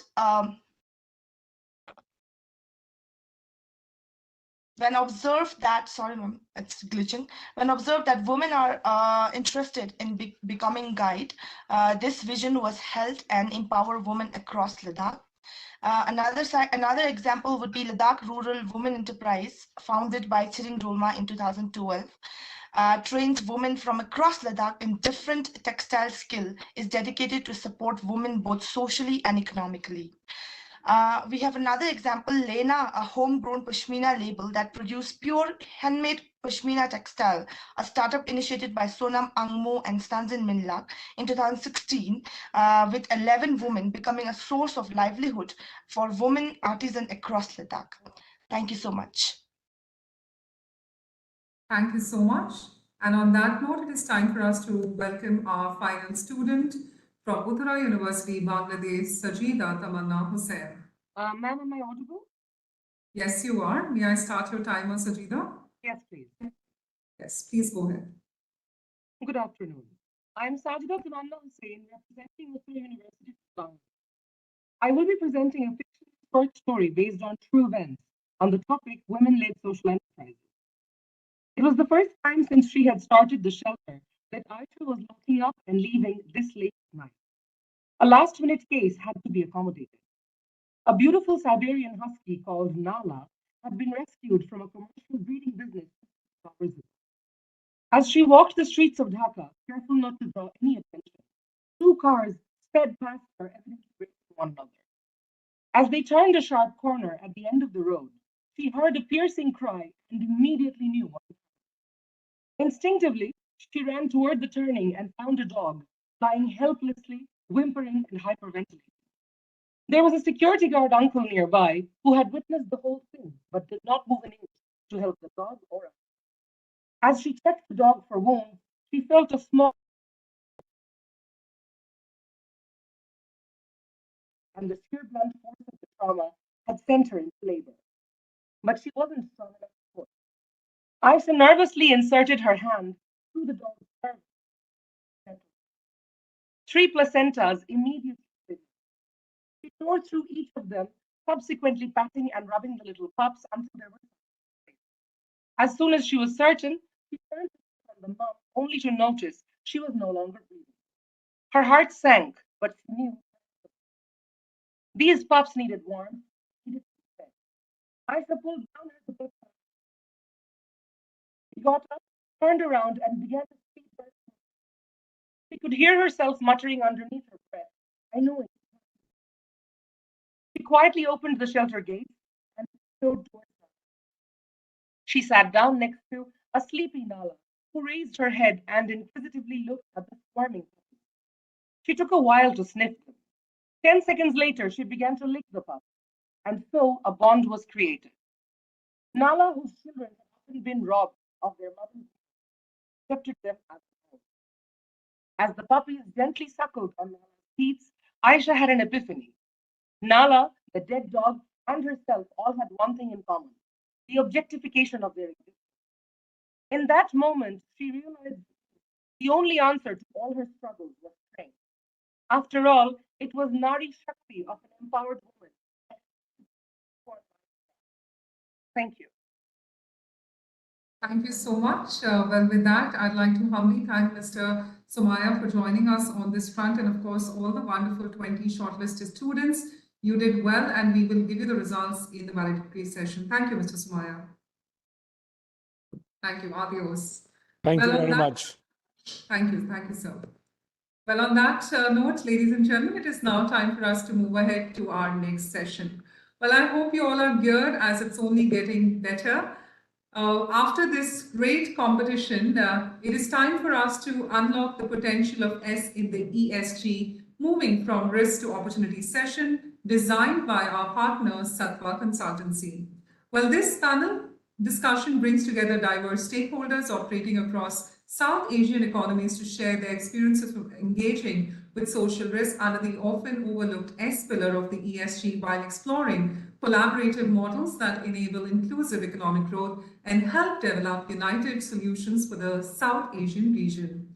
We're joined by our moderator, co-founder, Sattva Consultant, Ms. Aarti Mohan. Aarti brings over 14 plus years of experience spanning advisory, research, and business leadership. At Sattva, she heads the foundations unit that works closely with the global and Indian foundations, multilateral state governments, and their ecosystem to deliver social impact. It's now time for me to welcome our esteemed panelists. First up, we have our Regional Director, Corporate Responsibility and Sustainable Development, Asia Pacific Cargill, Ms. Dipavita Chakraborty. Ms. Chakraborty spearheads corporate responsibility and sustainable development practice areas for the Asia Pacific region and interventions related to WASH, which is water, sanitization, and hygiene globally. She has been a part of the Cargill's India's Nourishing India initiative from the time of the inception and has successfully led various initiatives. We also have the ESG Manager, South Asia British International Investment, Nagasimha Swami. Mrs. Swami has over 25 years of experience in the ESG domain across sectors in different capacities. Prior to the joining in BII, he was leading Axis Bank's ESG Management Group for Corporate Banking, Associate Director at the KPMG Sustainability and the Climate Change Services Vertical, Sustainability Specialist at the Det Norske Veritas, and also worked with the not-for-profit organization, amongst others. Joining us also is the Program Manager IDH, Ms. Anjali Krishnan. Anjali is a social policy analyst working at the nexus of labor rights, circular economy, and environment. Her areas of expertise include sustainable waste value chain, social compliance, gender resilience, and its implications on the smallholder farmers and the workers in South Asia. With this, I'd like to humbly welcome all our panelists. Thank you so much for joining us. And with that, Ms. Mohan, over to you to curate the session forward. Thank you. I hope you're able to hear me clearly. Yes. It's an honor to be moderating such a discussion with the esteemed panelists here. I'll get straight into it. Dipanvita, I don't know if you're able to switch on your video. And my video is switched on. I can see myself on the screen. I don't know if others can. Yes, Dipanvita, we can see you. I believe I'll just figure out who's missing from the screen. Just allow me a moment. Anjali's video is off, I guess. Yes, I guess Anjali. Yeah, Anjali? Ms. Krishna? Yes, thank you. Okay, great. Thanks so much for offering your time to have this valuable discussion. Our topic for today is like the earlier MC outline.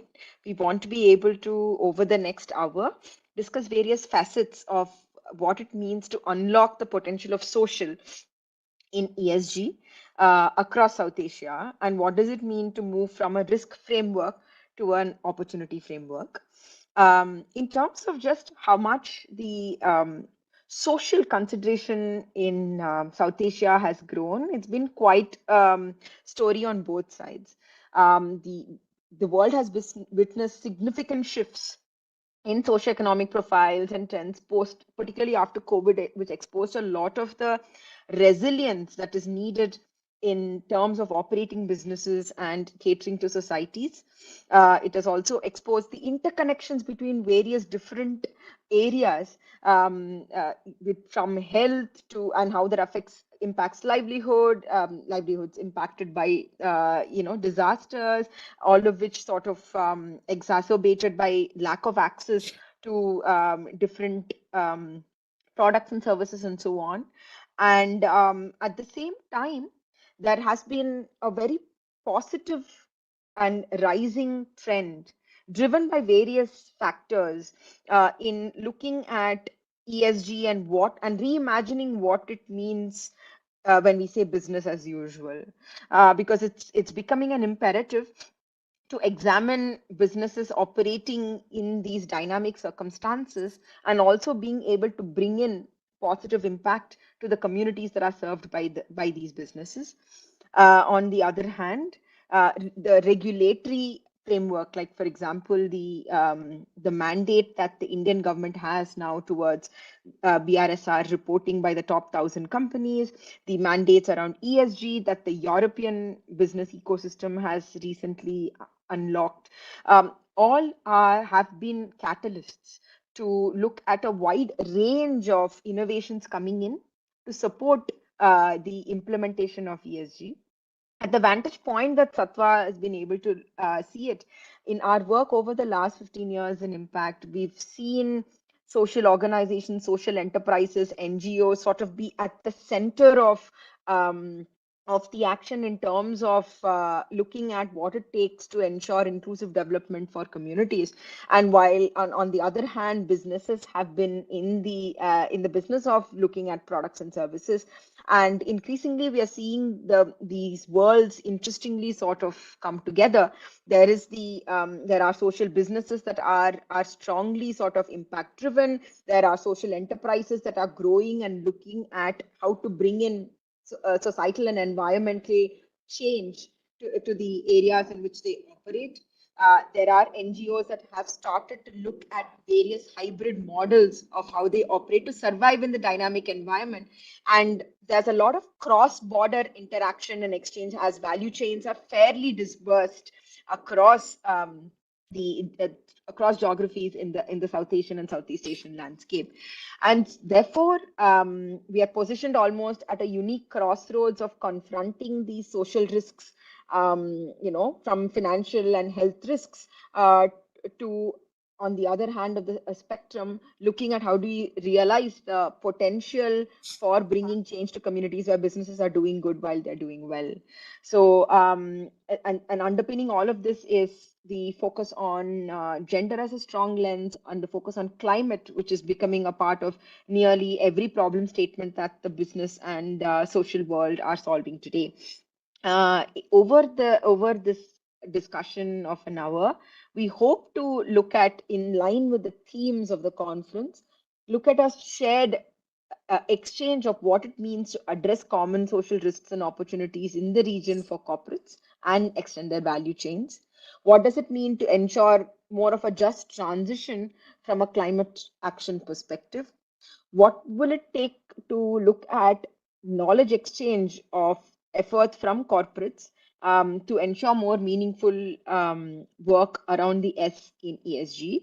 And this sort of comes into the framework of one shared future, one earth, and one family that the conference is centered around. So to kick off discussions, I'd love to start with you, Dipanvita. Food systems are every discussion on climate, every discussion on risks in the future has a food systems component to it. So the work that Cargill is doing in terms of the underlying value chains and looking at food security is a very, very critical one. So how are you looking at the social factors while examining food systems and building sustainable food systems across South Asia? Thank you. Thank you so much, Aarti. And thank you, everybody, all my co-panelists, for this wonderful opportunity to be part of this conversation. I'll take off from where you left, Aarti. I think, as we talk about the food system, I represent Cargill, a food and agriculture organization with a legacy of being in the business for over 157 years. And as we look at the food system play out, it's very important to recognize that food system is nothing but a collection of people. The farmer who grows the food at the farm, to the manufacturing of the food, of processing of the food, to the transport of the food, to ultimately the people who need to eat the food, and everyone else who is part of the ecosystem. So as an organization, for us, farmers are the cornerstone of everything that we do. And as we understand the complexity of how the food systems play out, we understand and we have had examples of being able to create collaborative models, work with various players who are experts in the domain of various value chains. And when I say experts, as an organization, a food and agriculture organization with this legacy, we certainly bring a massive amount of strength with what we do. But then it is so crucial to also collaborate with value chain players, be it the farmers, customers, policy makers, civil society organizations, and the community at large, to bring a conversation around food systems, which can be, because there is the conversation around resiliency, and we have seen that play out so large through the pandemic, through the war in Ukraine, and everything that is playing out with climate change, with typhoons and earthquakes and so many such calamities happening across. I think one of the key drivers for us here is to take an ecosystem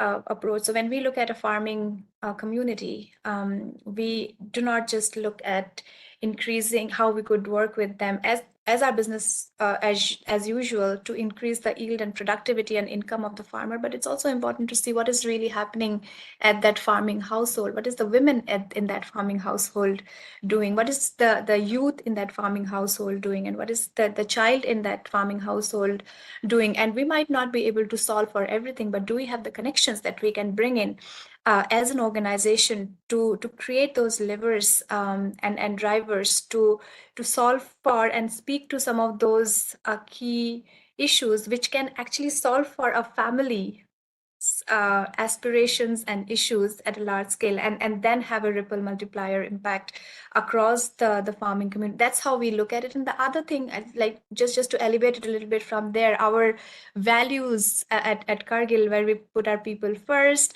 where we do the right thing and we reach higher where we can, really are the integral systems for which help us move forward in everything that we do. Certainly when we are met with crisis like what we did with the pandemic, but also in the long-term everyday business that we do. That's how we do our work. Maybe if I set an example of a program like this that we are able to do and feel very humble, but at the same time very proud to be able to make some contribution with our collaboration and partnerships.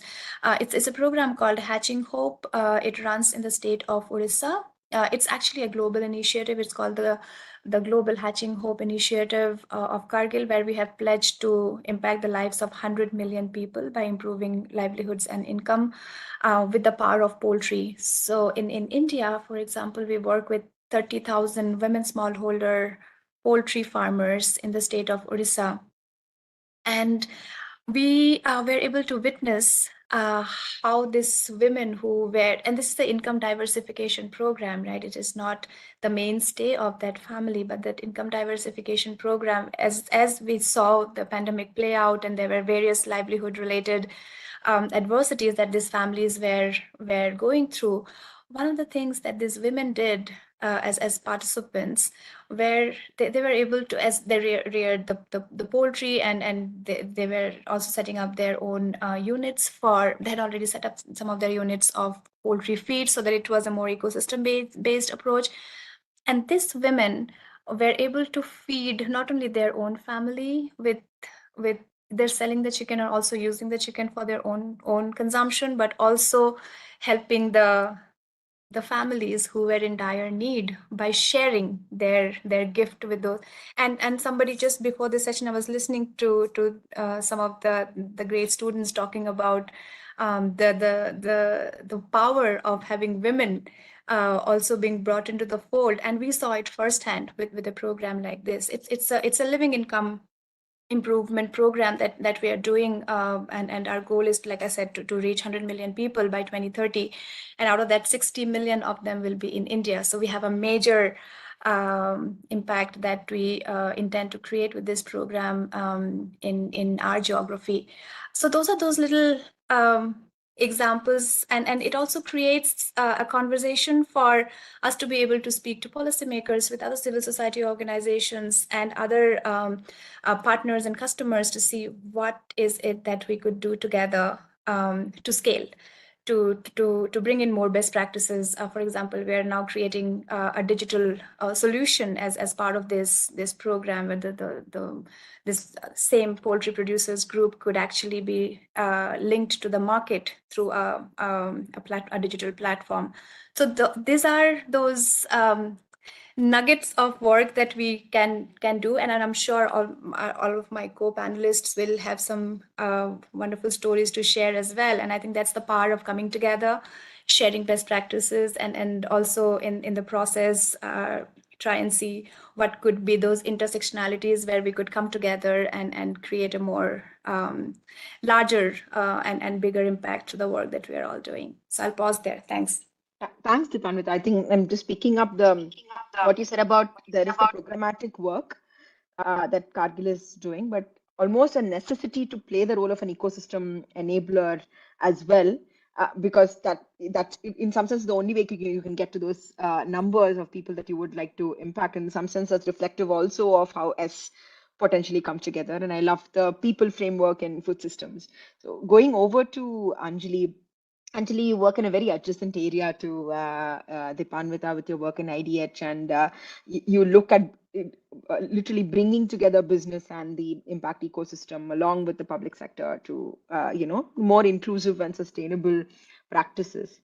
So, in your approach, what are the risks, social risks, and social opportunities that you see in ESG, both?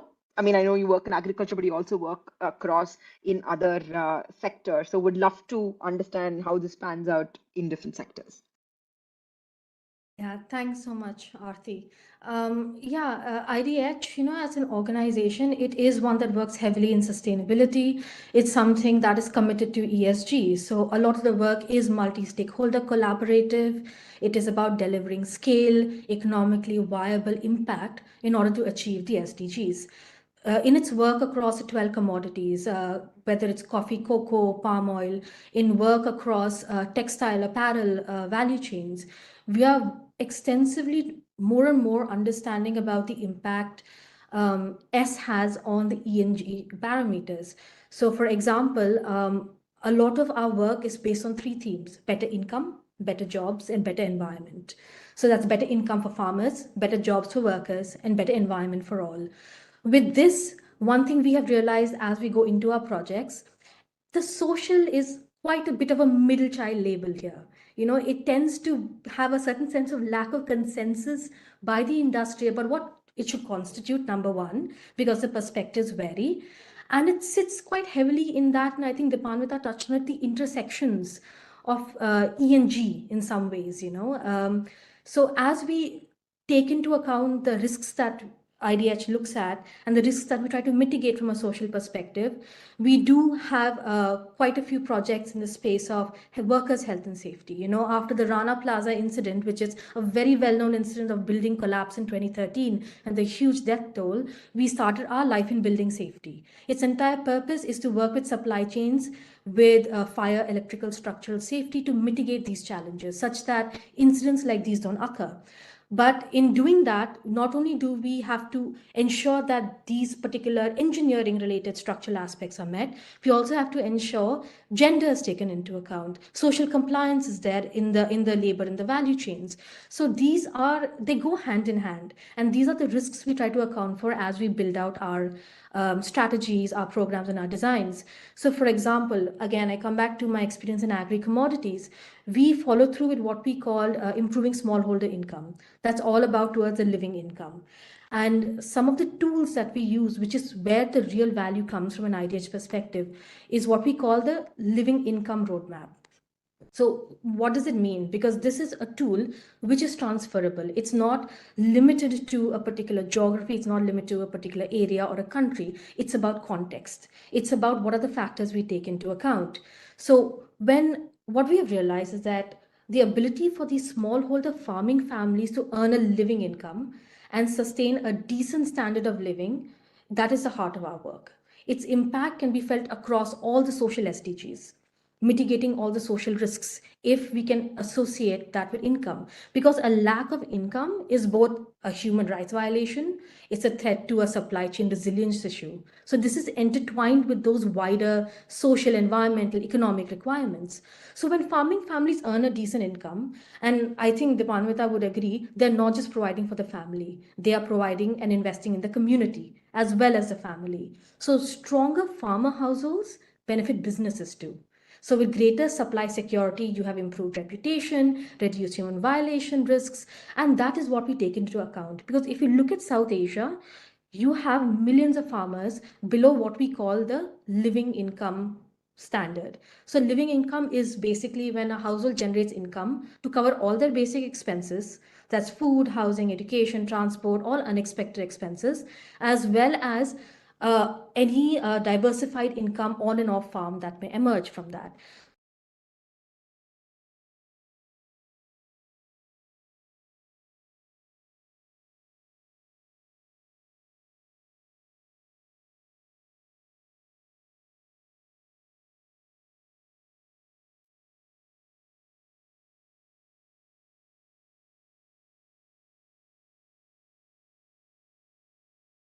Hi, am I audible? Yes. Oh, yes, everybody's back. Okay, great. Um, all right. So in terms of how we approach social risk through a living income framework, what we look at is that there are certain income drivers that exist. They are land, yield, crop production, crop price, and other off-farm incomes. Now, these particular drivers is where the innovation occurs because they have to be assessed by companies whether the interventions would have any unintended consequences. Let me give you an example for some of the work we do. We applied our living income approach to a project last year with Mars. Mars Wrigley is one of the largest confectionery chocolate brands in the world, and it was for mint. So they wanted to have more control over mint oil in UP, and they wanted to ensure that living income is met for the 20,000 farmers under their particular project.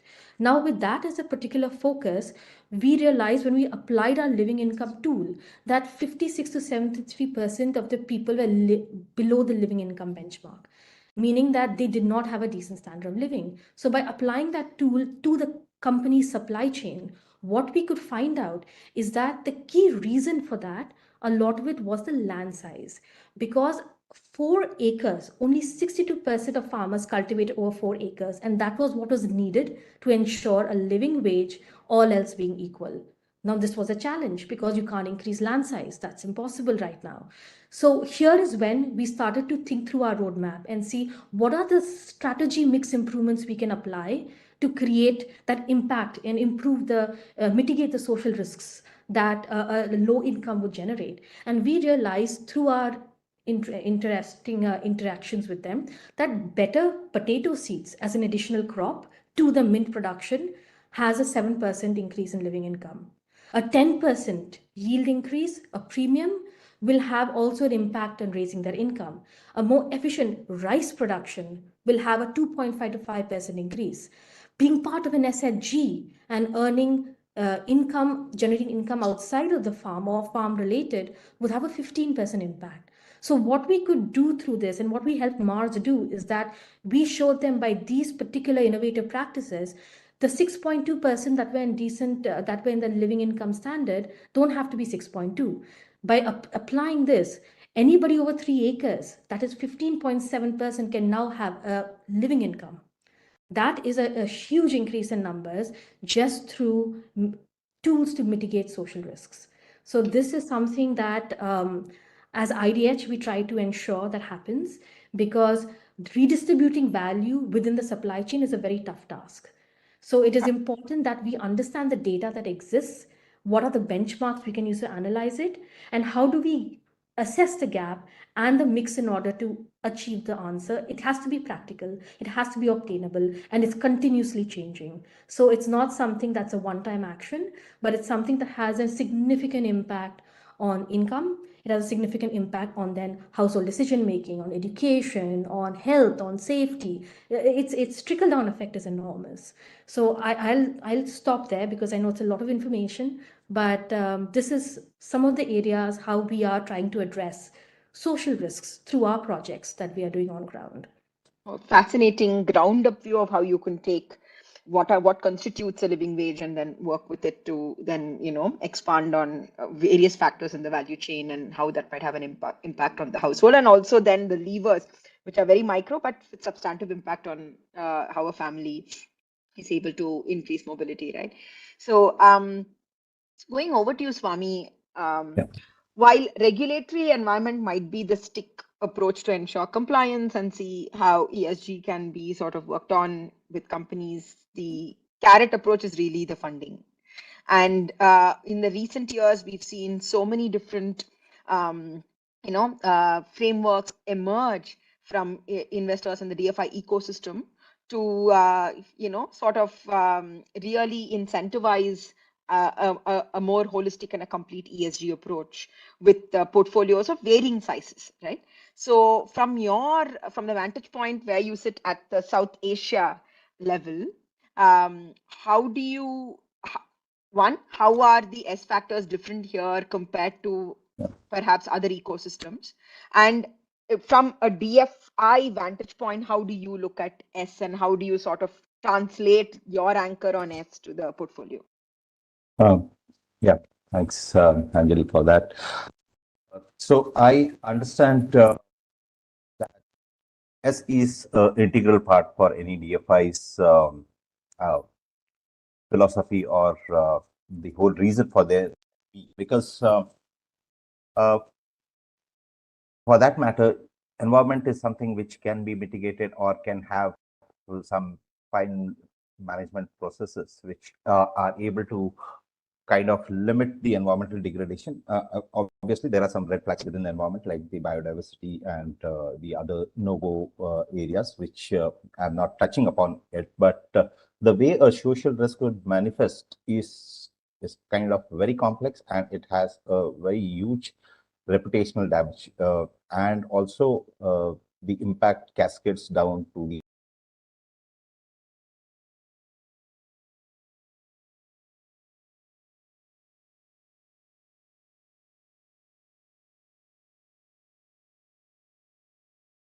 investing only where the DFI's money or our investments come in as additional. So we don't want to crowd out the commercial markets and provide a patient capital. So this where it differs from a commercial capital, where we are bringing in that additionality, want to reach out to those who are not able to access commercial capital. So that itself, so the RS starts at the origination level as to whom are we is looking at to invest in. So the ones who are unable to secure commercial capital, and we provide a patient capital. So that itself differentiates a DFI approach. And then for BI, British International Investment, the other layer which comes in our investment lens is the PSI score, which is productivity, sustainability, and inclusivity score. So productivity is to do with how much the company would be growing, and the scale at which would be growing, and the economics of the company. But the S and I is what stands for us. S is sustainability, but sustainability here includes EHS and the social factor and inclusivity. As I said, inclusivity, again, going back to the additionality factor, where we would definitely be looking and very keenly scoring our investments as to are this investments inclusive. So that's where the S elements comes in very early in our investment stage. And within the and how we are improving those who are involved in this business activity in terms of their livelihood, in terms of their uh, in terms of their lives, is what we would be looking at a very initial stage. And post scoring our investments, then we get down into the specificities of the sustainability, which is for us the core ILO conventions, the labor laws is what we look at minimum. That's something as a starting point, the human rights. And then we move on from there to find newer value adds. So while we are due diligencing potential investee, we look at the attrition trends. We look at diversity and inclusion. We also look at are the employees happy, and so what kind of employee engagement are being done. And the other aspect from there is the supply chain for us, which is also quite important, because most of the social risks for us don't lie at the company where we invest, but they are deep down in the supply chain. So we have been pushing our investees to start looking at tier 1 and going beyond tier 1 to tier 2 suppliers. Some of the examples of us being persistent is especially with the supply chain for polysilicon, which are where we have been posing kind of persuading with our renewable energy companies to start looking as to where the polysilicon and the wafer which is used in the solar panel is coming from, because majority of it is coming from countries which have very poor labor standards. So we want to have a clean supply chain, and we want to keep the manufacturers of the solar panels away from those kind of supply chains. So that's a very targeted initiative which we have been doing. And simultaneously, there are being some research studies which are being done to understand more of the supply chain, because beyond tier 2, tier 3, the supply chain becomes very obscure. So, and so is our control and influence. So that's where we are working on. Similarly, it is the other supply chains which equally worry us are lithium. With the increase in the EV vehicles, lithium is a concern for us. Cobalt has always been a concern because minerals coming from DRC. So that's the supply chain part of it. But within the sectors what we are operating, it's infrastructure, where the access to electricity is something which is quite important to us. That is the inclusion part of it, and also the social part of it. What kind of energy, who would be accessing it, and is the energy affordable, is the theme when we look into infrastructure, especially energy generation, cleaner energy generation. Under financial services, the kind of investments we look at, or the investees who have a targeted products or facilities for women entrepreneurs, or first-time home buyers, affordable housing, or it could be also where women could be the owner of the house. So those are the kind of products which we are very interested in, and we are keen to invest in, and we have a portfolio full of them. So similarly, we have been working with our investees, where we have been helping them to do market analysis, market evaluation, to understand what's the potential for woman-centric financial services, woman-specific product loans, which we can offer. And we have realized the potential here, because companies which have more woman-centric products, financial services which have more woman-centric products, have a good asset quality as compared to the normal asset quality. So that is one of our learnings which we are coming from. And similarly, in the manufacturing technology and services vertical, that's one of our vertical where we fund. We usually look at diversity and inclusion in the workforce. Also, we look at the woman representation in the senior management. That's and at times it has become a condition precedent for us to invest before invest into a company unless we see good representation of women at all the levels of the organization. And in technology also, we had been approached by quite a few technology companies, but inclusivity and the access to technology, I just heard the students from various institutions talking about accessibility of the technology, and that's what we have been practicing. So our first question to our potential investors is, who accesses this, and what's the cost for accessing this technology? So S is kind of integral to us, and we have quite a lot of examples of how we have been integrating S as a value add for our investors, which I can cover in my next turn.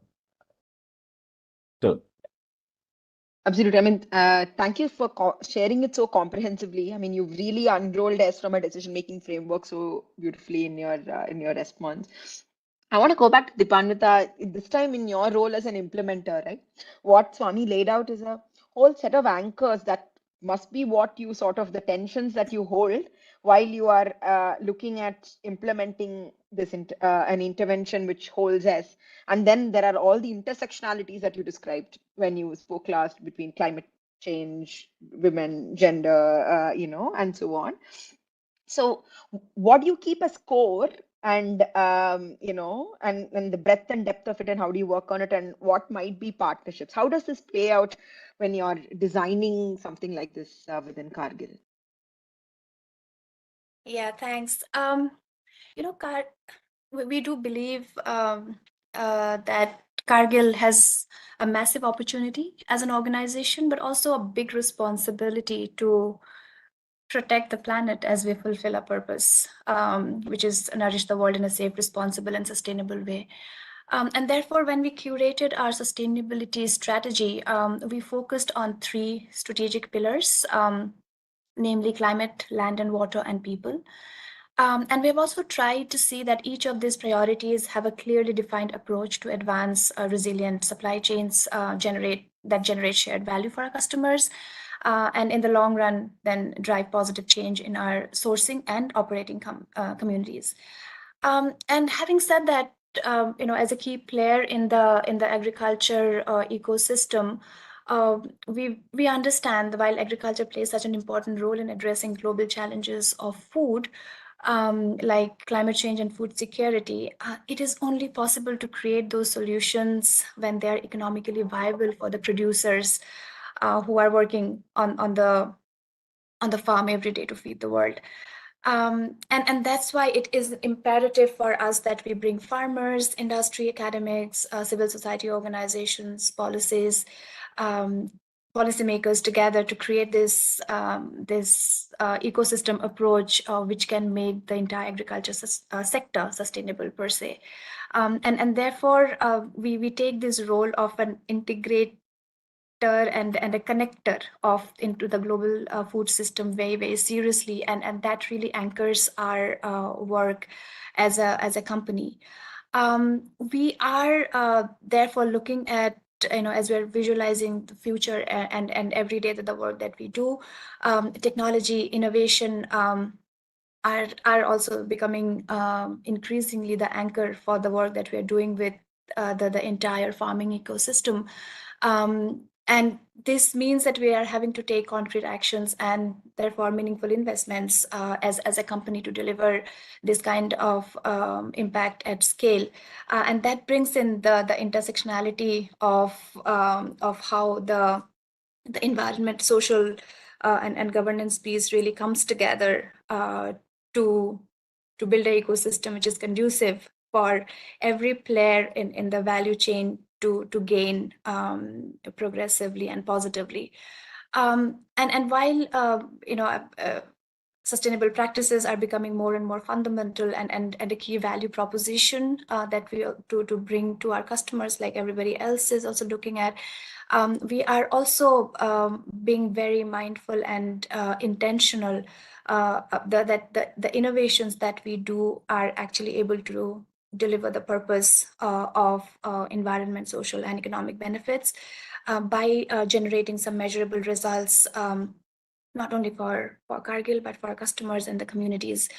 And the other aspect of it is to take a nature-based solutions approach, in terms of the value chains that we work, be it palm, be it cocoa, be it copra, be it soy, and all of it. These are these commodities that we work in day in and day out also puts a responsibility back on us as a supply chain player to do and undertake initiatives to preserve those critical natural resources where all of these value chains exist, by taking measures to protect forests, restore degraded land, regenerate soil, as well as protect and replenish water resources, because it impacts everybody in the long run.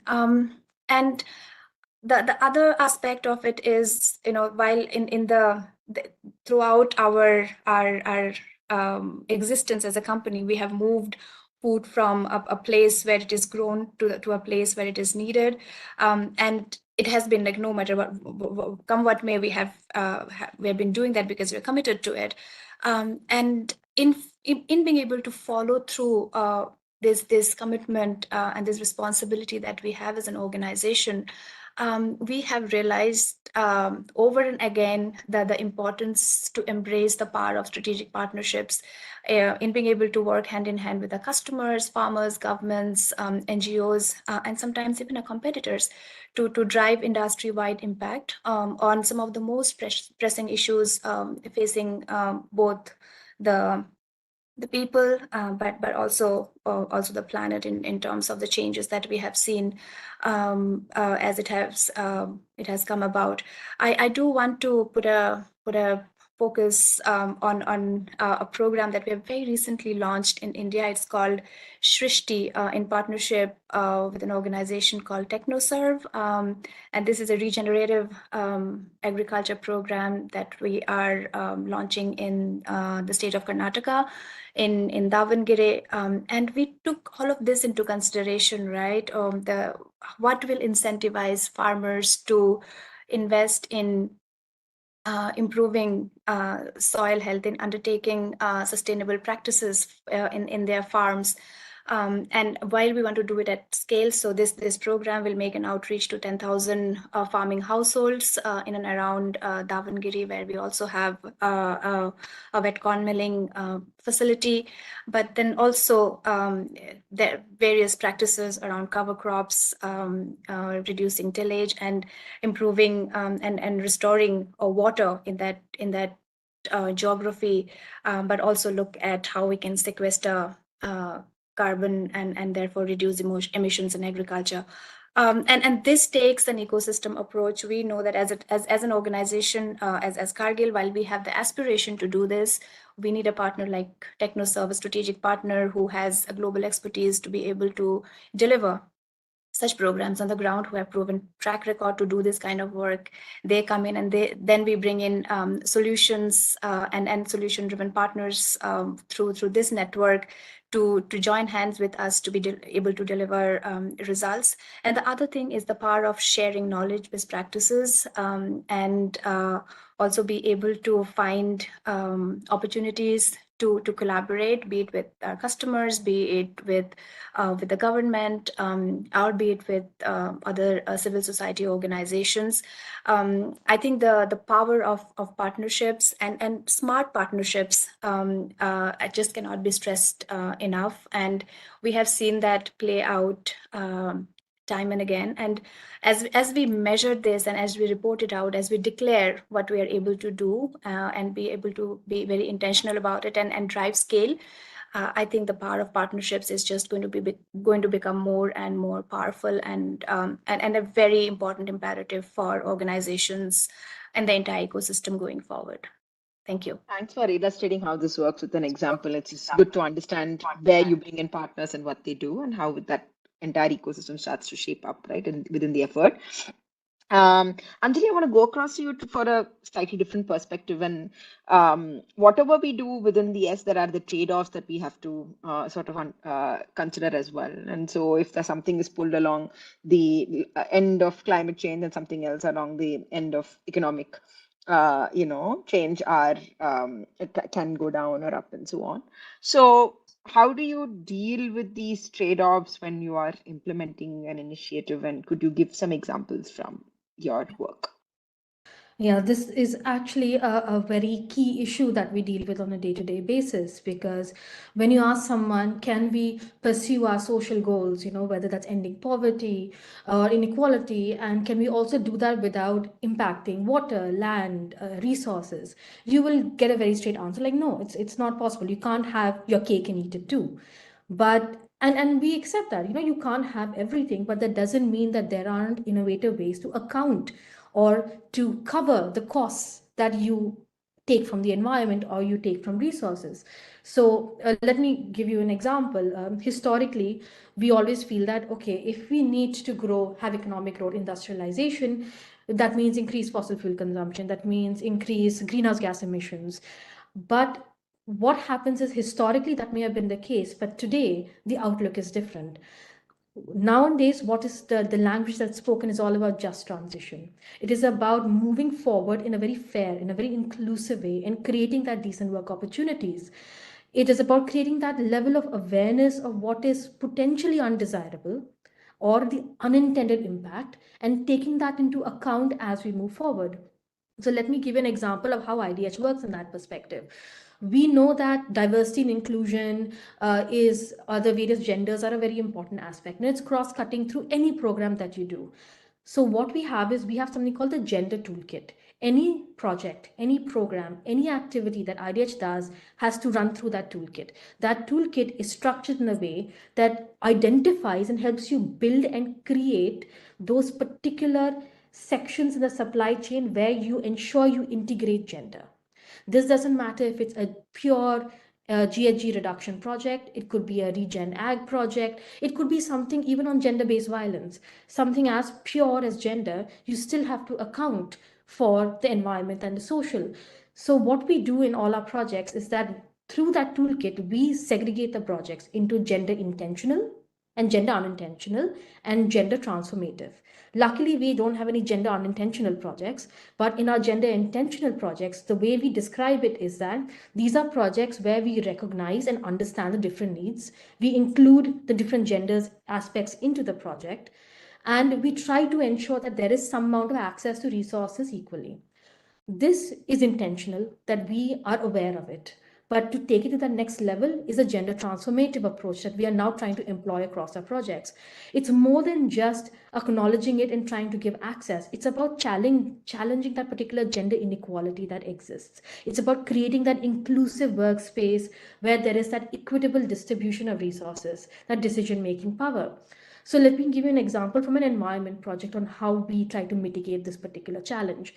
We have a project called alternate materials. It's about using materials other than virgin materials. It is a pure, better environment focused circularity agenda. What we do in this project is through this toolkit, we are trying to introduce social compliance amongst the waste workers. We're trying to introduce labor rights amongst the waste collectors. And historically in India, that's a very informal, it's a very underdeveloped and underfocused area that has not really been professionalized, much less formalized.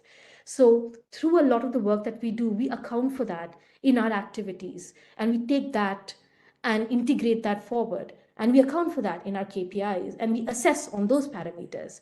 Are we including them in decision making? Are we taking their needs into account? Are we capturing segregated data? What are we doing with the impact? It's not so much only the effort, it's about the impact of that effort. And that is what we assess in all our projects from a social risk angle to mitigate and try to balance it out. Yeah.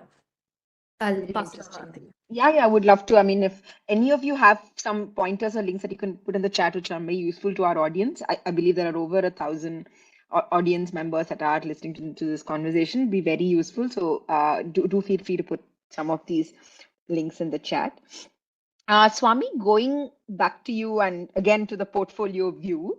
So what are some of the, I mean, if you have such a comprehensive process for evaluating, assessing, and also bringing in the impact, like Anjali said, what are the key drivers which come into play when organizations try and implement this or be ready or take it forward?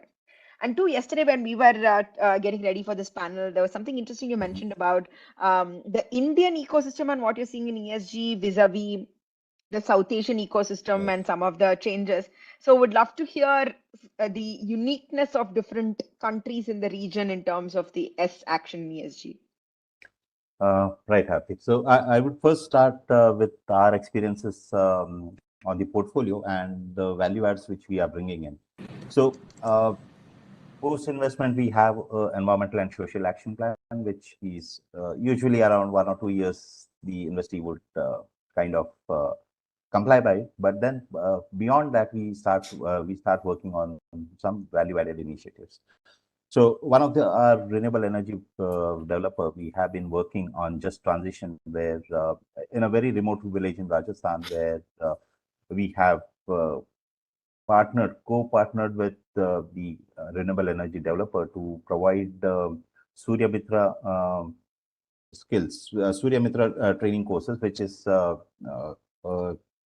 training course by a government training course where they are encouraging the youths of the community to come and learn or upskill themselves to get hired in a solar energy power sector, so solar energy sector. So, and one of the requirements when we co-funded it was having at least 10% of the students as women, because given the geography is like Rajasthan, which is very difficult to have women come and attend this kind of training course and pick up a job in a remote renewable energy location is what was challenging. So not that we have been have a great success, but we are working towards it. Similarly, we have been working on similar projects in Anandpur, which is in Andhra Pradesh.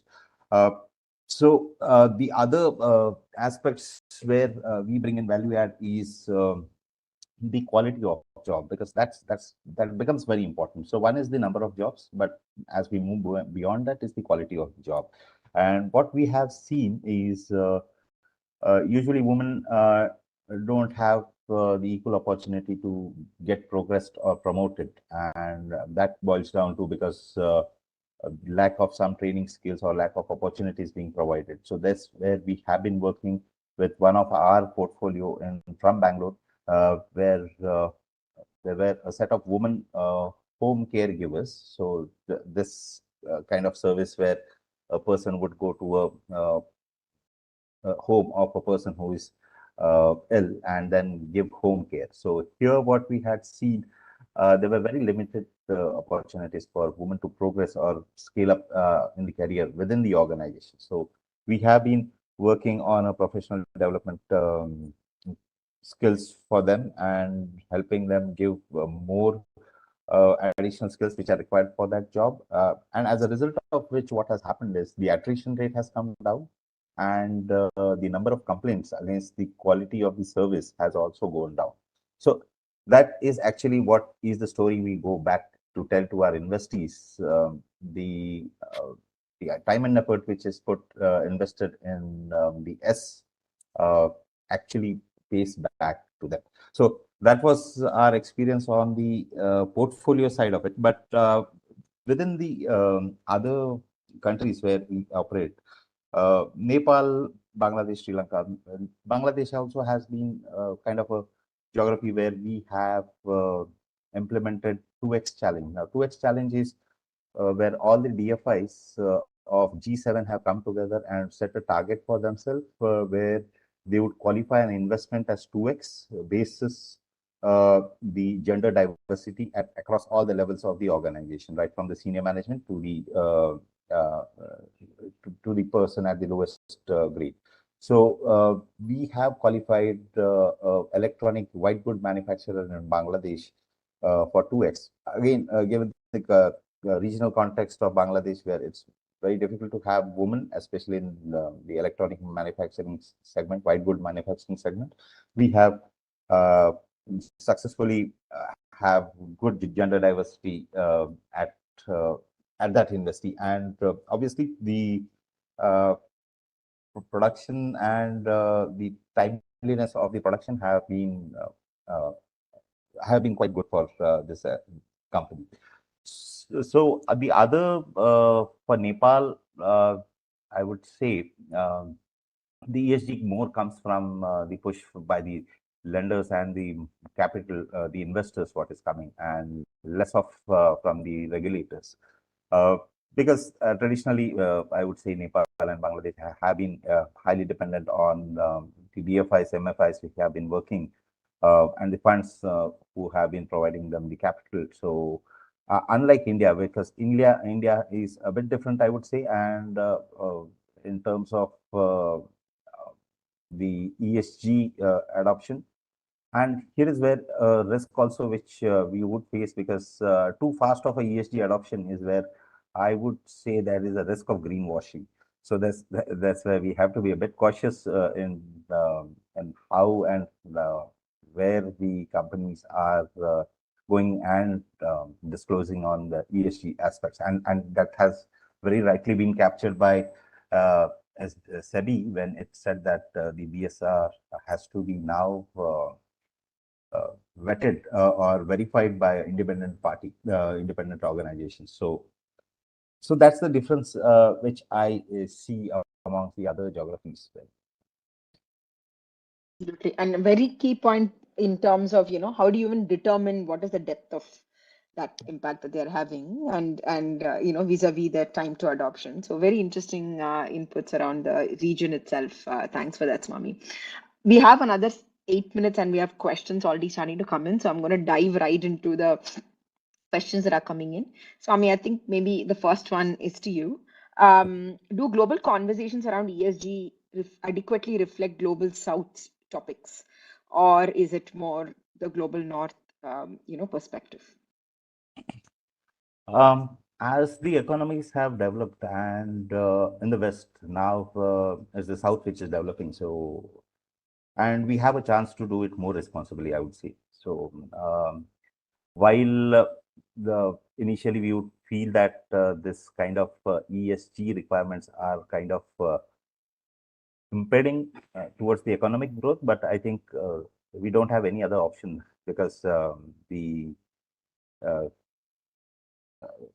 way the whole ecosystem has been impacted, or the kind of disparity which has been coming within the social fabric of a community, I think this is the best way, and we should learn from the mistakes of the West and not repeat them, I would say.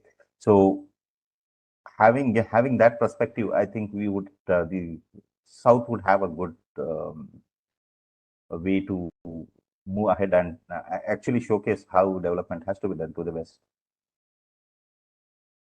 Thanks for that perspective. It's very interesting because even at the scale and range of interventions that are being seen in the South are more, are very, very friendly to understanding, and then, that cross learning, which we can take back to the global North as well.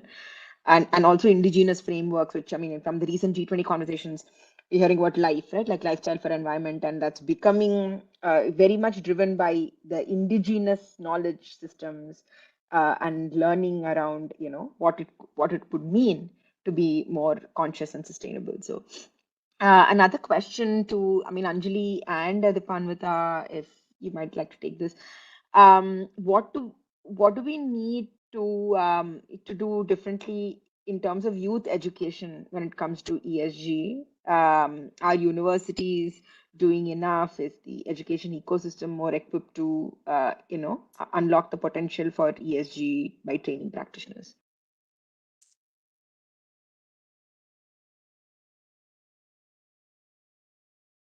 Anjali, do you want to go first, or? Please go ahead. Yeah.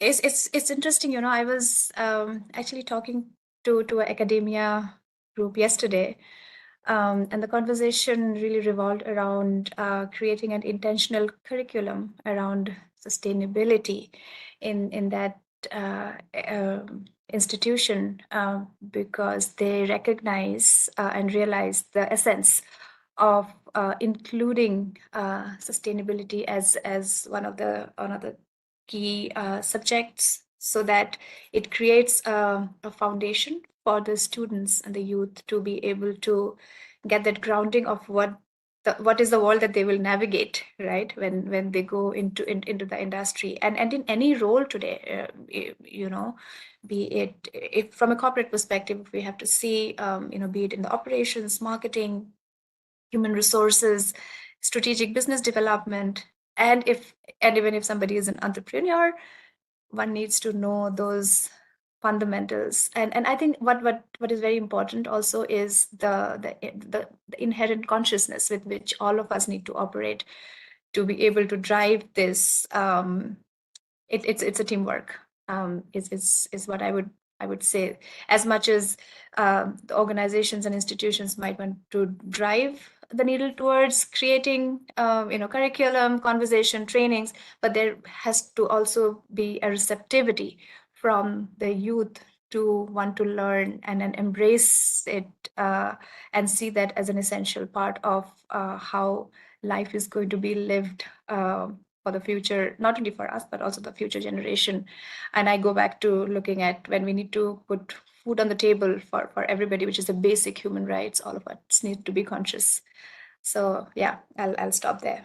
No, interesting. And I just want to take a moment to build on what you're saying. I was part of like one of these vocational, programs being run by an NGO, and a business leader was talking to the graduating cohort when he said that we actually need more students to study chemistry because the chemistry intake in that batch was the lowest. And he's saying that chemistry is very material to all of the R&D and innovation that we'll do on lithium-ion batteries, and hence electrical vehicles and that sustainable mobility. And it's so interesting to see what are the connections between the education that is received by youth today, and in some sense the ESG areas that are going to be researched, built upon, innovations are going to come in the future. And even I wanted to build upon it to say that the technical areas in which ESG is going to sort of expand in the coming years tie back to a lot of interesting education around all of these topics, starting from foundational, math, physics, chemistry, and so on, and going upwards to more specialized pieces. Secondly, if you were to look at the ecosystem that is today involved in some of these traditional systems in industries, which are going to move to newer ways of doing things, how do you transfer that skill? Like the kind of example Swami said, where a certain enhancement of skilling then led to lesser attrition and better benefits. When we make this whole transition to a greener future, and different other systems through which we operate, how are we going to transition the existing workforce and upskill them, and in some sense transfer skilling? And Satwa, we had done a report around this as well, where transfer skilling became one of the most important areas of education to look at, to then be able to help a lot of the existing professionals in traditional industries sort of migrate and then upskilling. So just wanted to add that. I know that we are at the end of time, or I don't know if we have a few more minutes. There is one more question. No, we are okay. We are totally out of time, but there was a last question, and if the panelists can maybe put any other perspectives on chat. How can companies strike a balance between ESG goals and financial performance? There are examples of companies that have done both.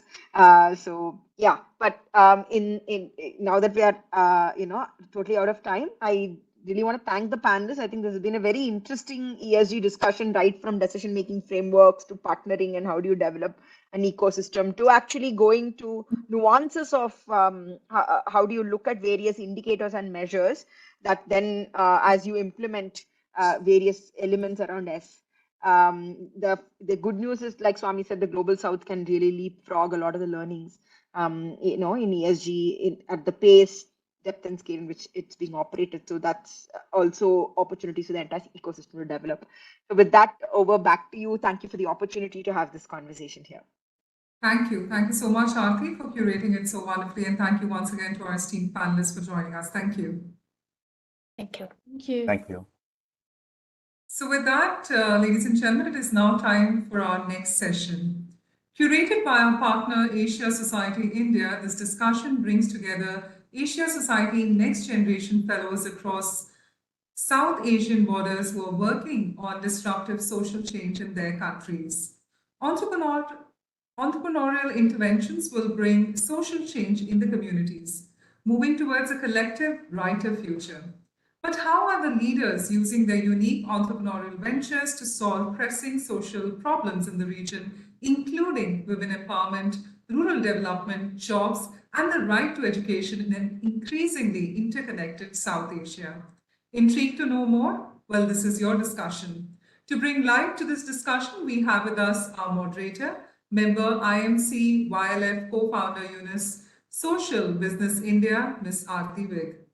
Aarti is the co-founder of Mohammed Yunus's Accelerator for Social Businesses, UNIS Social Business India. These days, she's talking and thinking about the stakeholder capitalism and impact investing. She's an Aspen Fellow, Asia 21 Fellow, and a BMW Foundation Responsible Leader. Previously, Aarti's worked as an investment banker at JP Morgan in Mumbai. Thank you so much, Aarti, for joining us. Well, joining us also would be our panelists. We have the Executive Group Director, Capital Maharaja Group, Sri Lanka, Chevan Daniel, a Fulbright Scholar, an Eisenhower Global Fellow, and an Asia 21 Fellow. Chevan is a globally recognized humanitarian leader and orator. He leads Gamavada, a community-driven rural development initiative in Sri Lanka, considered to be the nation's most powerful grassroots movement. An avid musician and a historian specializing in ancient Sri Lanka, he's somebody who's internationally certified swift water rescuer deployed in regional flood disasters. Also joining us is our next panelist, the founder, Maina Mahila Foundation India, Ms. Sohani Jalota. The Maina Mahila Foundation, a women's health and employment organization in slum communities in India with a reach of 1 million plus women. She's a Knight Hennessy Scholar, completing her MBA and PhD in Labor and Gender Economics at Stanford University. Through her research, she's founded an employment initiative for women, Rani Jobs, a smartphone-based platform that provides women with microtasking jobs from home. She's a Forbes Asia 30 Under 30 recipient, Hindustan Times 30 Under 30, Asia 21 Leader, Young Achievers Mother Teresa Memorial Award, and the Queen's Young Leader. But before I hand over to Aarti for the panel, let me invite the Honorary Inakshi Sopti, the CEO of Asia Society India Center, to say a few words. Inakshi, being the CEO of the Asia Society India Center, leading its mission and mandate in India, she's somebody who drives engagement across genres of business, foreign policy, and the arts between India, the rest of Asia, and US. An economist by training, she's an alumnus of Lady Shri Ram College, Delhi, and the London School of Economics. Earlier, she spent 7 years with the Harvard Business School's India Center, leading community initiatives for them in South Asia. With that, I warmly welcome all of you. Thank you so much for joining. Please take it forward. Inakshi, over to you. Thank you. Am I audible? Yes, Inakshi, great to see you. Lovely. Okay, super. Thank you, Bhavna. Good evening, everyone, and welcome. At Asia Society, we're so excited to be partnering with the IMC on their Youth Conclave 2023. The theme of One South Asia, One Earth, One Family, and One Shared Future that brings together entrepreneurial voices working on these common themes across South Asia on one common virtual table is both, I think, relevant and timely. As some of you know, Asia Society is a global nonprofit educational organization that navigates shared pathways between Asia and the rest of the world across the themes of geopolitics, business, technology, sustainability, and arts and culture. It's really a pleasure to curate this program along with the Indian Merchants Chamber to talk about how entrepreneurs are solving common challenges in South Asia and to explore the ingenuity and impact of their work. I'm also doubly delighted to see some of our Asia 21 fellows on this panel. The Asia 21 Next Generation Network is something we are very proud of at Asia Society. Started around 10 years ago, the program identifies young leaders under 40 from the Asia Pacific to create a community of change makers who are committed to changing the landscape of Asia and making it a more inclusive and better place to live and work in. Our Asia 21 fellows are some of the most innovative and compassionate leaders across media, technology, the arts, politics, and business. I've had the privilege of meeting many Asia 21 fellows in South Asia and engaging with them. And I can tell you firsthand that this is a community that is committed to building sustainable, inclusive change. So I hope this conversation this afternoon inspires and evokes some inner reflection on how purpose, innovation, and entrepreneurship can be woven together. And with that, I'd like to hand over the reins of this discussion to our moderator, Asia 21 Fellow 2015, Aarti Vig. Thank you all. It's really a privilege to be here today. Thank you, Inakshi. Thank you very much. So as Inakshi mentioned, we are all Asia 21 fellows, and I think this conversation is a very special one for all of us because it was actually incubated post several Asia 21 summits in late night huddles where us fellows, especially those that are working across borders, get together, realize how much we have in common, and then we start talking about the work that we're doing. And we realize that not only do we have language, food, shared culture in common, but we're working on very similar problems and often coming up with very similar solutions as well. So the dream is not only to have these conversations, but to collaborate to create cross-border projects. And when I talked to Shivan and Suhani and Freshta, I realized that this is not just my dream, it is everyone's dream. It's a dream that we all share. So I'm very grateful to you, Inakshi, for bringing us all together, and to Shivan and Suhani for this conversation. And I hope that it does trigger that cross-border collaboration. Suhani, a special thanks to you because this is a late night huddle. Suhani is unexpectedly in the US today and is joining us at 3:30 a.m. So we're very grateful. Freshta Karim was from Afghanistan, was supposed to be here today, but unfortunately she's ill. Freshta, we miss you. Get well soon, and maybe we can do this again when you're better. So today I'm playing a dual role. I'm wearing two hats, one of a moderator and also of a panelist. So let me first put on my panelist hat and take 5 minutes to set some context. And it might be a little bit ranty. So South Asia, why are we having this conversation? South Asia is 25% of the world. It is also overwhelmingly young. 50% of our population is under 25. So this overwhelmingly young 1/4 of humanity also faces disproportionate challenges. Climate change and its repercussions, rising temperatures, floods, food security, pollution from changing cropping patterns, the inevitable climate refugee crisis. None of these recognize artificial man-made borders, and they all require collective action. On top of that, let's add in issues that come from shared social constructs. Women empowerment, that Suhani is going to talk about, financial inclusion for women, or problems that come from shared legacy infrastructure, for example, strained health infrastructure that became very evident during COVID. Now, all of these can benefit, again, from, at the very least, cross-pollination of ideas, if not solutions. And also because of our young demographic that I talked about, at least in India, we add 1 million young people to the workforce every month, and we do not generate anywhere near enough jobs. Now, the flip side of these social and environmental problems is the entrepreneurial opportunity that the vibrant startup ecosystems in all of our countries in South Asia are already tapping into, right? In India, we know that we have the third largest startup ecosystem, and it's churning out something like 70,000 startups and creating innovative, context-relevant solutions in fintech, in health tech. It's reimagining food systems. Now, one would assume that with our shared aspirational human capital, with our common languages, our contiguous borders, and our shared socio-economic context, all of which imply common markets, that entrepreneurs, whether they're social entrepreneurs like the ones here or regular entrepreneurs, can take advantage of together. But strangely, despite all of this, South Asia is also one of the least economically integrated regions in the world. Intra-regional trade stands at just 1/5 of its potential. And we're also missing out on a massive global opportunity. We have geopolitical shifts towards de-risking global supply chains that we heard in the earlier panel that also present an opportunity to create shared regional infrastructure and, most importantly, jobs.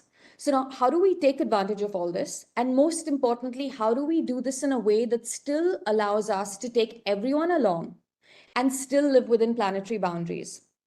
I personally think that all of this needs a collective response that cannot come from policy interventions that are frequently held hostage to politics, nor can it come from civil society responses that focus only on strengthening cultural bonds, which is important, but it's not enough. I think today, the factors that I mentioned above, our youth, our favorable geopolitical shifts, our startup fervor, all of these offer an exciting opportunity for a different kind of civil society response, one that is focused on recognizing and forging entrepreneurial bonds across South Asian youth.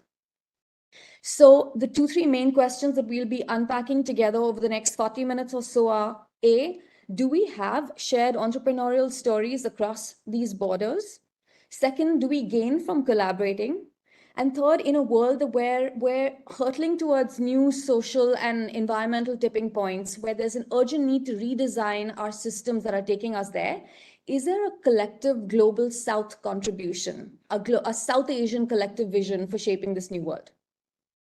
So with that context, let's kick this off with making it all real first. On this panel, we have two amazing leaders. We have Shivan from Sri Lanka and we have Suhani from India. who are both directing their entrepreneurial energy to solving important social challenges in their countries. That of jobs for women and rural development. Siobhan, let's start with you. Give us a window into your world. What's the context in which you operate? What's the problem that you're trying to solve? And how are you doing that?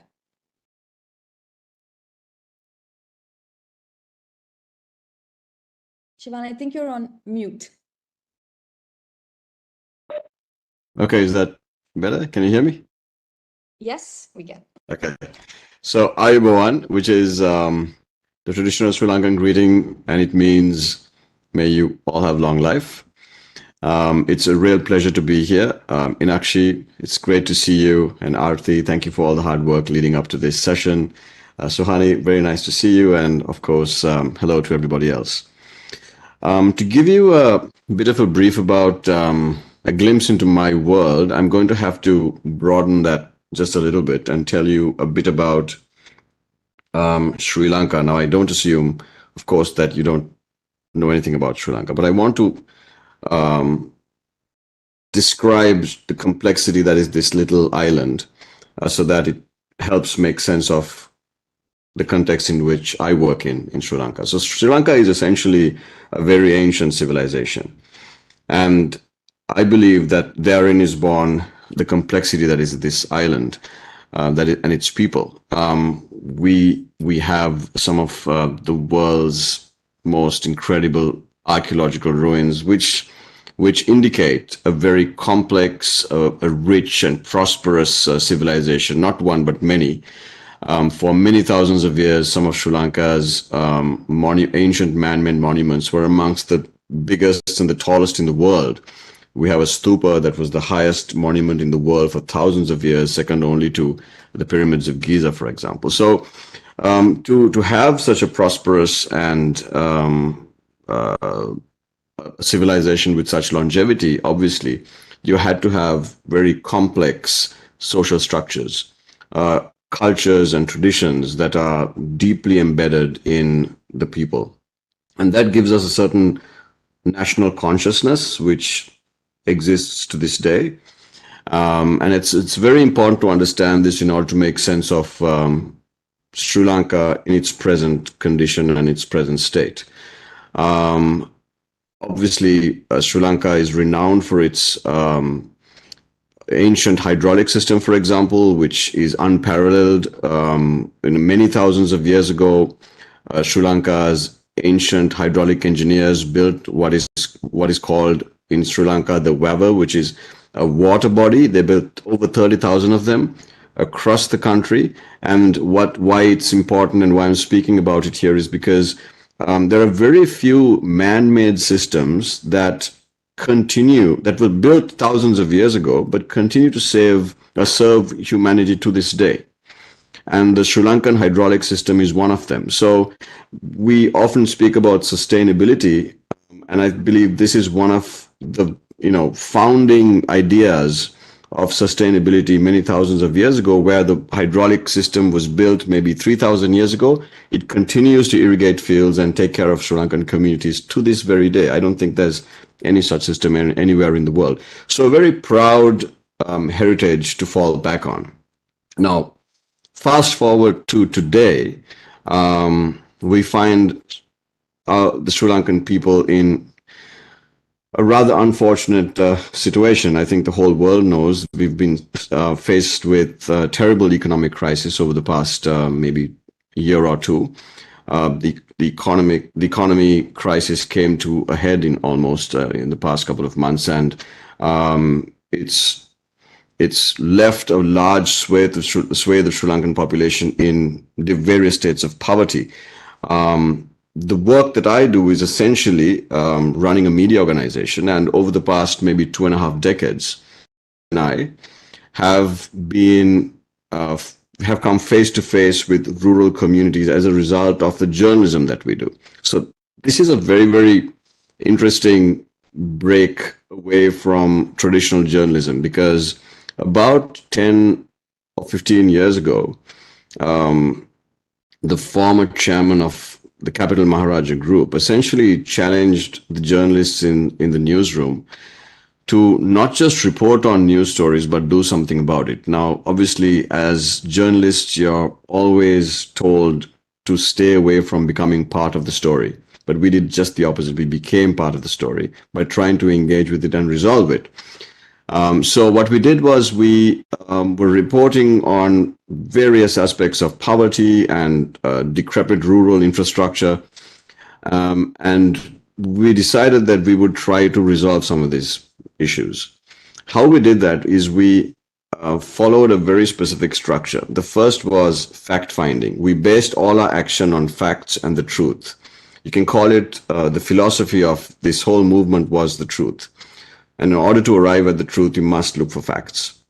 And so we spent an inordinate amount of time just walking from village to village, listening to people, and then collating that information so that we had some idea of the different levels of poverty and the decay of rural infrastructure. Once we had an idea, we decided to mobilize communities.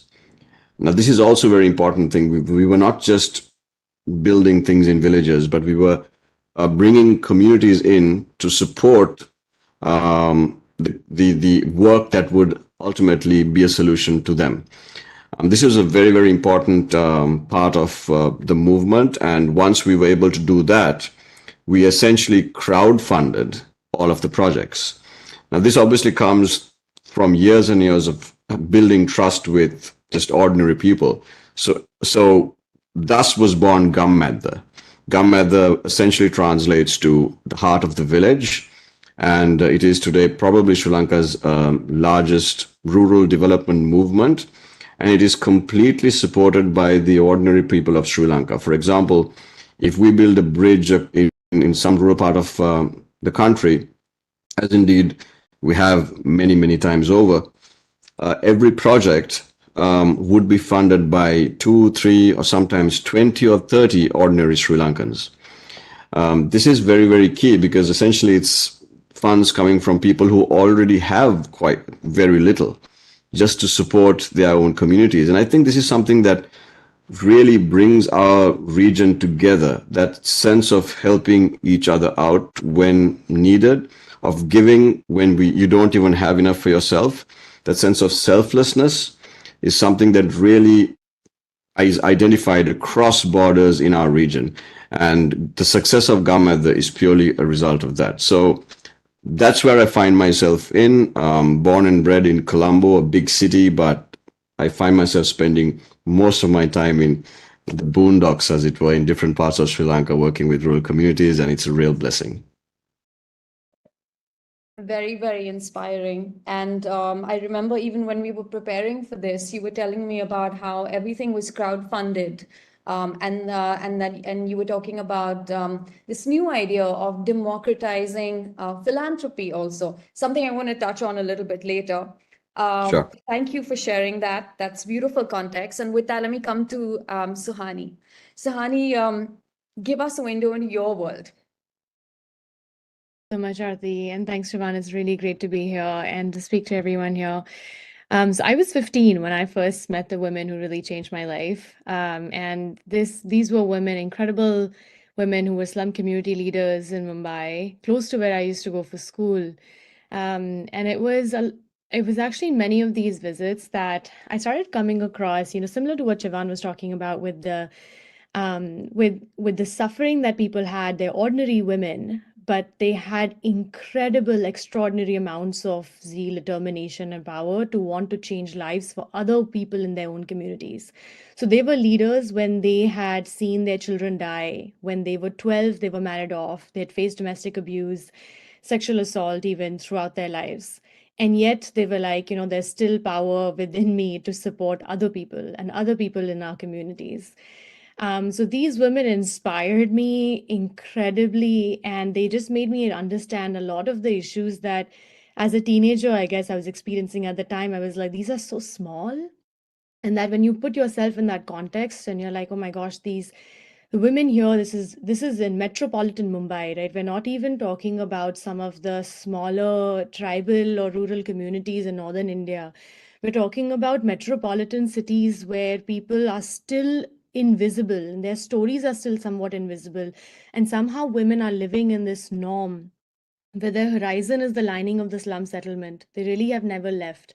They are exposed but yet invisible. So they understand what aspirations look like, but think that they're too far for them to be able to achieve.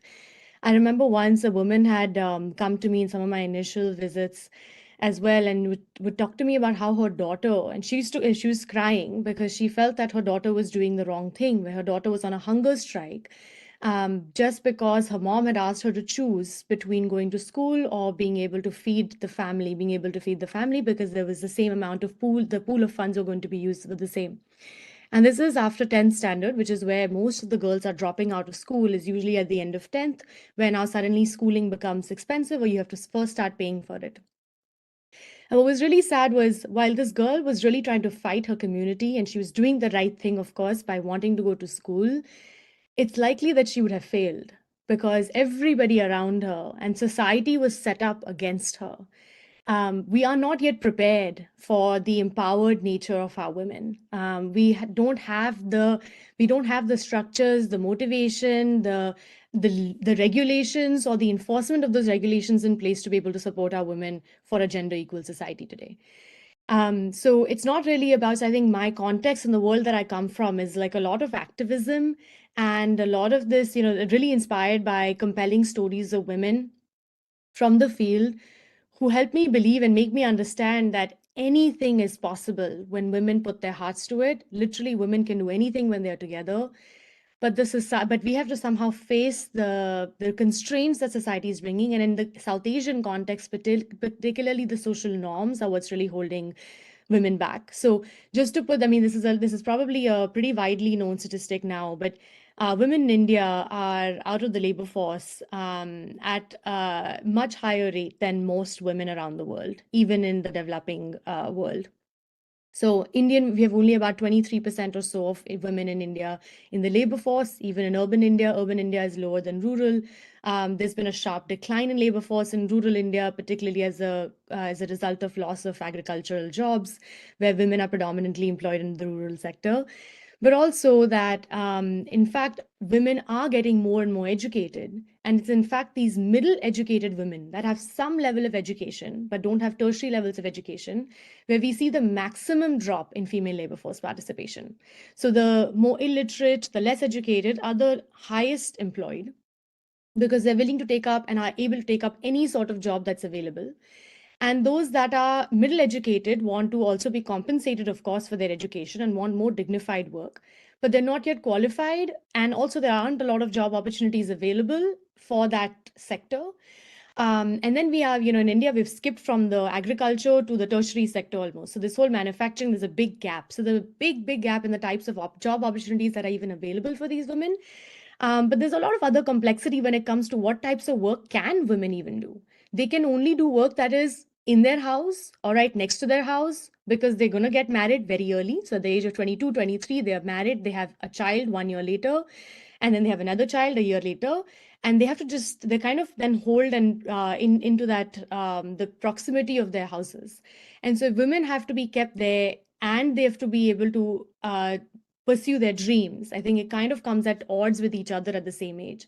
So women drop out actually of the labor force or don't join even earlier. So if they are dropping out at the age of 15 from 10th standard and they're only getting married at the age of 22, we have a case of missing women where we don't even know what they are up to. They're not in school, they're not in the labor force, they're not married. So then what are they doing? And there's been a big discussion around this as well, where possibly that they're doing unpaid, of course, domestic work, which tends to be the brunt of most of the work that women are doing today. And that is unmeasured for, it's unvalued quantitatively. But been a big, I think what we are trying to do at the work that we are doing back in the urban slum communities in India is really trying to provide job opportunities that are designed for these women from their perspective. About 8 years ago, when we started Mena Mahila Foundation, and Mena is really the bird that speaks a lot. So we're named after the Tota Mena because people will often call me like a Tota Mena, you keep talking. And so I was like, that's precisely what we're supposed to do. We're supposed to have our women talk about the issues they're most afraid to discuss aloud. It's about your menstrual health, like your domestic violence, like sexual assault. It could be any of these issues. So we started off as a taboo-breaking, stigma-breaking organization that's supposed to help women speak up. And that's what we've been doing till date. But a lot of what we do and how we do it has transformed over the years. So initially, a lot of the work was focused specifically on taboos to do with menstrual health and your bodies. And we continue to do that. And that's one way of getting women to understand that they are just like their male counterparts. And to help them realize that there's nothing different, that you're not being held back by your own body. You're not being held back by these cultural norms that are telling you that your body might be inauspicious during this time. And then on the other hand, now what we've been working on over the last couple of years is MENA Employ, where we are working on providing job opportunities now to women as well, to give them that financial independence, to have the luxury to be able to speak up and then be able to fall back on an option where you have your own resources. So if you had to break away from your marriage, if for any reason you had to threaten your husband even and be able to stand up for yourself, you have the financial means to do so and feel confident in doing so.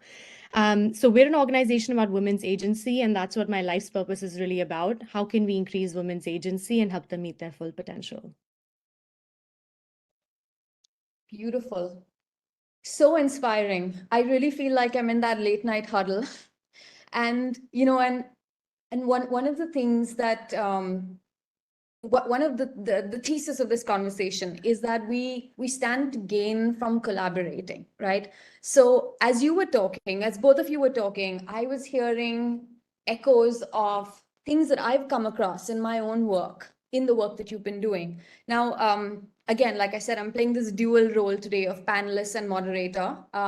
So I'm going to ask, I'm going to start first, but the question that I want to ask all of us is, are we hearing echoes of each other's stories in each other's stories? And let me start. Since Sohani is talking about the Indian context and Shivan is talking about Sri Lanka, I'm not from Bangladesh, so I cannot at all claim to represent Bangladesh, but I have worked there. So, or I have worked with somebody who has done a lot of work there. So let me talk about that context a little bit. So I think when you look at, I think, so for people, so for the audience here, that is perhaps not, I know there are a lot of students here, and you may or may not have heard of Grameen Bank or Muhammad Yunus. So I've spent about a decade, little over a decade working with Muhammad Yunus, who's called the father of microfinance. So again, for the students here, what was the idea there? He started something called Grameen Bank way back in 1976. And the idea there was, again, in a way, combining what Shivan has been doing and what Sahani has been working on way back in the 70s. One, realizing that the financial system does not lend to women, and because they do not have access to finance, they cannot participate in the economy, right? So therefore they are not empowered. So where's that money going to come from? That money ultimately has to come from the people themselves, but first they have to be able to be included in the financial system and build up enough savings. So he started something called Grameen Bank, which was in a way one of the first microfinance organizations in the world, giving small loans to women that the banking system would absolutely not look at.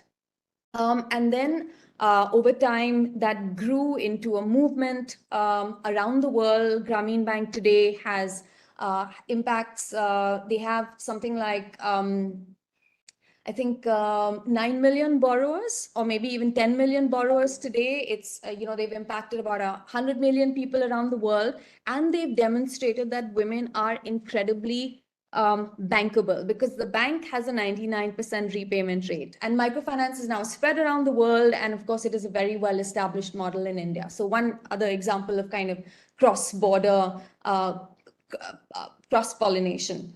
So as I was listening to both of your stories, I was thinking, isn't it interesting that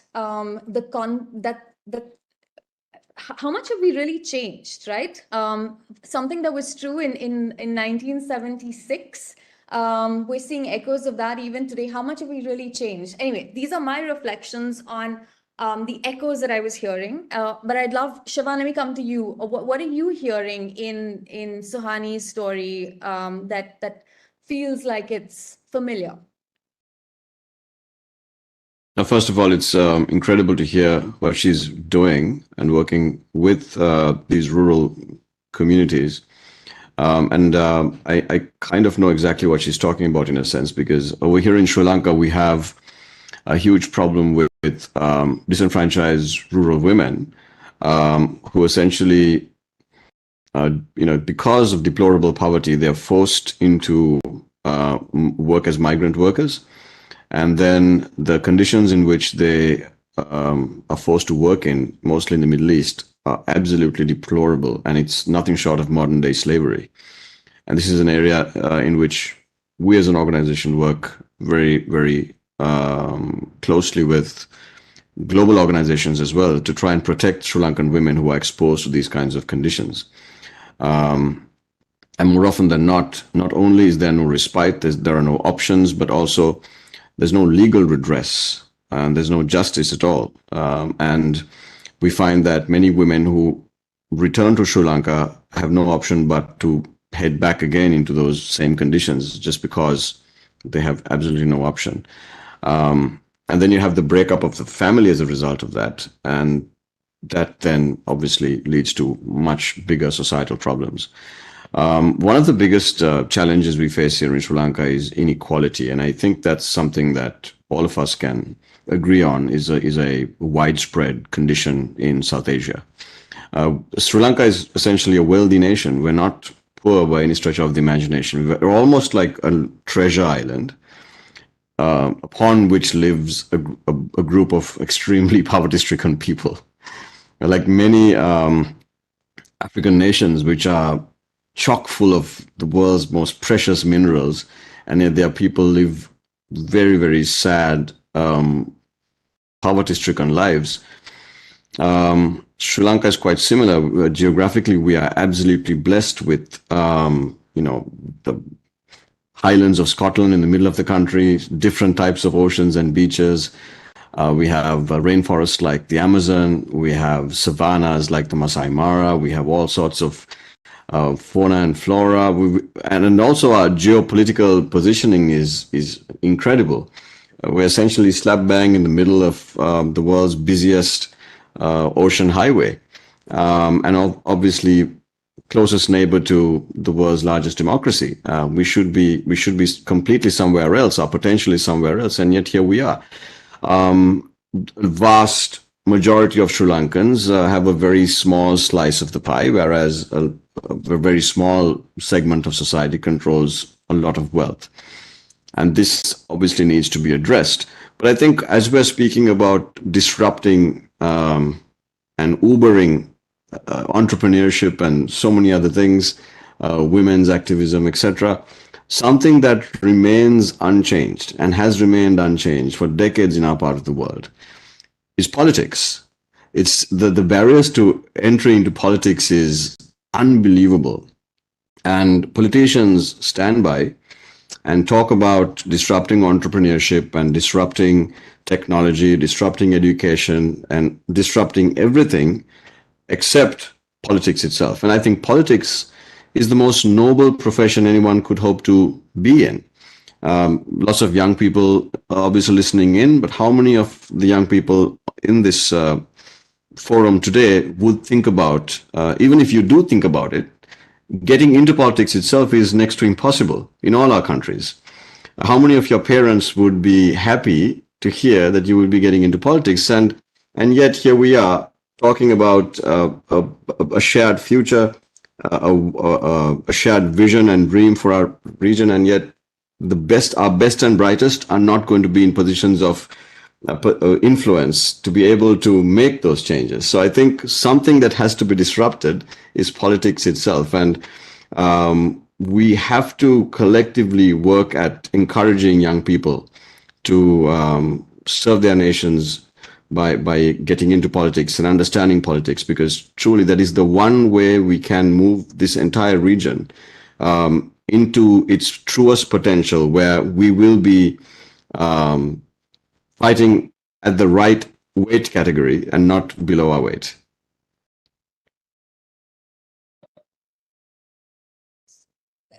The point on the difference between potential and where we actually are very strongly resonates. I want to come back to that point in a second, but Suhani, first, your own reflections, are you seeing echoes as well?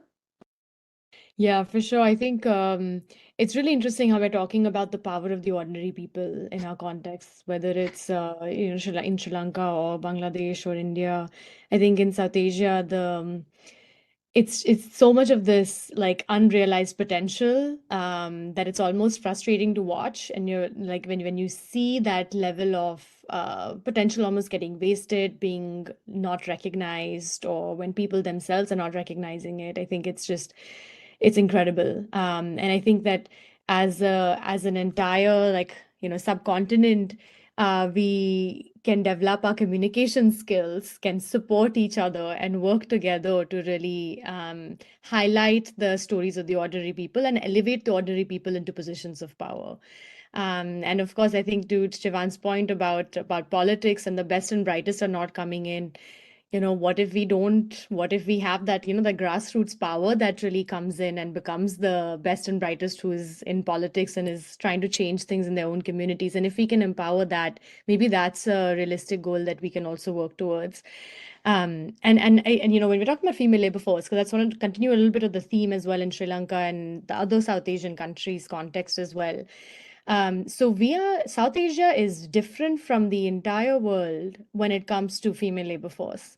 And this has really important implications for the economy, because it means that if half of our labor force is really not utilized, is underutilized at the moment, the growth that are in our already kind of very high growth economies can have with women joining the labor force is huge. In other countries where this has already been saturated as a tool for growth, it can be used as this is like huge business and economic potential that somehow, even after knowing this, we're not able to get the women to join or to get the right opportunities to the women or get the society to support.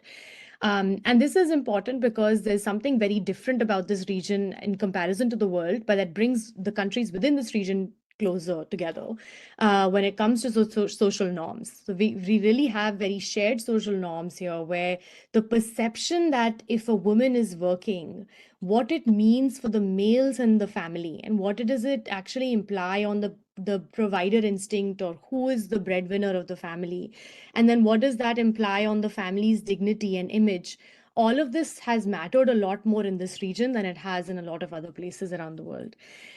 Sri Lanka, Bhutan, Nepal, Bangladesh are some of the countries with a slightly better female labor force participation rate than India, Pakistan, Afghanistan, where we see labor force participation rates of 30 to 40%. Even then, that is nowhere near where the rest of the world is at. We should be aiming for, of course, equal. We want to get as many women and men in the labor force and match the job opportunities. But there's a lot of, I think, unique differences also within this region that we can then leverage and learn from to be able to improve the situations in other countries. So what has Sri Lanka done slightly better than India has when it comes to female labor force? Let's learn on strategies that are getting more women onto the streets. You do see more women in Colombo than you see outside in Bombay, even at shops, on, as in the security forces, in traditionally male-dominated jobs. So what is getting those women to be more comfortable? I think there's a lot to learn from that. There's also, when it comes to women's agency or just measurement of women's empowerment metrics, I think we have very little understanding of how that interacts with social norms and creating, I think, these these tools where we can measure these changes across the different countries and be able to compare and contrast and understand where are we lagging and where can we grow and where can we learn from our neighbors in doing the same. I think there's a lot of scope for growth even in this space. So I think together, if we come and we are working as like the power of brown people, this indomitable superpower, I think there's a lot that we can do, especially for some of the causes that we are more personally working on, but that generally need to be resolved in the area as well. No, completely agree. And I take what you're saying about also. So Bangladesh, for example, has also done so well on so many metrics related to, women's agency. So what I'm hearing from you is that, yes, it absolutely makes sense to collaborate. And so, Hani, you laid out some, great areas where that can happen. Tell me something I've always wondered. When we go abroad as South Asians, we take on this, we become very good friends, and our individual identities sort of melt away, and we have this collective South Asian identity. We call ourselves Desis, right? And then when we come back into our countries, again, that completely gets lost. Why does that happen? What is it going to take for us to actually work together, for us to actually learn from each other? Or is it already happening? Like, what is it going to take? And how do you balance sort of a South Asian identity? Why can't we be like the European Union? How do you balance that South Asian identity with national interests? Thoughts, both of you? Yeah. I can go here first as well. So I think this is really stems from our schooling years and how we are schooled into our thinking about the different countries. So I remember I went to school in Bombay. It's an international school, so actually it was we had a program, in fact, even with other South Asian countries, particularly I think in the year that I was there was with Pakistan, where we would essentially have exchange students, where students would go from our school in Mumbai to a school in Islamabad, and then also vice versa. It was not possible. I think they tried doing it 1 year and then it miserably failed. I think there were a lot of visa issues. Half the students couldn't make it on either side. And so then they started this virtual program. They're like, okay, let's at least have a peek into the classroom in Islamabad and into Mumbai. And in seeing that, it seemed, I mean, of course, I think that was the first time that for most of us, we had realized that, wow, we are so similar. We didn't have to go abroad for this, right? We were sitting in our countries, but we realized, I mean, it's the exact same classroom. We're talking the same language. We are talking in the same ways. We're watching the same shows. Where at the time, like the leaders that we were watching, we were following the same people around the world. So we were so similar, and yet I think it was shocking that everything that we had heard about Pakistan up until then had been so negative. And so you don't really think about it consciously, but whenever you have thought about the country or thought about the people there, you don't necessarily have, you don't have feelings of similarity and just as a community as a whole. But I think in having those conversations and breaking that ice was when, for the first time, we started to realize that this was possible. But logistically, it was impossible for us to really meet and for us to actually cross the borders. And so I think that had actually started prompting these conversations in my head, where then I came to the US and I found out about ALA, Africa Leadership Academy, and then a similar thing coming up in Latin America, where it was really like, well, we are able to bring in all these like really promising potential leaders from across the continent together in one place, and they're discussing the futures, because this is one very clear way at a young age to get people indoctrinated about the benefits of working together across the borders. But I think in South Asia, somehow we don't have such a school, we don't have such a early childhood exposure to other countries, which is extremely important. I think in the EU, the difference is also that, you grow up across the borders, you can travel into any country you would like, and so they become like your people. That's not necessarily the case in South Asia. We need visas still to go to a lot of other countries within our own region. So I think maybe easing some of those pressures could also help a lot. And I think that there's a lot of onus on people like us who have somehow been able to, through maybe Asia 21, been able to make these connections, that for us to concretely do something about this now and be like, how can we, from a young age, and I'm glad that the audience here is a lot of students, because I think the students is the right age where we can start to inculcate these ideas about collaboration across the countries. And as the world gets smaller and smaller, I think this is likely to get hopefully easier. But I'd be curious to hear what Siobhan has to say about this too. Siobhan, I'm going to give you, though, just like a minute to answer that question, because we have 10 minutes and I have a very important question to ask both you guys. Sure. Absolutely on the same page as Suhani. Ultimately, all of these borders are just lines drawn on a map by somebody, 75 years ago, 100 years ago. Makes absolutely no sense taken in the context of 5,000 years of history. And so understanding that history is incredibly important for us to be able to express our future. Oh, that was beautiful. And also way less than the 2 minutes. Okay, great. Coming to the last question, really, and I'd really love for you guys to think about this a little bit. Let's talk about social fiction. Okay, so this, again, idea is something, we've had a social fiction competition in this conference, and the idea really came again from Muhammad Yunus, who often said that it is the imagination of science fiction that has brought us the tech that we have today. And even including sort of artificial intelligence. So in an era where, we're hitting so many environmental and social tipping points, the systems that we're redesigning a lot of our systems in very fundamental ways, right? Capitalism is being fundamentally redesigned. We're putting a price on carbon. There's, artificial intelligence is disrupting our future in ways that we cannot even imagine today. How do we inject humanity into those systems, right? So he says, one of the things that he's been saying is that we need social fiction, which is the imagination of a shared kind of collective social future, which then leads to the form of those systems.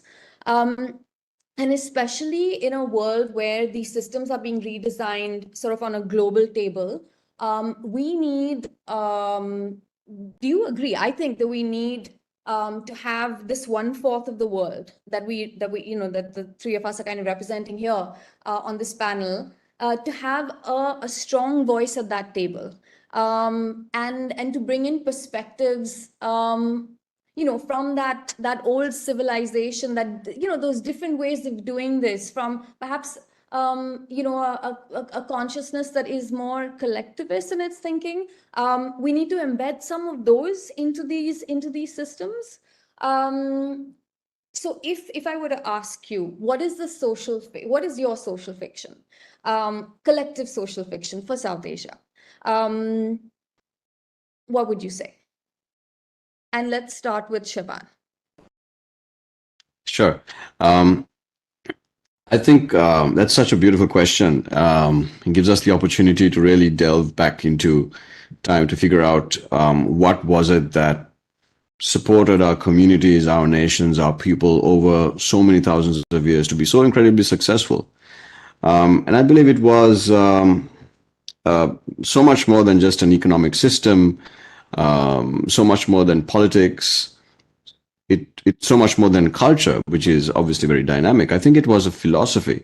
And ultimately, that philosophy, we see remnants of it in various forms right across all our nations.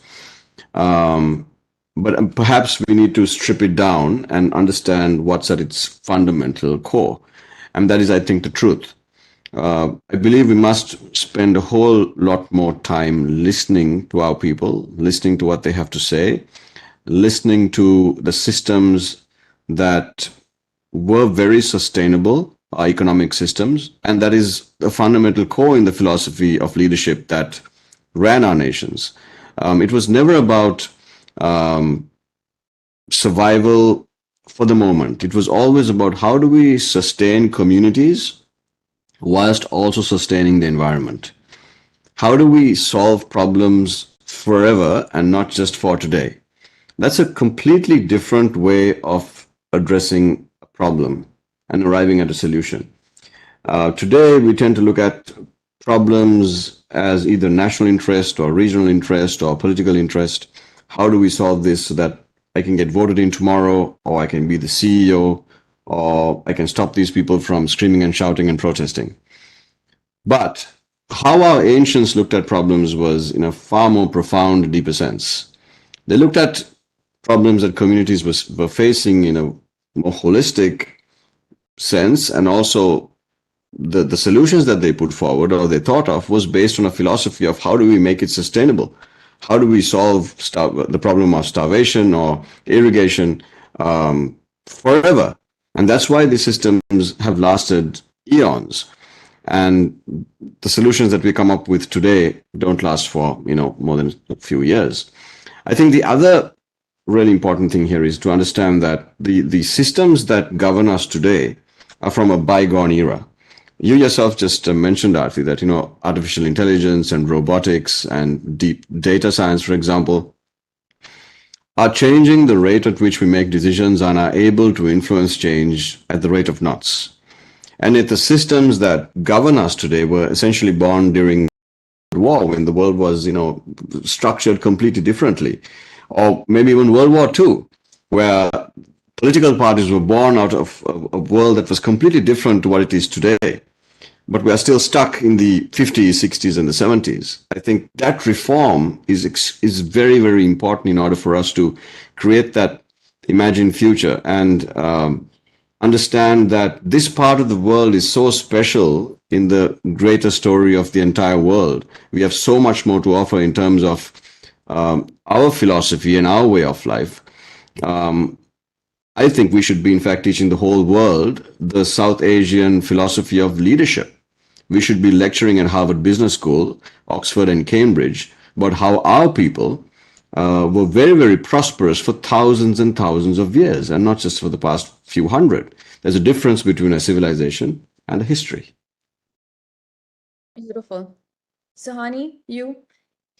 Yeah, I think my social fiction is for that the region change one particular tradition where women after marriage do not move into their husband's family after marriage. So that one tradition, that one simple tradition were to change, where wives and husbands can choose to stay wherever, they both take care of both sets of parents equally, then a lot of the from female feticide to infanticide to the way we treat girls and boys differently to anything that is later on then made unequal could be really could shift dramatically. And a lot of this really stems from human capital theory in economics. And I think a lot of other literatures have also shown just that having people where, unconsciously or consciously, parents are investing in kids who are likely to give back to them in their old age. And so if a woman belongs to another family, then she is less investable by parents in her current family, in her biological family, and maternal family. And so by just invest in girls more, I think we really want to change that tradition. So I don't know how that happens, but this social norm changes are some of the longest, most difficult changes to make. But if we were to do that, I think that would change our society entirely. I think some other things that I would think about at the systems level, when we're talking about women's issues, I hope that we have a world where they're not charity issues, where women's issues are really for half of the population, so that we're really serving, we've been serving the other half for so long, but that this half has really just been ignored. So it's not charity, it's really just business. And I also wish that in our region, we start to invest in people's potential, not for their qualifications alone. I think it's really about not limiting people based on the opportunities they've already had, but showcasing and putting more opportunities in front of them based on what they can do. And that, particularly in a region that's so heavily densely populated, converts the human burden to human capital. And that has immense repercussions for the world coming from South Asia. That's beautiful social fiction indeed. And on the first point, we do have some great examples of matriarchal and matrilineal structures in the subcontinent as well. So I just want to end with one question that from the audience. Either of you could answer it. So Richa Roy asks, given South Asia's diversity and scale, it can be a garage for innovation around the world. If we can solve for 2 billion, we can solve for 7 billion. So she's asking, what are some of the ways in which South Asian social entrepreneurs can converge and go outwards from the subcontinent?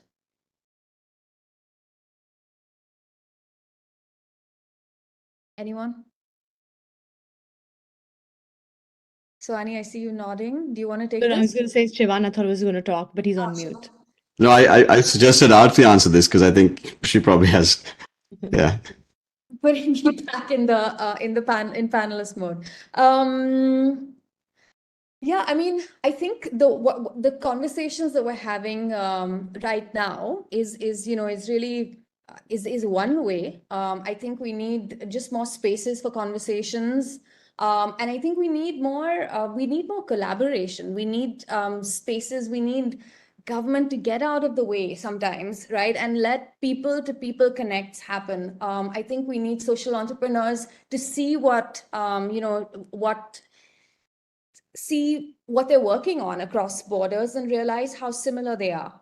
Do we have one more minute? Can I bring in Inakshi for 1 second, Bhavna, or are we completely out of time? No, Aarti, I think you can bring her because Inakshi's been so kind with her time as well. Let's quickly get the question addressed. Yeah. Okay. Inakshi, actually, let me ask you this question. The question that Richa is asking, because you've been doing quite a lot of work at the Asia Society India Center on creating connects between leaders on various topics in South Asia. So what are the ways in which you feel, what is your social fiction that you're trying to weave through your work? Am I audible? Sorry, I just thought I lost you for a second. I can hear you. Okay, good. So, so actually, Aarti, I just love this term, social fiction.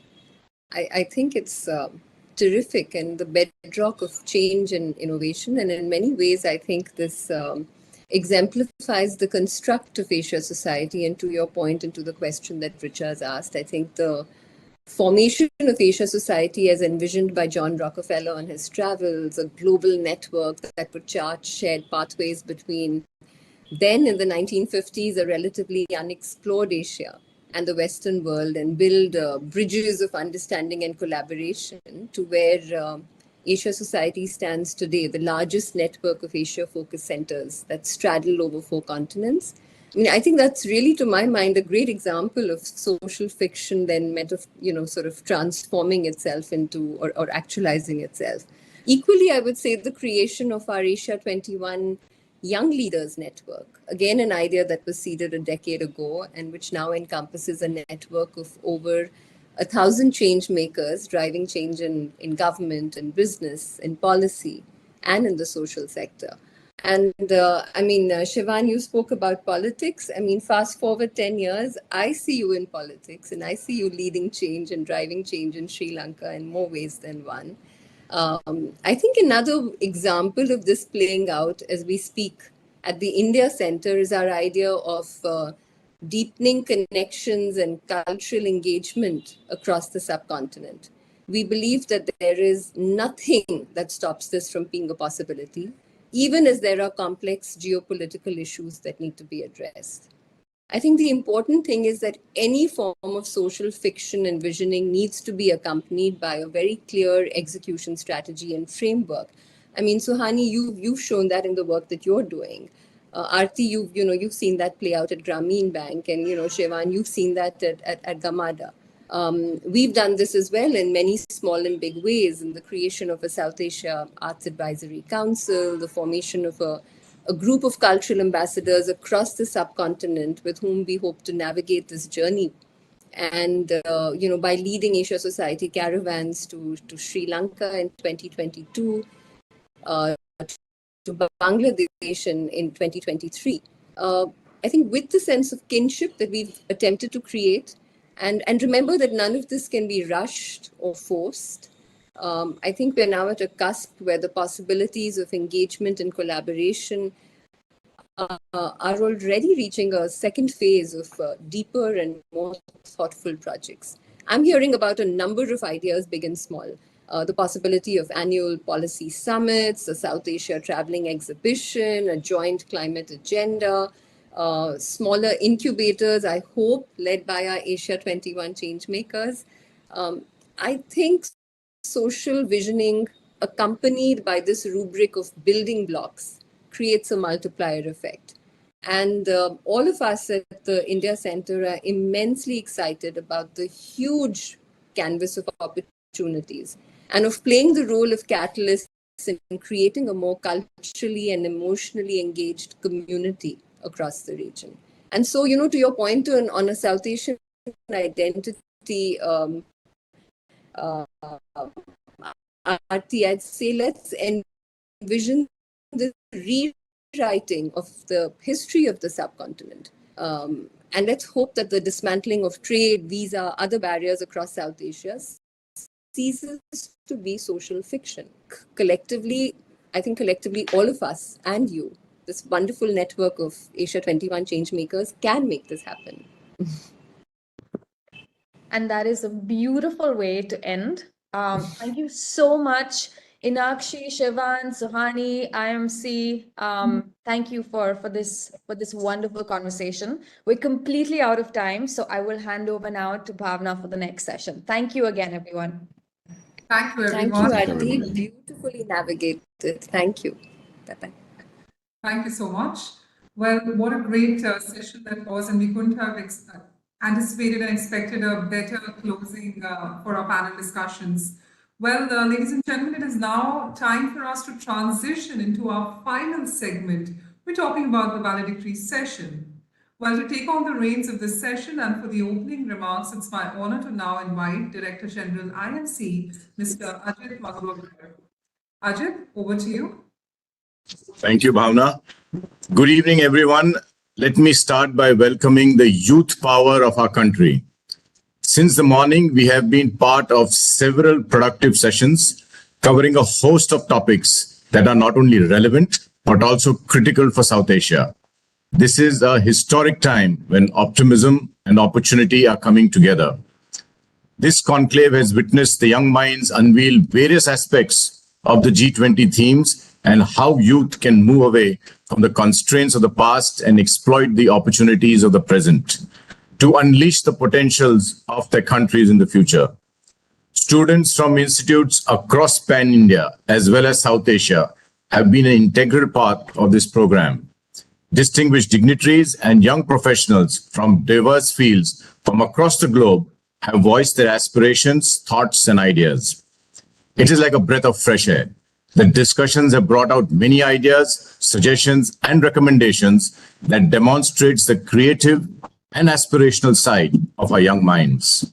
Our youth are our future. In the year ahead, our youth are going to propel this nation higher in economic growth and social development. They have the potential to be creative disruptors of the status quo, propel the nation higher and higher. The youth is a driving force which needs to be tapped and harnessed intelligently for the development of the society as a whole. The IMC Chamber of Commerce and Industry is one of the oldest chambers of commerce in our country, having been established in 1907.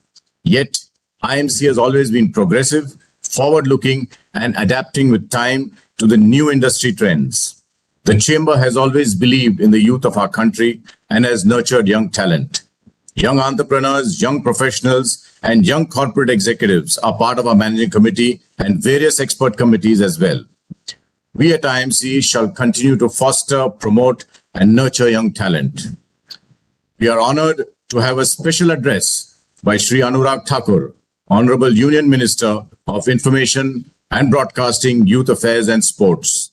It is truly an honor to have Shri Thakurji address us all today. Honorable participants, distinguished guests and esteemed members of the IMC Chamber of Commerce and Industry. It's an honor for me to address this esteemed gathering of young entrepreneurs, leaders and students from India and South Asia who have come together under the banner of Ekta. One South Asia, to discuss a better future for all. I would like to express my heartfelt appreciation to the IMC Chamber of Commerce and Industry for organizing this momentous event. The IMC has consistently played a crucial role in promoting economic growth, entrepreneurship, and development in our nation. Your commitment to fostering collaboration among various stakeholders is commendable. I applaud your efforts in creating platforms like this Youth Conclave. The theme of this year's Youth Conclave, Ekta, One South Asia, resonates deeply with our Indian values and aspirations. It reinforces the idea that we are all interconnected and that our collective future depends on working together as a global family. This theme is an affirmation of our belief in Vasudev Kutumbakam, the ancient Indian philosophy that proclaims the entire world as one family. I am delighted to see such a diverse gathering representing the youth of G20 countries. It coincides with India's responsibility of hosting the G20 summit this year. The G20 platform provides us with a unique opportunity to bring nations together, transcending boundaries and forging meaningful partnerships. The role of youth in shaping the future can't be overstated. It is through your energy, creativity, and fresh perspectives that we can tackle global challenges and build a sustainable and inclusive world.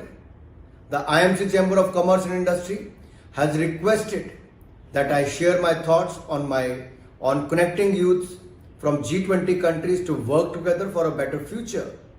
This is indeed a critical topic, and as the youth of today will be the leaders and the change makers of tomorrow, allow me to highlight a few areas where our collective efforts can make a significant impact.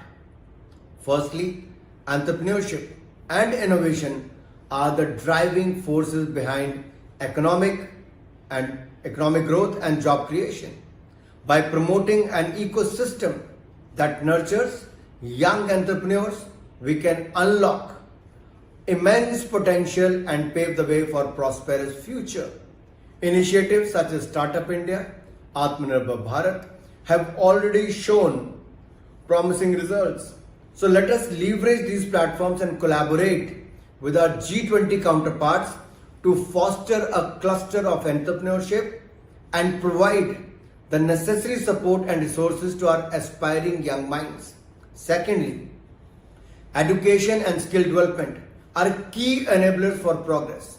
We must work towards enhancing access to quality education and training, equipping our youth with the skills required to navigate the rapidly evolving global landscape. Collaborating, or you can say the collaboration among G20 countries can facilitate the exchange of knowledge, best practices, and education resources, ensuring that our youth is well prepared to face the challenges of the future. And thirdly, sustainability and environmental stewardship must be at the forefront of our collective efforts. Climate change, pollution, and resource depletion, grave threats to our planet and future generations. By sharing experiences and collaborating on research and development, we can explore innovative solutions, promote renewable energy, and adopt sustainable practices. So let us work hand in hand to create a greener and more sustainable future for all. Furthermore, digital connectivity and technology have the power to bridge gaps and create opportunities. The digital revolution has transformed our lives, and we must harness its potential to foster collaborations among our youth across borders, and by promoting digital literacy, facilitating cross-border e-commerce, and enabling access to digital platforms, we can create an interconnected network of young minds, collaborating and learning from each other to build a brighter future. Lastly, inclusivity and diversity must be the bedrock of our endeavors. In a world that is becoming increasingly interconnected, it is crucial to embrace our differences and foster an environment of respect and understanding. By promoting gender equality, social inclusion, and cultural exchange, we can harness the true power of diversity and ensure that no one is left behind. In conclusion, I am confident that this youth conclave will serve as a catalyst for change, inspiring young minds to come together, think beyond borders, and create a better future.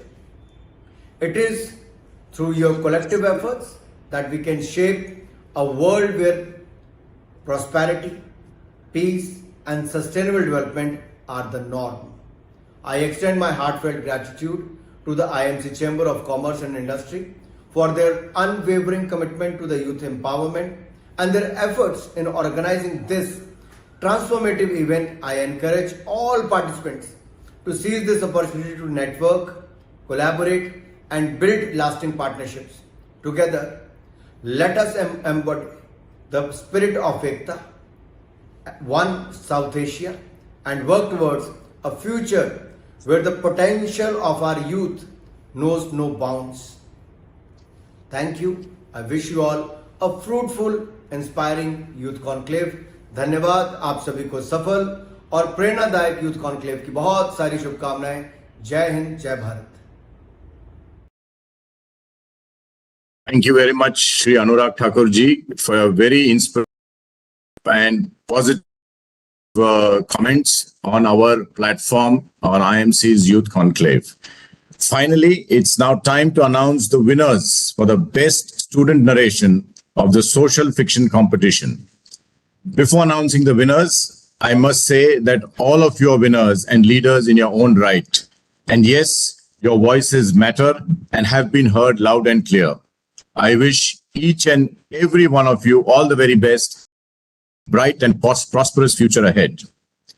The winner for the climate refugees communities, Mr. Rakshit Agarwal from the Xavier School of Management, Jamshedpur.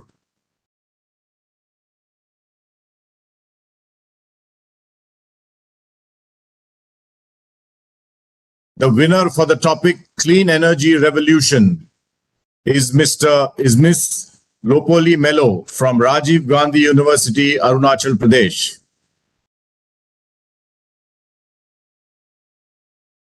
The winner for the topic Disruptive Leadership in Social Movements is Ms. Namita Pai from SVKM's Narsi Monji Institute of Management Studies, Navi Mumbai. We have a tie for the topic Inclusive Technology for All. The winners are Mr. Mithil Mukesh Vanigota, HSNC University, Mumbai, and Mr. Setranga Adikerta, University of Indonesia.